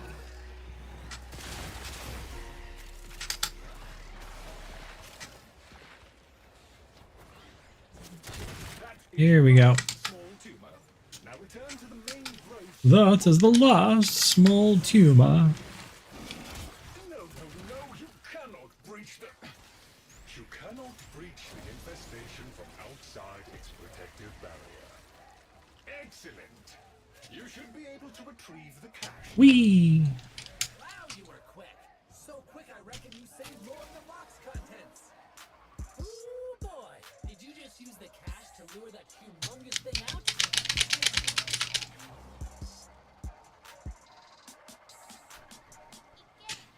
You are in proximity to the base location. Once I reactivate the dormant element, please keep the established perimeter secure. Thank you.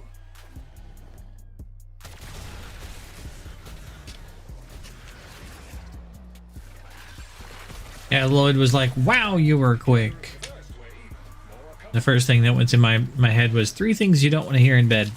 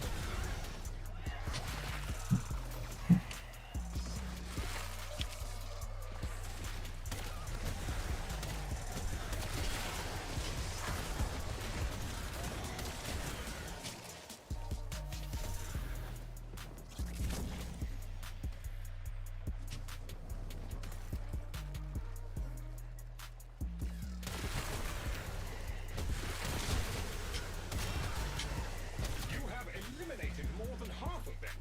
Keep it up.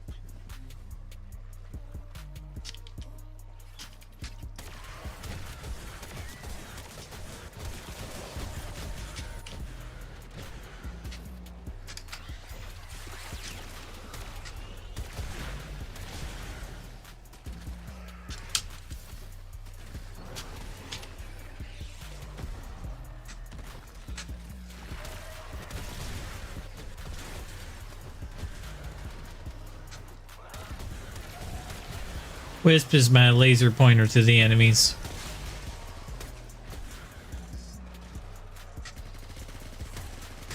She has a blue one and she has a yellow one. They both just point out the enemies to me.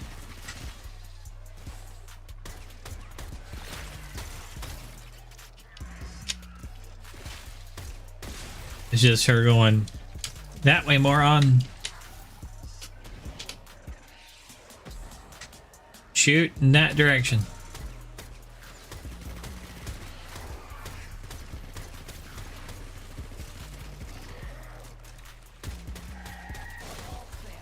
Lloyd tells me there are strong connections across the network.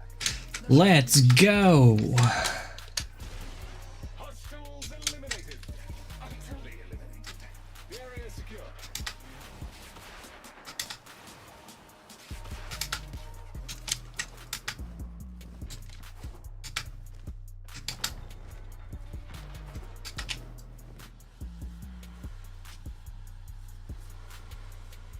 Do do be do.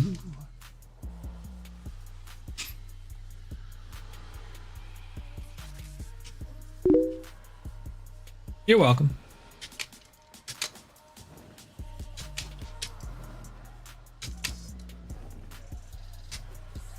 Between that and the videos, I got past my like I'm gonna fall unconscious spell.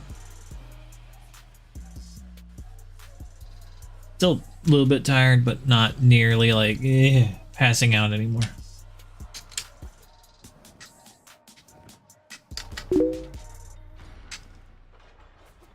I mean, it'll be later. I need to stay up.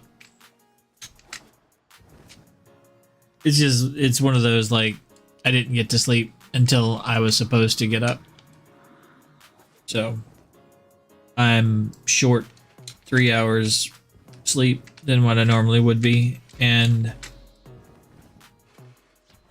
I'm trying to avoid my energy drinks. I try to avoid energy drinks as much as possible on my days off.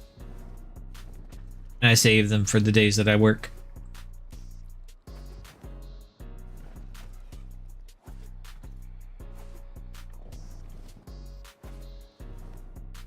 Like my wife was needing something to drink before sleep, so she got a coffee. I'm like, what the hell, girl? Like, well, it doesn't really do anything. Like, yes, it does.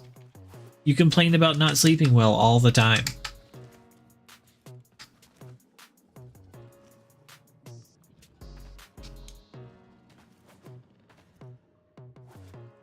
Yeah, it's probably a good thing that you don't drink energy drinks. I don't drink coffee.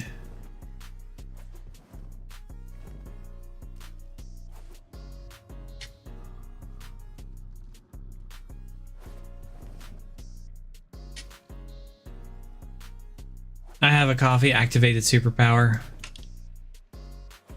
and I don't like it.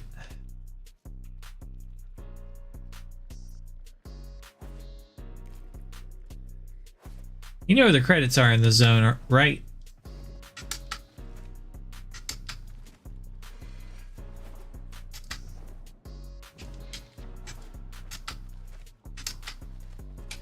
Over here by Grandma, where we zone in,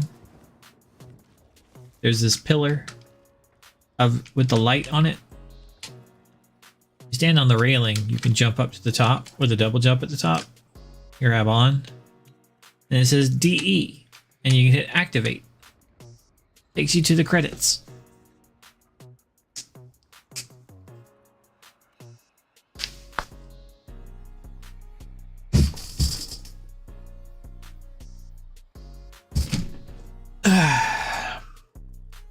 These are all the designers and developers that worked on this zone.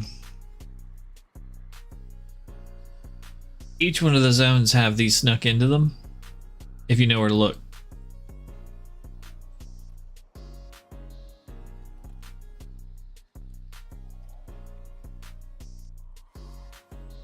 Each one of the like open world like cities, should I correct, they have them snuck into them.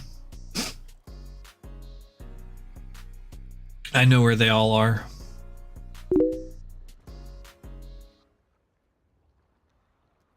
It's over by Grandma. There's Lloyd. That's Grandma. People spawn in over there.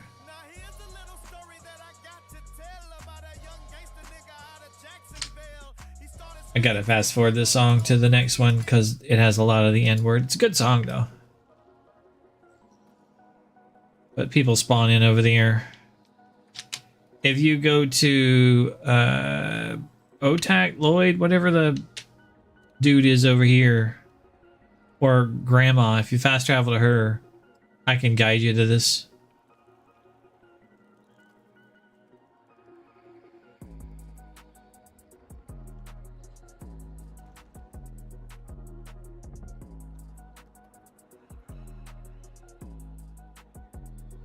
Thanks, I see you.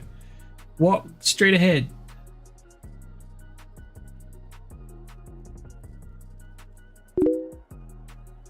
Yeah, I see you. Hi.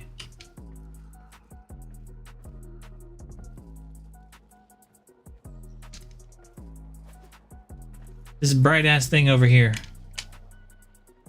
You stand on the railing, you can get on top of it with a double jump at the top. You might have to jump off of it one time.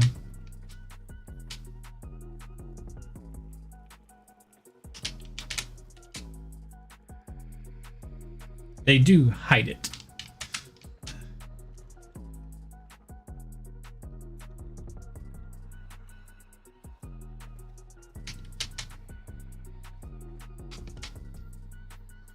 There you go. Almost. Yep, up, come. Almost. You made it over it for a second there. Yeah. Alright, that'll work. That'll work.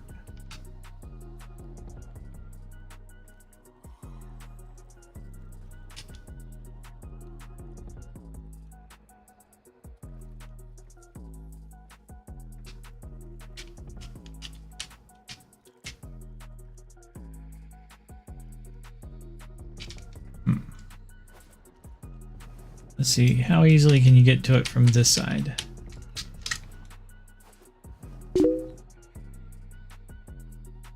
You can't get up here?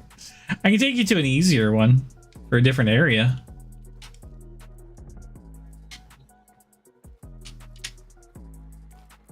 Like if you can get on this part here, it's... You just want to jump straight up, basically. You get on this one. It's the squat, look straight up and jump. And if you want to get to an easier one, which is kind of cooler, you can go to another place so you can show people. Hold on a second. Exit the Necrolisk. And I'll invite you.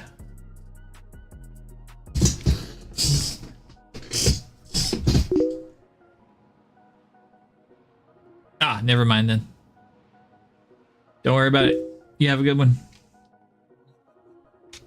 There's a secret wall in the Zeraman that you can get through. You can get behind the horse in the very... There's all sorts of secrets.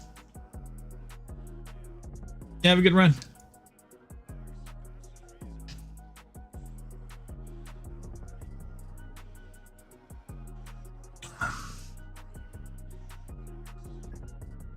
Let's see.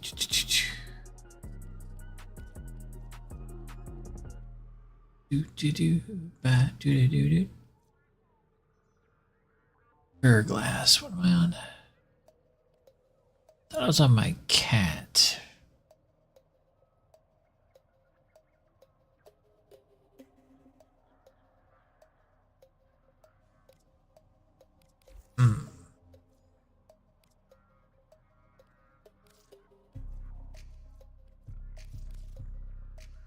I've been thinking, operator. I thought you'd want to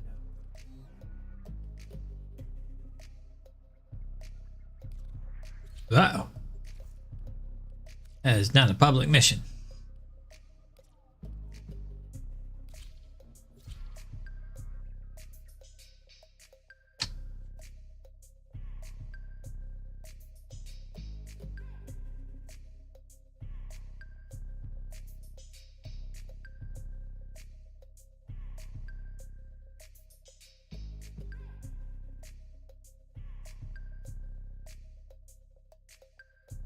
Without a doubt, the movie I just watched is the weirdest film of the year in the best possible way. It's called The Substance, and I think it's flown under a lot of people's radar because this hasn't generated nearly as much buzz as it deserves. I only heard about it because during streams people were telling me I need to go see it. It's an incredible body horror movie. So right away went in this with pretty high expectations with all the praise it was getting. This shit was getting basted like a Thanksgiving turkey here in compliments. So I had high expectations of this film. I knew nothing about it going in. I didn't even know the concept of it. I was blown away. I thought it was extraordinary. It's super self-aware in its campiness. So the concept of the film is a woman who's getting older is really struggling to come to terms with not being like the beauty standard, being the beauty girl, because she was a TV star for the longest time and she was used to everybody just suckling farts out her butt.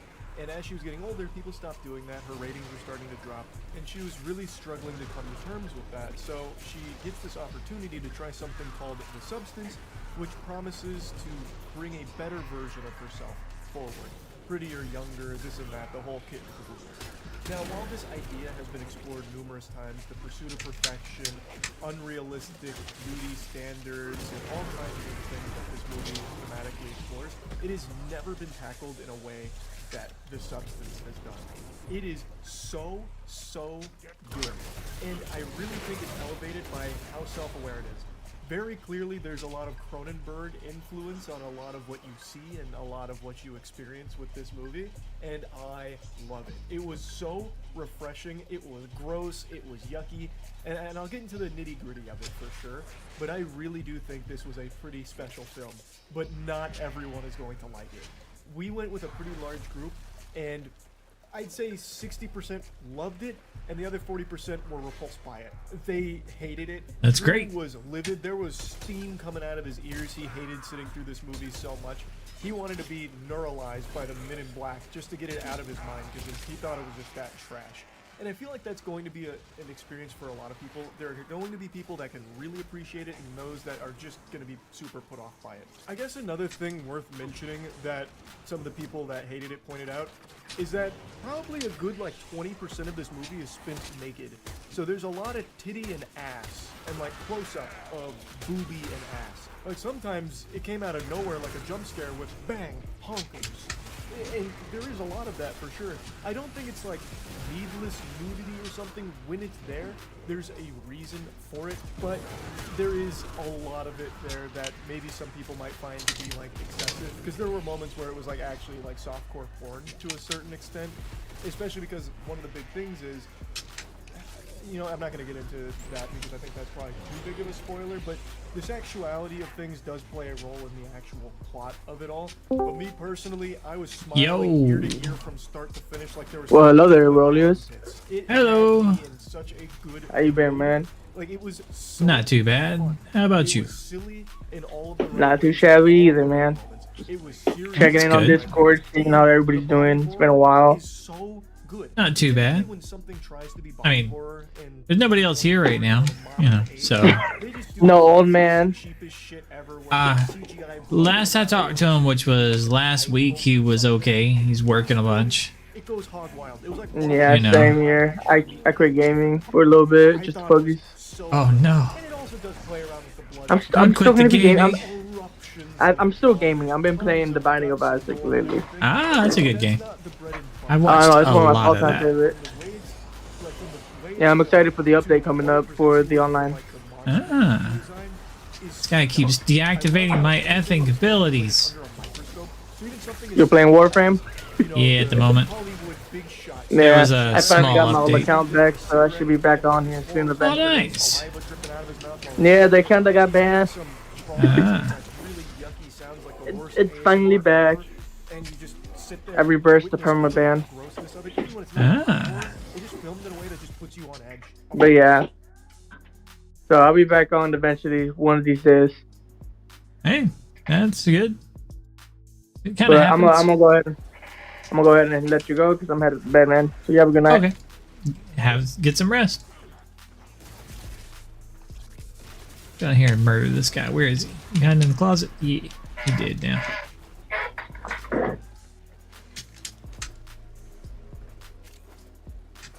Doo, doo.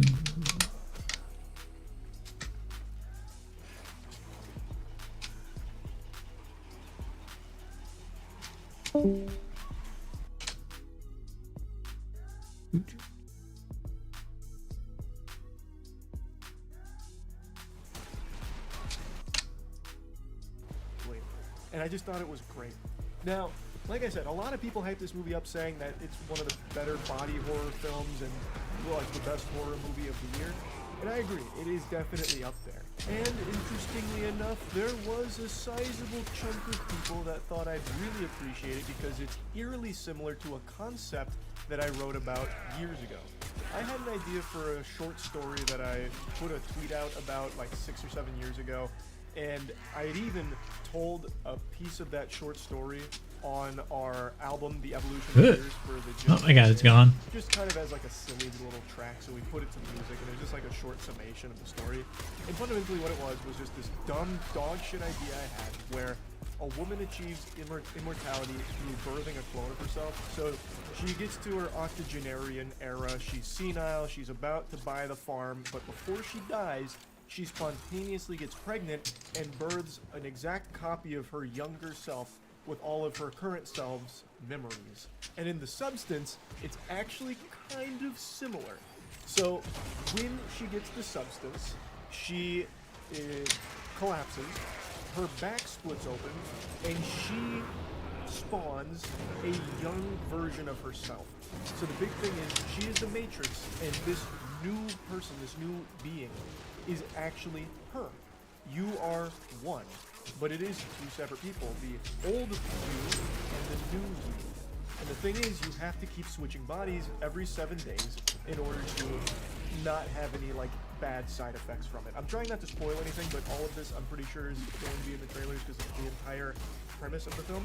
Now, if you've got your thinking caps on and you're using all the neurons, Yeah, that doesn't make any sense, Charlie. Thoughts that my short story and the substance, they share some similarities. Now, I'm not necessarily going to be knocking on their door with a lawyer with some papers drafted or anything, because obviously my short story did not inspire this in any way, shape, or form, and they are drastically different. But I couldn't help but actually laugh once the birthing of the younger version of herself happened, which is a really good scene, by the way. But I couldn't help but laugh because I immediately drew that connection of, oh, this is like actually my short story that I'm watching right here, this one moment. Because that is fundamentally what I was writing about for it, in a much worse, stupider way. It's done significantly better in this film, but I just thought that was so interesting that it was like even remotely similar at any stage. So I just wanted to point that out. I'm not asking for royalties or anything, I just wanted to put that out there. Yeah, I just thought this movie slapped. As I mentioned, I think it is a very self-aware film in a way you don't really see that often. It's campy in the best ways. And let me give you an example. Dennis Quaid. Dennis Quaid played this Hollywood guy. He has the television station that our main character was once the star of, and now Me and the younger Noah. version of Oh, herself yeah. is now the star. Of course, no one knows he's the same person or anything. Like, to everyone else, they're two separate people. And he's a huge scumbag. He's a pervert. He's a bad weirdo. He's a degenerate. And Dennis Quaid leans into the idea of like Hollywood sleazeball so well. So, for example, when he's like just traversing the world, he's in these like steel-toed boots. When he like if he was walking down the hallway in any scene, it sounded like Sonny from iRobot jogging. Like it just sounded like metal clanking against metal every time he made a move. And the way he moved is like Vince McMahon. So he's always doing this. So every time he's walking, he's hitting him with some of this right here. And he, like his mannerisms are so silly. So like towards the end where he's like, pretty girls should always smile. And then he starts walking away and doing this.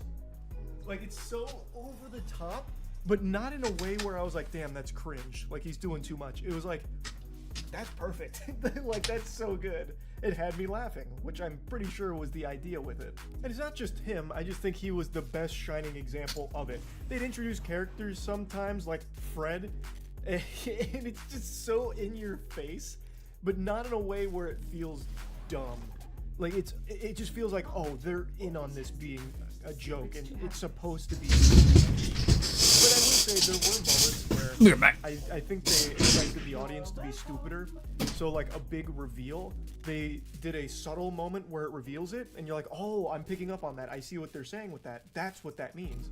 And then once you have that realization, the movie immediately beats you over the fucking head with a hammer with what it is. They take all the subtlety away with like a flashback or showing you something like, you know, behind the curtain with this is what it is. This is it right here, and showing you, telling you, instead of just having any level of trust in the audience to piece it together themselves with what you've shown them.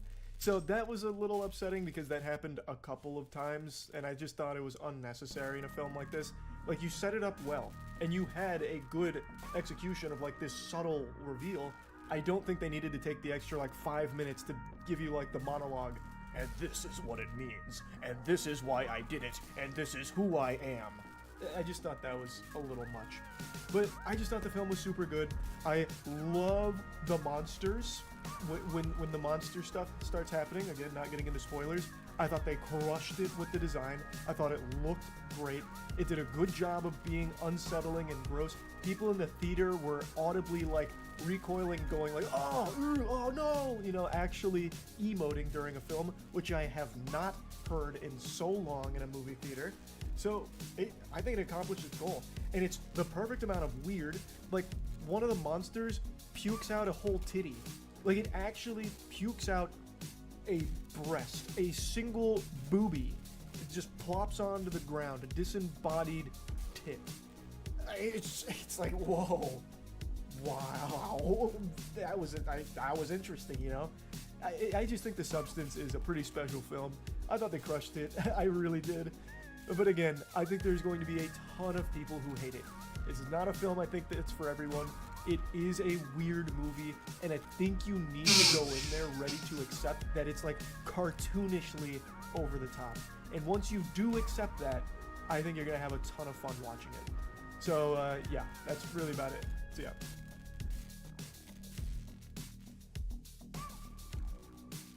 Well, that's a glowing review. Haven't heard anybody that excited about something in a long time.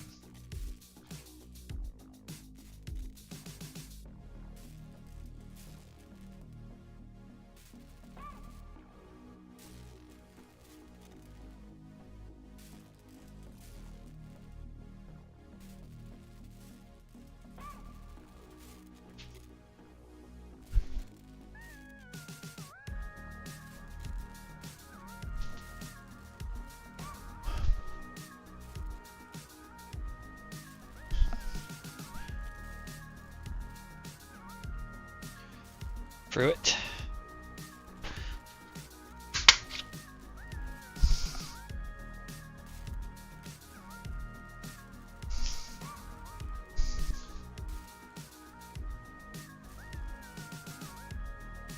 I need to eat these.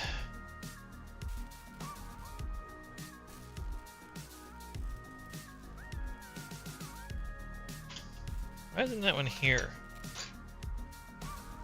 Feels weird.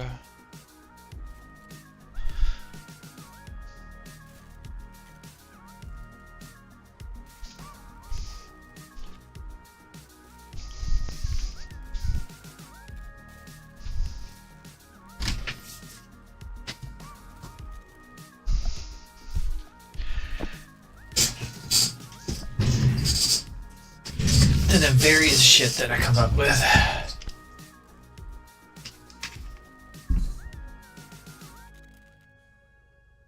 The rest of humanity does not want me to go into research.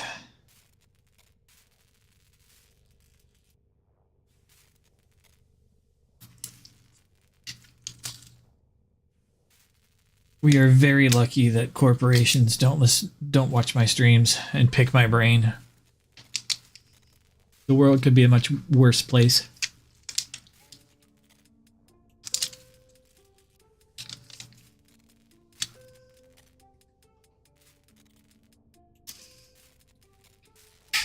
And I gotta hope the things that I come up with other people have not.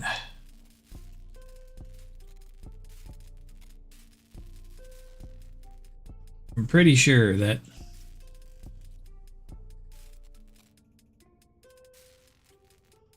there aren't any original ideas.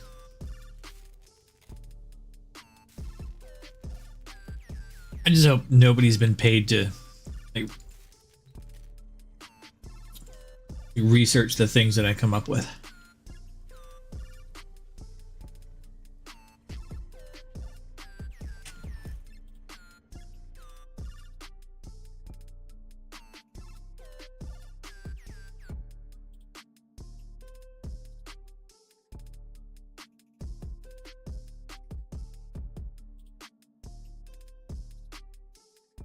Did I finish that video? I think I did. I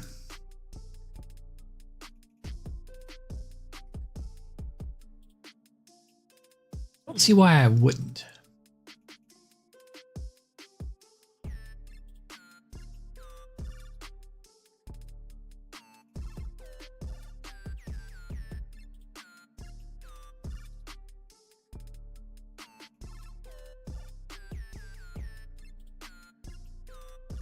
hold 650 megabytes of data, with later revisions pushing that to 700. And personal computers back then often had hard drives with smaller capacities than a single one of these. So it just wasn't reasonable to download and store music from the internet. it would take way too long and eat up all your storage space. That was, of course, until compressed audio formats hit the scene. Much to the chagrin of audiophiles, some very smart engineers figured out that we don't actually need a stream of raw audio samples to recreate music with decent fidelity.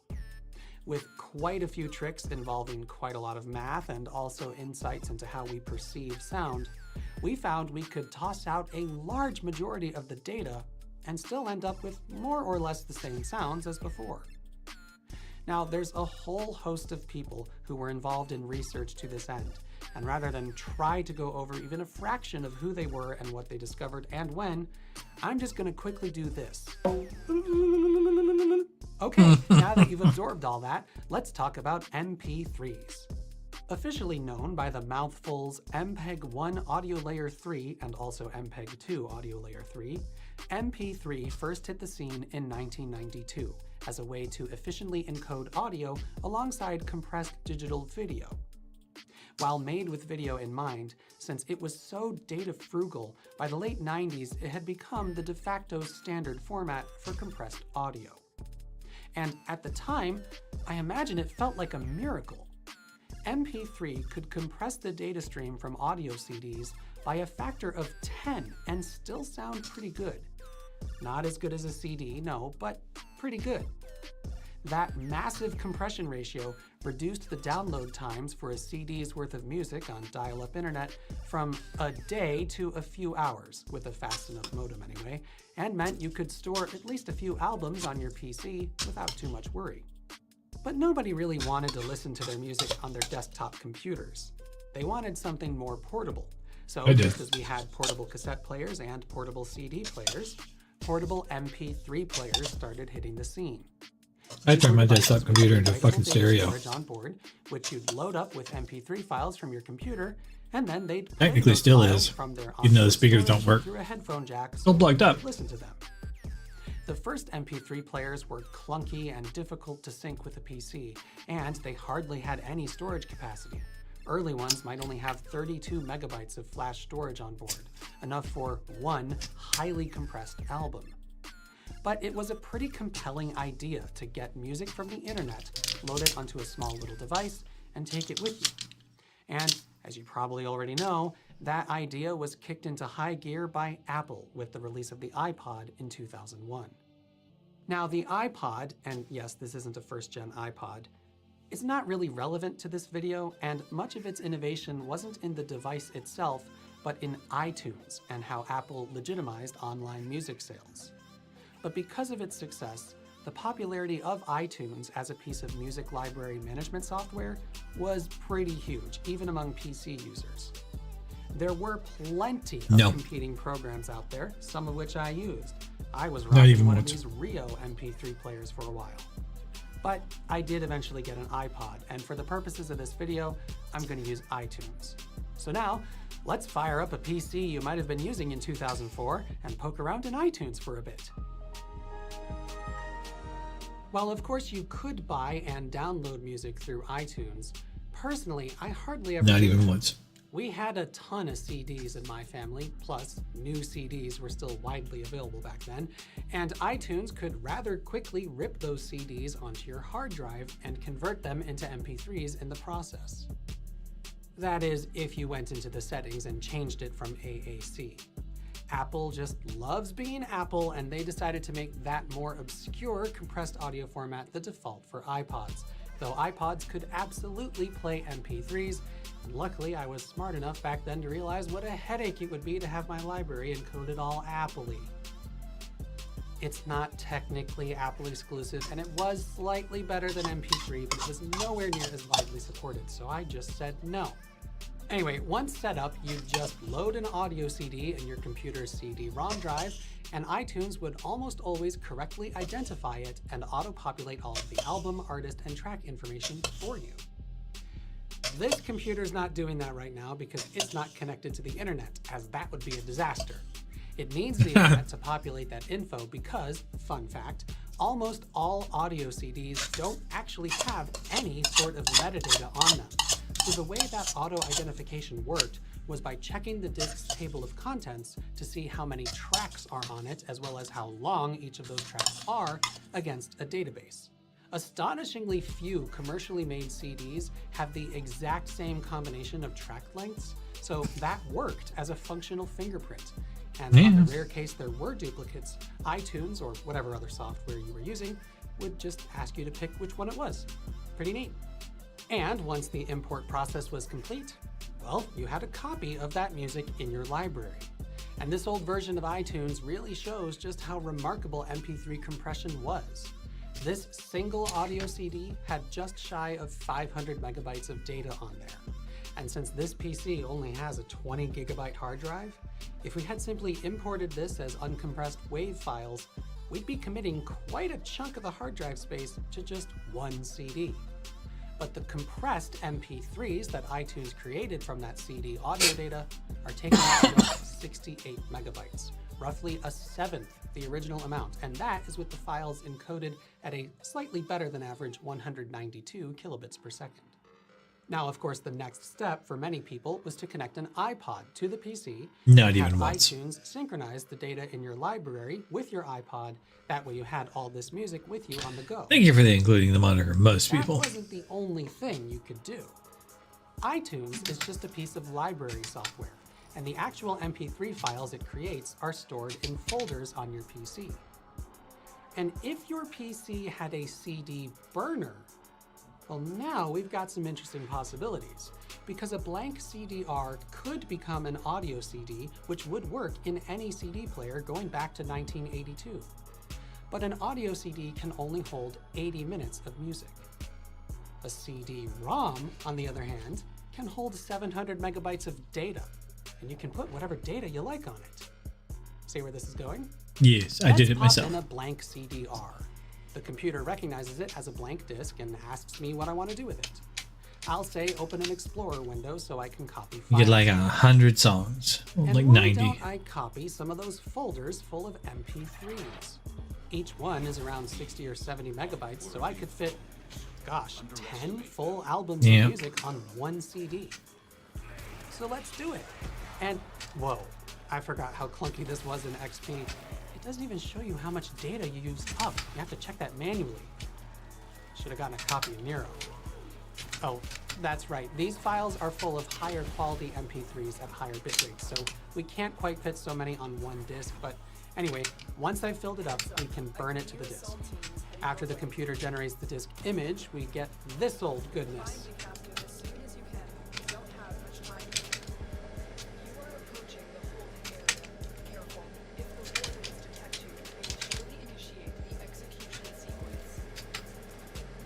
A vacuum cleaner.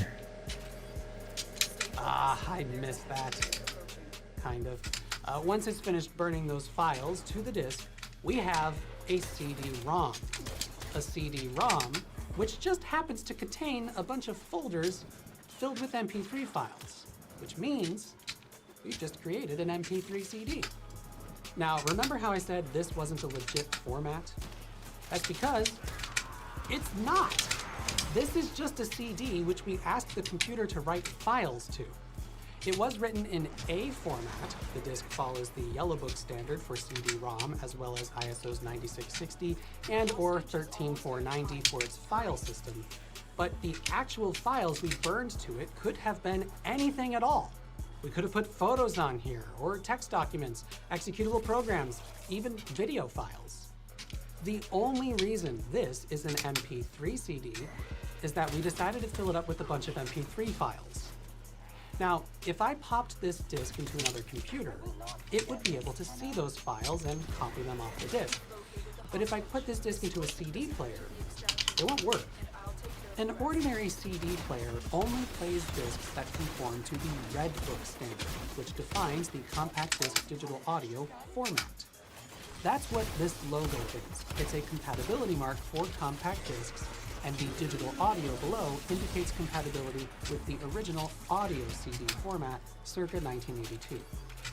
A computer can burn audio CDs, and iTunes offered an easy way to do that. But those only hold 80 minutes of music. This disc contains much more than that. But as far as what the disc actually is, well, it's just a data bunch disc. of random files, and CD players don't know what to do with that. Some might try to play the disc, but it will either produce no sound at all, or if it's old enough that it predates the CD-ROM, the onboard DAC might try and decode the bits it's reading, but their structure is nonsense, and so it will just produce very unpleasant noises.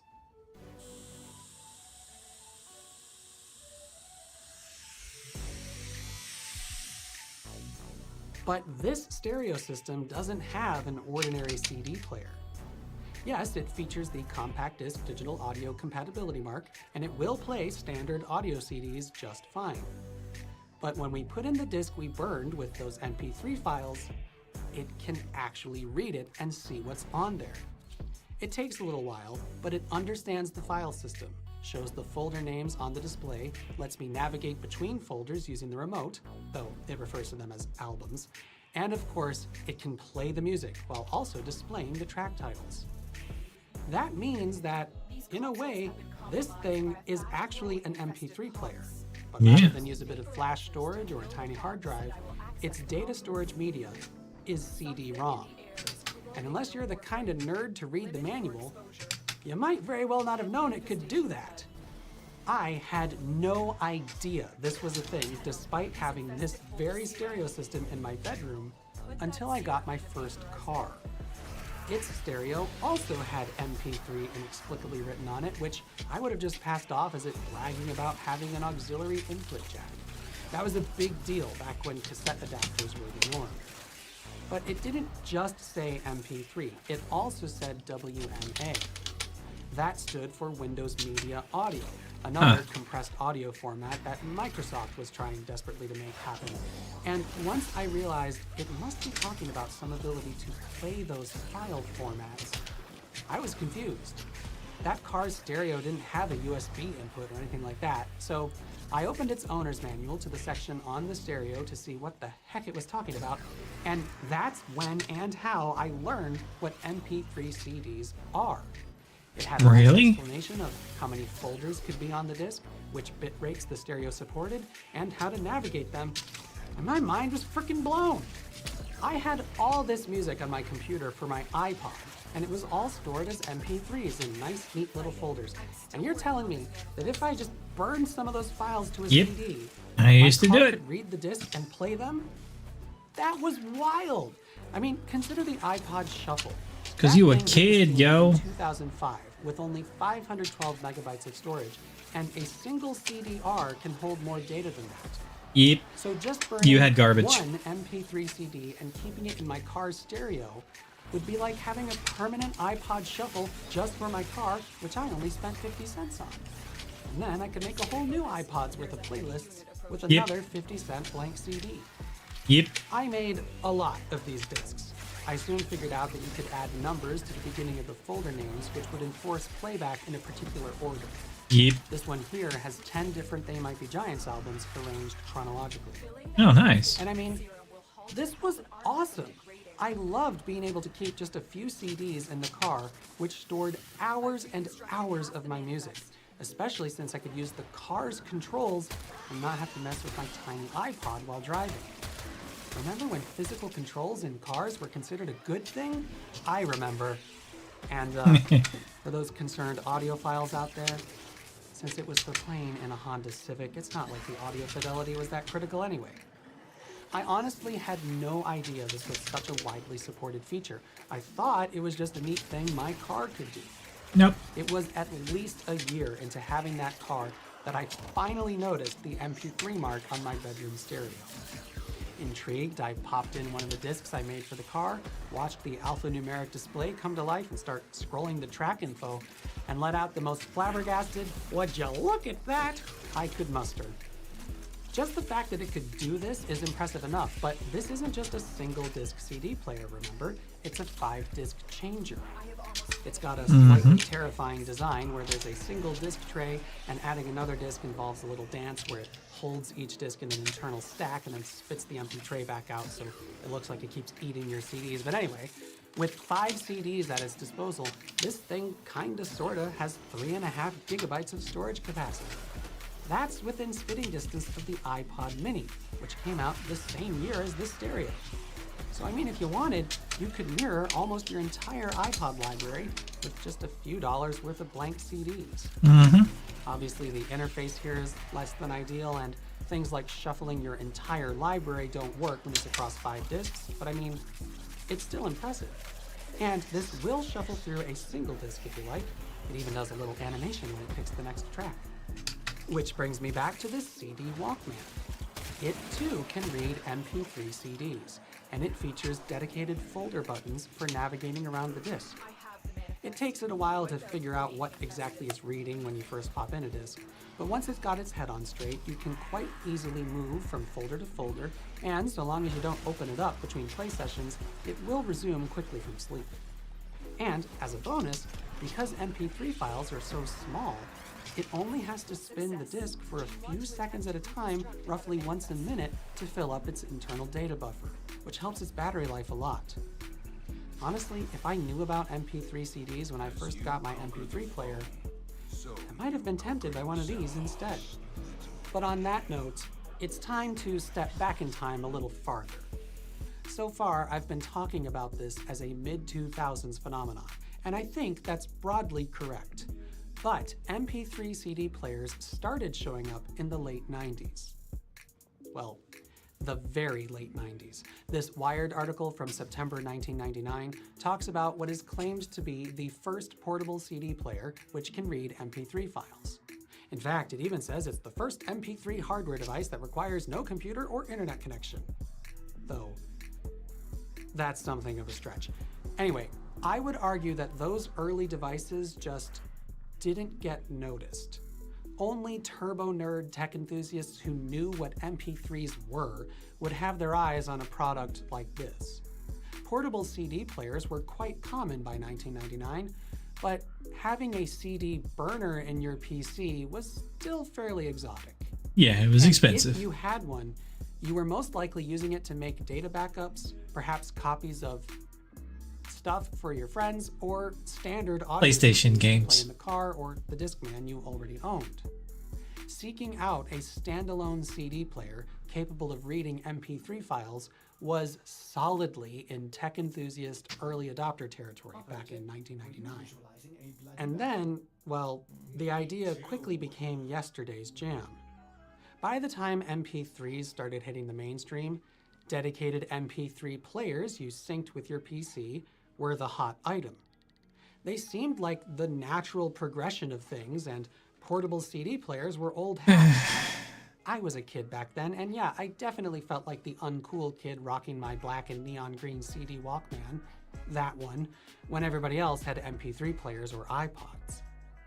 That was until I pestered my parents into getting me this. Peer pressure's a nasty thing. So let me just walk back what I said a little while ago. It is. Even if I had known about MP3 CDs, Void I probably Cascade. would have felt a little awkward using them. And I probably would have gotten into weird arguments defending them, so thank God I dodged that bullet.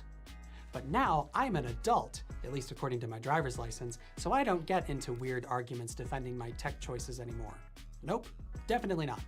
Anyway, as time went on, MP3s as well as CD burning became quite common. And before long, the chipsets required to decode MP3 files for playback got cheap enough that it was fairly trivial for manufacturers to include that functionality in a CD player. If it's going to play audio CDs, it's going to have all the hardware necessary to read a CD-ROM. So to play MP3 CDs required little more than a few tweaks to the firmware and an extra chip or two. But that added functionality got, as far as I can tell, very little fanfare. So unless you knew to look for it, it largely flew under the radar.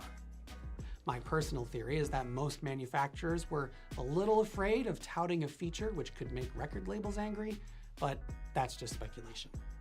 And to be honest, I really have no idea how common support for MP3 CD playback actually was in the grand scheme. DVD players were extremely likely to be able to play them. As a rule, they have MP3 decoding hardware since they play MPEG-2 video. So all they needed was some sort of UI to manage navigating the disc. As a matter of fact, if you didn't know this already, DVD players will read all sorts of files. I remember popping in a CD with JPEGs written to it from a vacation, and the DVD player produced an instant slideshow on the TV. Oh, and if you burn a bunch of MP3 files to a blank DVD-R, well, then you've made an MP3 DVD. And a fair number of cars have DVD-ROM drives for updating their navigation maps, and some of them will also play back MP3s, so you might be able to make a nearly 5 gigabyte store of music for your car, if you still have an optical drive hanging around. But as far as how common this feature was in plain old stereo systems, it's almost impossible to know. If you go looking for stereo systems on eBay from around this time period or later, you'll find a lot of confusing and conflicting things. Once CD burning had gone mainstream, a lot of manufacturers started putting CD-R/RW compatible marks on their stuff, but that can be misleading. Mainly, that was important for rewritable discs. The signal the laser gets back from a CD-RW is very weak compared to a standard CD or CD-R.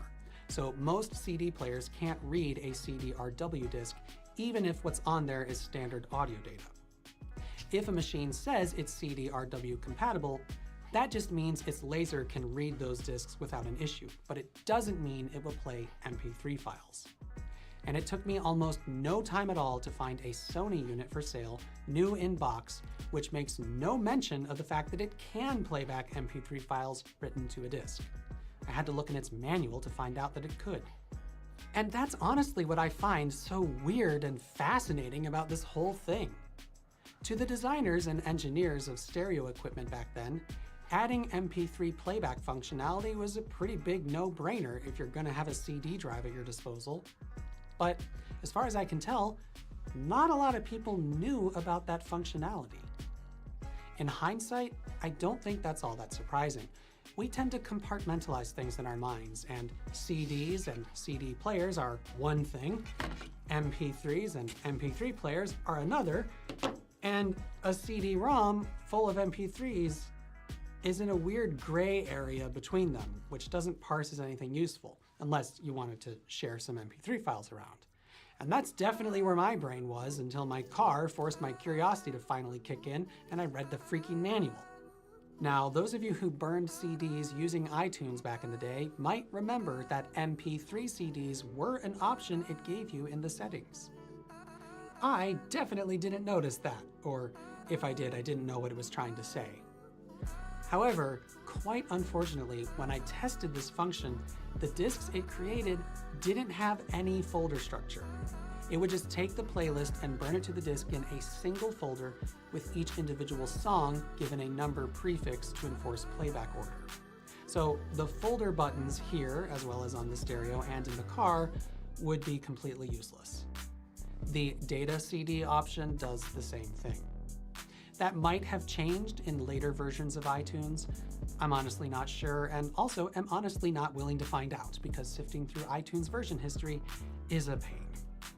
Additionally, if the files weren't already MP3s, iTunes would not convert them on the fly, and as far as I can tell, that never changed, which, given the whole DRM situation with stuff you could buy on iTunes, makes sense. Regardless, if you knew your way around Windows, it was much easier to just create these manually, and that would give you more control on the player end. I imagine it was the same situation for macOS and Linux too, and as a treat, I will spare you the joke I wrote about audio drivers. See? I'm learning. But that's an excellent segue into some of the problems with MP3 CDs. Because it was never a real format, there was never a standard way to structure the data on the disc. It seems as though folders as an analog to albums was generally the most widely supported structure, but compatibility issues with certain hardware devices could occur if the data wasn't arranged on the disc in a compatible way. So a theoretical machine might be able to read the files, but it might play them in the wrong order, or there could be files in subfolders which some particular players won't be able to see. To be honest though, I think that's the only major flaw with this quasi-format. One smaller flaw was that on the player end, gapless playback was unfortunately quite rare. This stereo produces a full 2 seconds of blank between every song, which on some albums is very annoying. But that's more of an implementation issue than anything else. I've also noticed that the Walkman, on occasion, waits just a fraction of a second too long to spin the disc up between reads, so there are sometimes tiny little blips of audio dropouts. Though that could very well be an issue with this thing's age, or could even be something as simple as weak batteries. You might wonder, were there ever any commercially made MP3 CDs? And the answer to that is yes, actually. Audiobooks took up the mantle pretty quickly because, well, to be honest, they were a perfect fit. If a book needed 10 hours of spoken words, then it would need at least 8 audio CDs. But you could easily cram all that onto a single MP3 CD, especially because it would be in mono, and it's not like you need a ton of bandwidth for speech. Here's what 64 kilobits per second mono MP3 sounds like. And while you can definitely tell there's some compression going on, it's perfectly fine for speech. Plus, a single CD will hold just over 24 hours of this quality audio, so even very lengthy titles could fit on a single disc. While many people would just pop those CDs into their computer and then copy the files onto an MP3 player, if you had a CD player like this or that, it could just play them. And there were also music compilations that were sold from time to time on MP3 CDs. My perusal of eBay suggests that this was much more common in markets outside the US, and also some of them don't seem that legit. But that Wired article about the first portable MP3 compatible CD player suggests that there were a few MP3 CDs being sold at the time. Though, to be honest, I am also a bit skeptical of the legitimacy of those. I'm pretty sure that aside from audiobooks, commercially sold MP3 CDs were quite rare. Because, well, unless you know what that is, it's gonna be confusing and potentially require a computer to play those files or move them onto an MP3 player. Not the most user-friendly experience. In a way, the MP3 CD exists in something of a liminal space, which uncovers some of our quirks in how we imagine media. A standard CD is really just a music delivery mechanism. It's less of an object in itself and more of a vessel. So, using an already tweaked version of the same vessel to deliver music, but in a new way, is both obvious and yet confusing. It blurs the line between CD-ROM and CD audio because, well, it's both and yet also neither. And I find that fascinating. I know I'm a weird nerd, but still, I find myself wondering what the world might have looked like if this idea had gotten more traction. Perhaps those tiny portable CD players meant to play the 8mm mini CDs might have reappeared and come into vogue. The 210 megabytes you can squeeze on one of these little guys would actually be quite useful for MP3s. And if those theoretical devices could read DVD media, you'd have 1.4 gigabyte discs at your disposal. Even make them double-sided. And speaking of DVDs, dual-layer discs held some 8.5 gigabytes. With modern video compression, that's actually quite a lot of space. It makes me wonder if we could have had an H.264 DVD format holding 1080p video. It'd make the cinephiles pretty mad, though. Oh, and to close out this video, if you haven't already been made aware of this, you should know that writable optical media can degrade a lot faster than you might have thought. So if you have a bunch of burned discs lying around and any of them are important to you, you should back them up as soon as possible. Some may have already degraded to the point of not being readable. A lot of that depends on the storage conditions, so they might be fine, but they won't last forever. So if you've got a PC with a working optical drive, you might want to set aside some time for a project. I'm overdue for that myself. Alrighty, well, that's all, folks.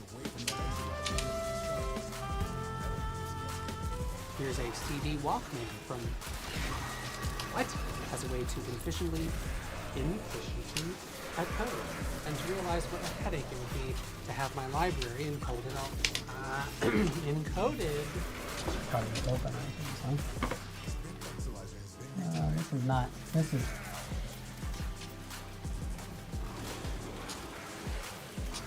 Take your time.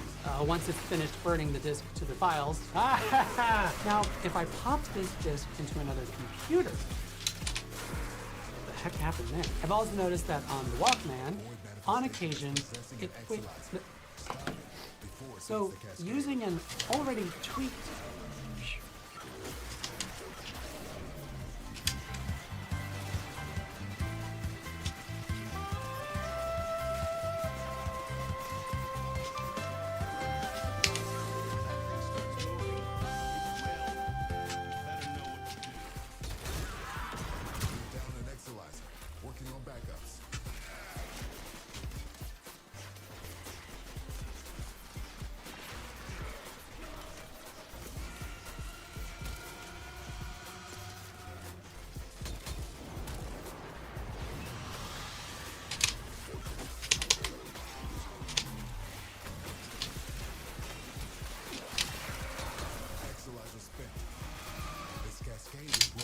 Control. Ninjas trying to retreat into the void so it can heal. Follow it and stop it. Yeah, it won't be shrugging that off.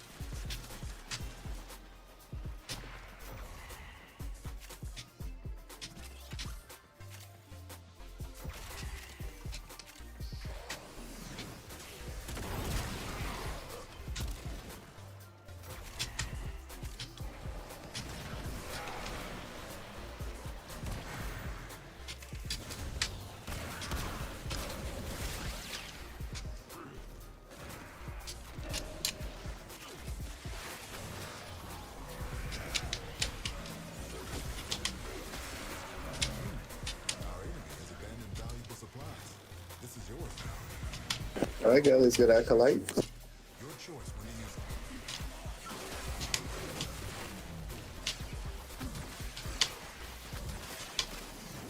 Readings are off the charts. I don't know what sort of nightmares you might encounter.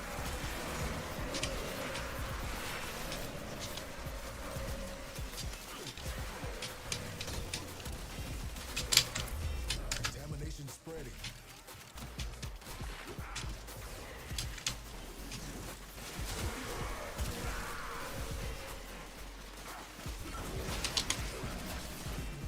The last middle on mark.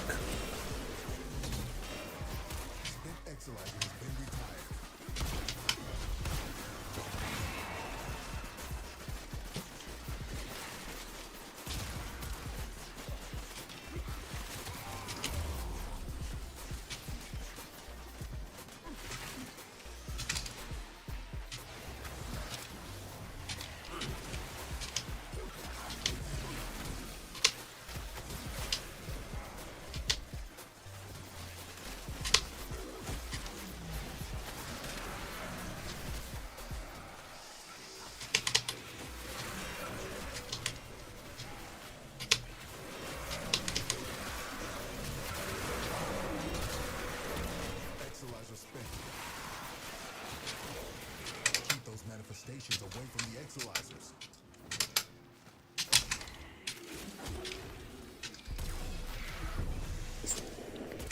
You just lost an exilizer to possession. Get it back. Cascade is approaching critical levels. Your time is running out. Any nearby attackers will degrade the exilizer's performance. Clear them out to get the system working full steam.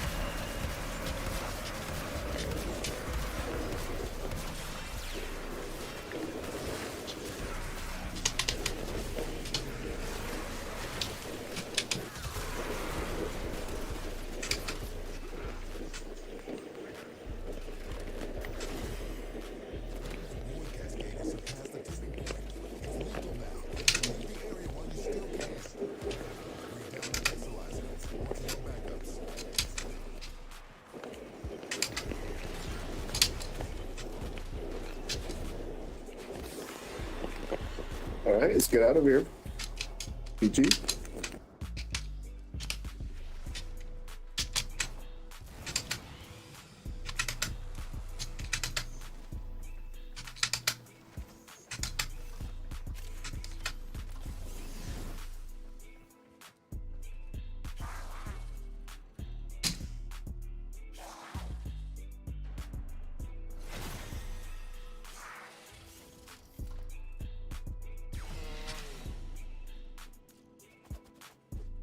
%.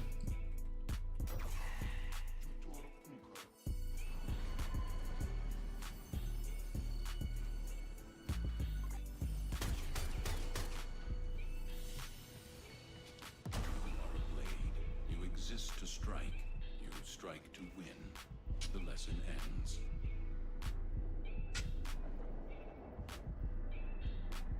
That was interesting. I died on the loadout.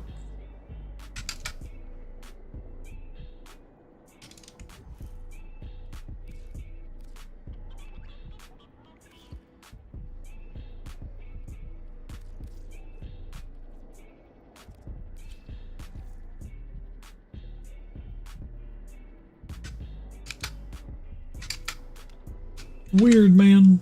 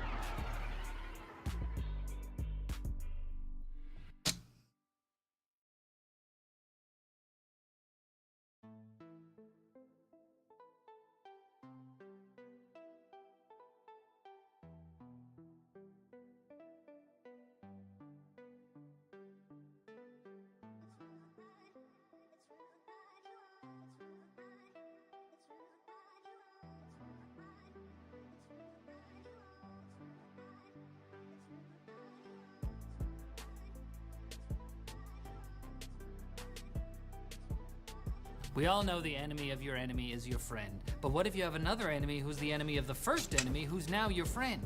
Why do you have so many enemies? You should try being nicer to people. Chip rivals Intel and AMD have joined forces to defend themselves against the rising threat of ARM processors, who apparently think they're good enough to power MacBooks and Windows PCs now. Team Red and Blue announced at Lenovo's Tech World conference that they've recruited giants like Microsoft, Google, and more to the x86 advisory group, despite those companies recently building their own ARM server chips to get away from x86. But darling, you can't decline an invitation to an advisory group. It simply isn't done. Perhaps more confusing is the addition of famous computer boys Tim Sweeney and Linus Torvalds as luminaries on the board, which means they get to wear cool robes and sit in the biggest chairs in the boardroom? I don't know it. I think luminaries means they're gonna set them on fire.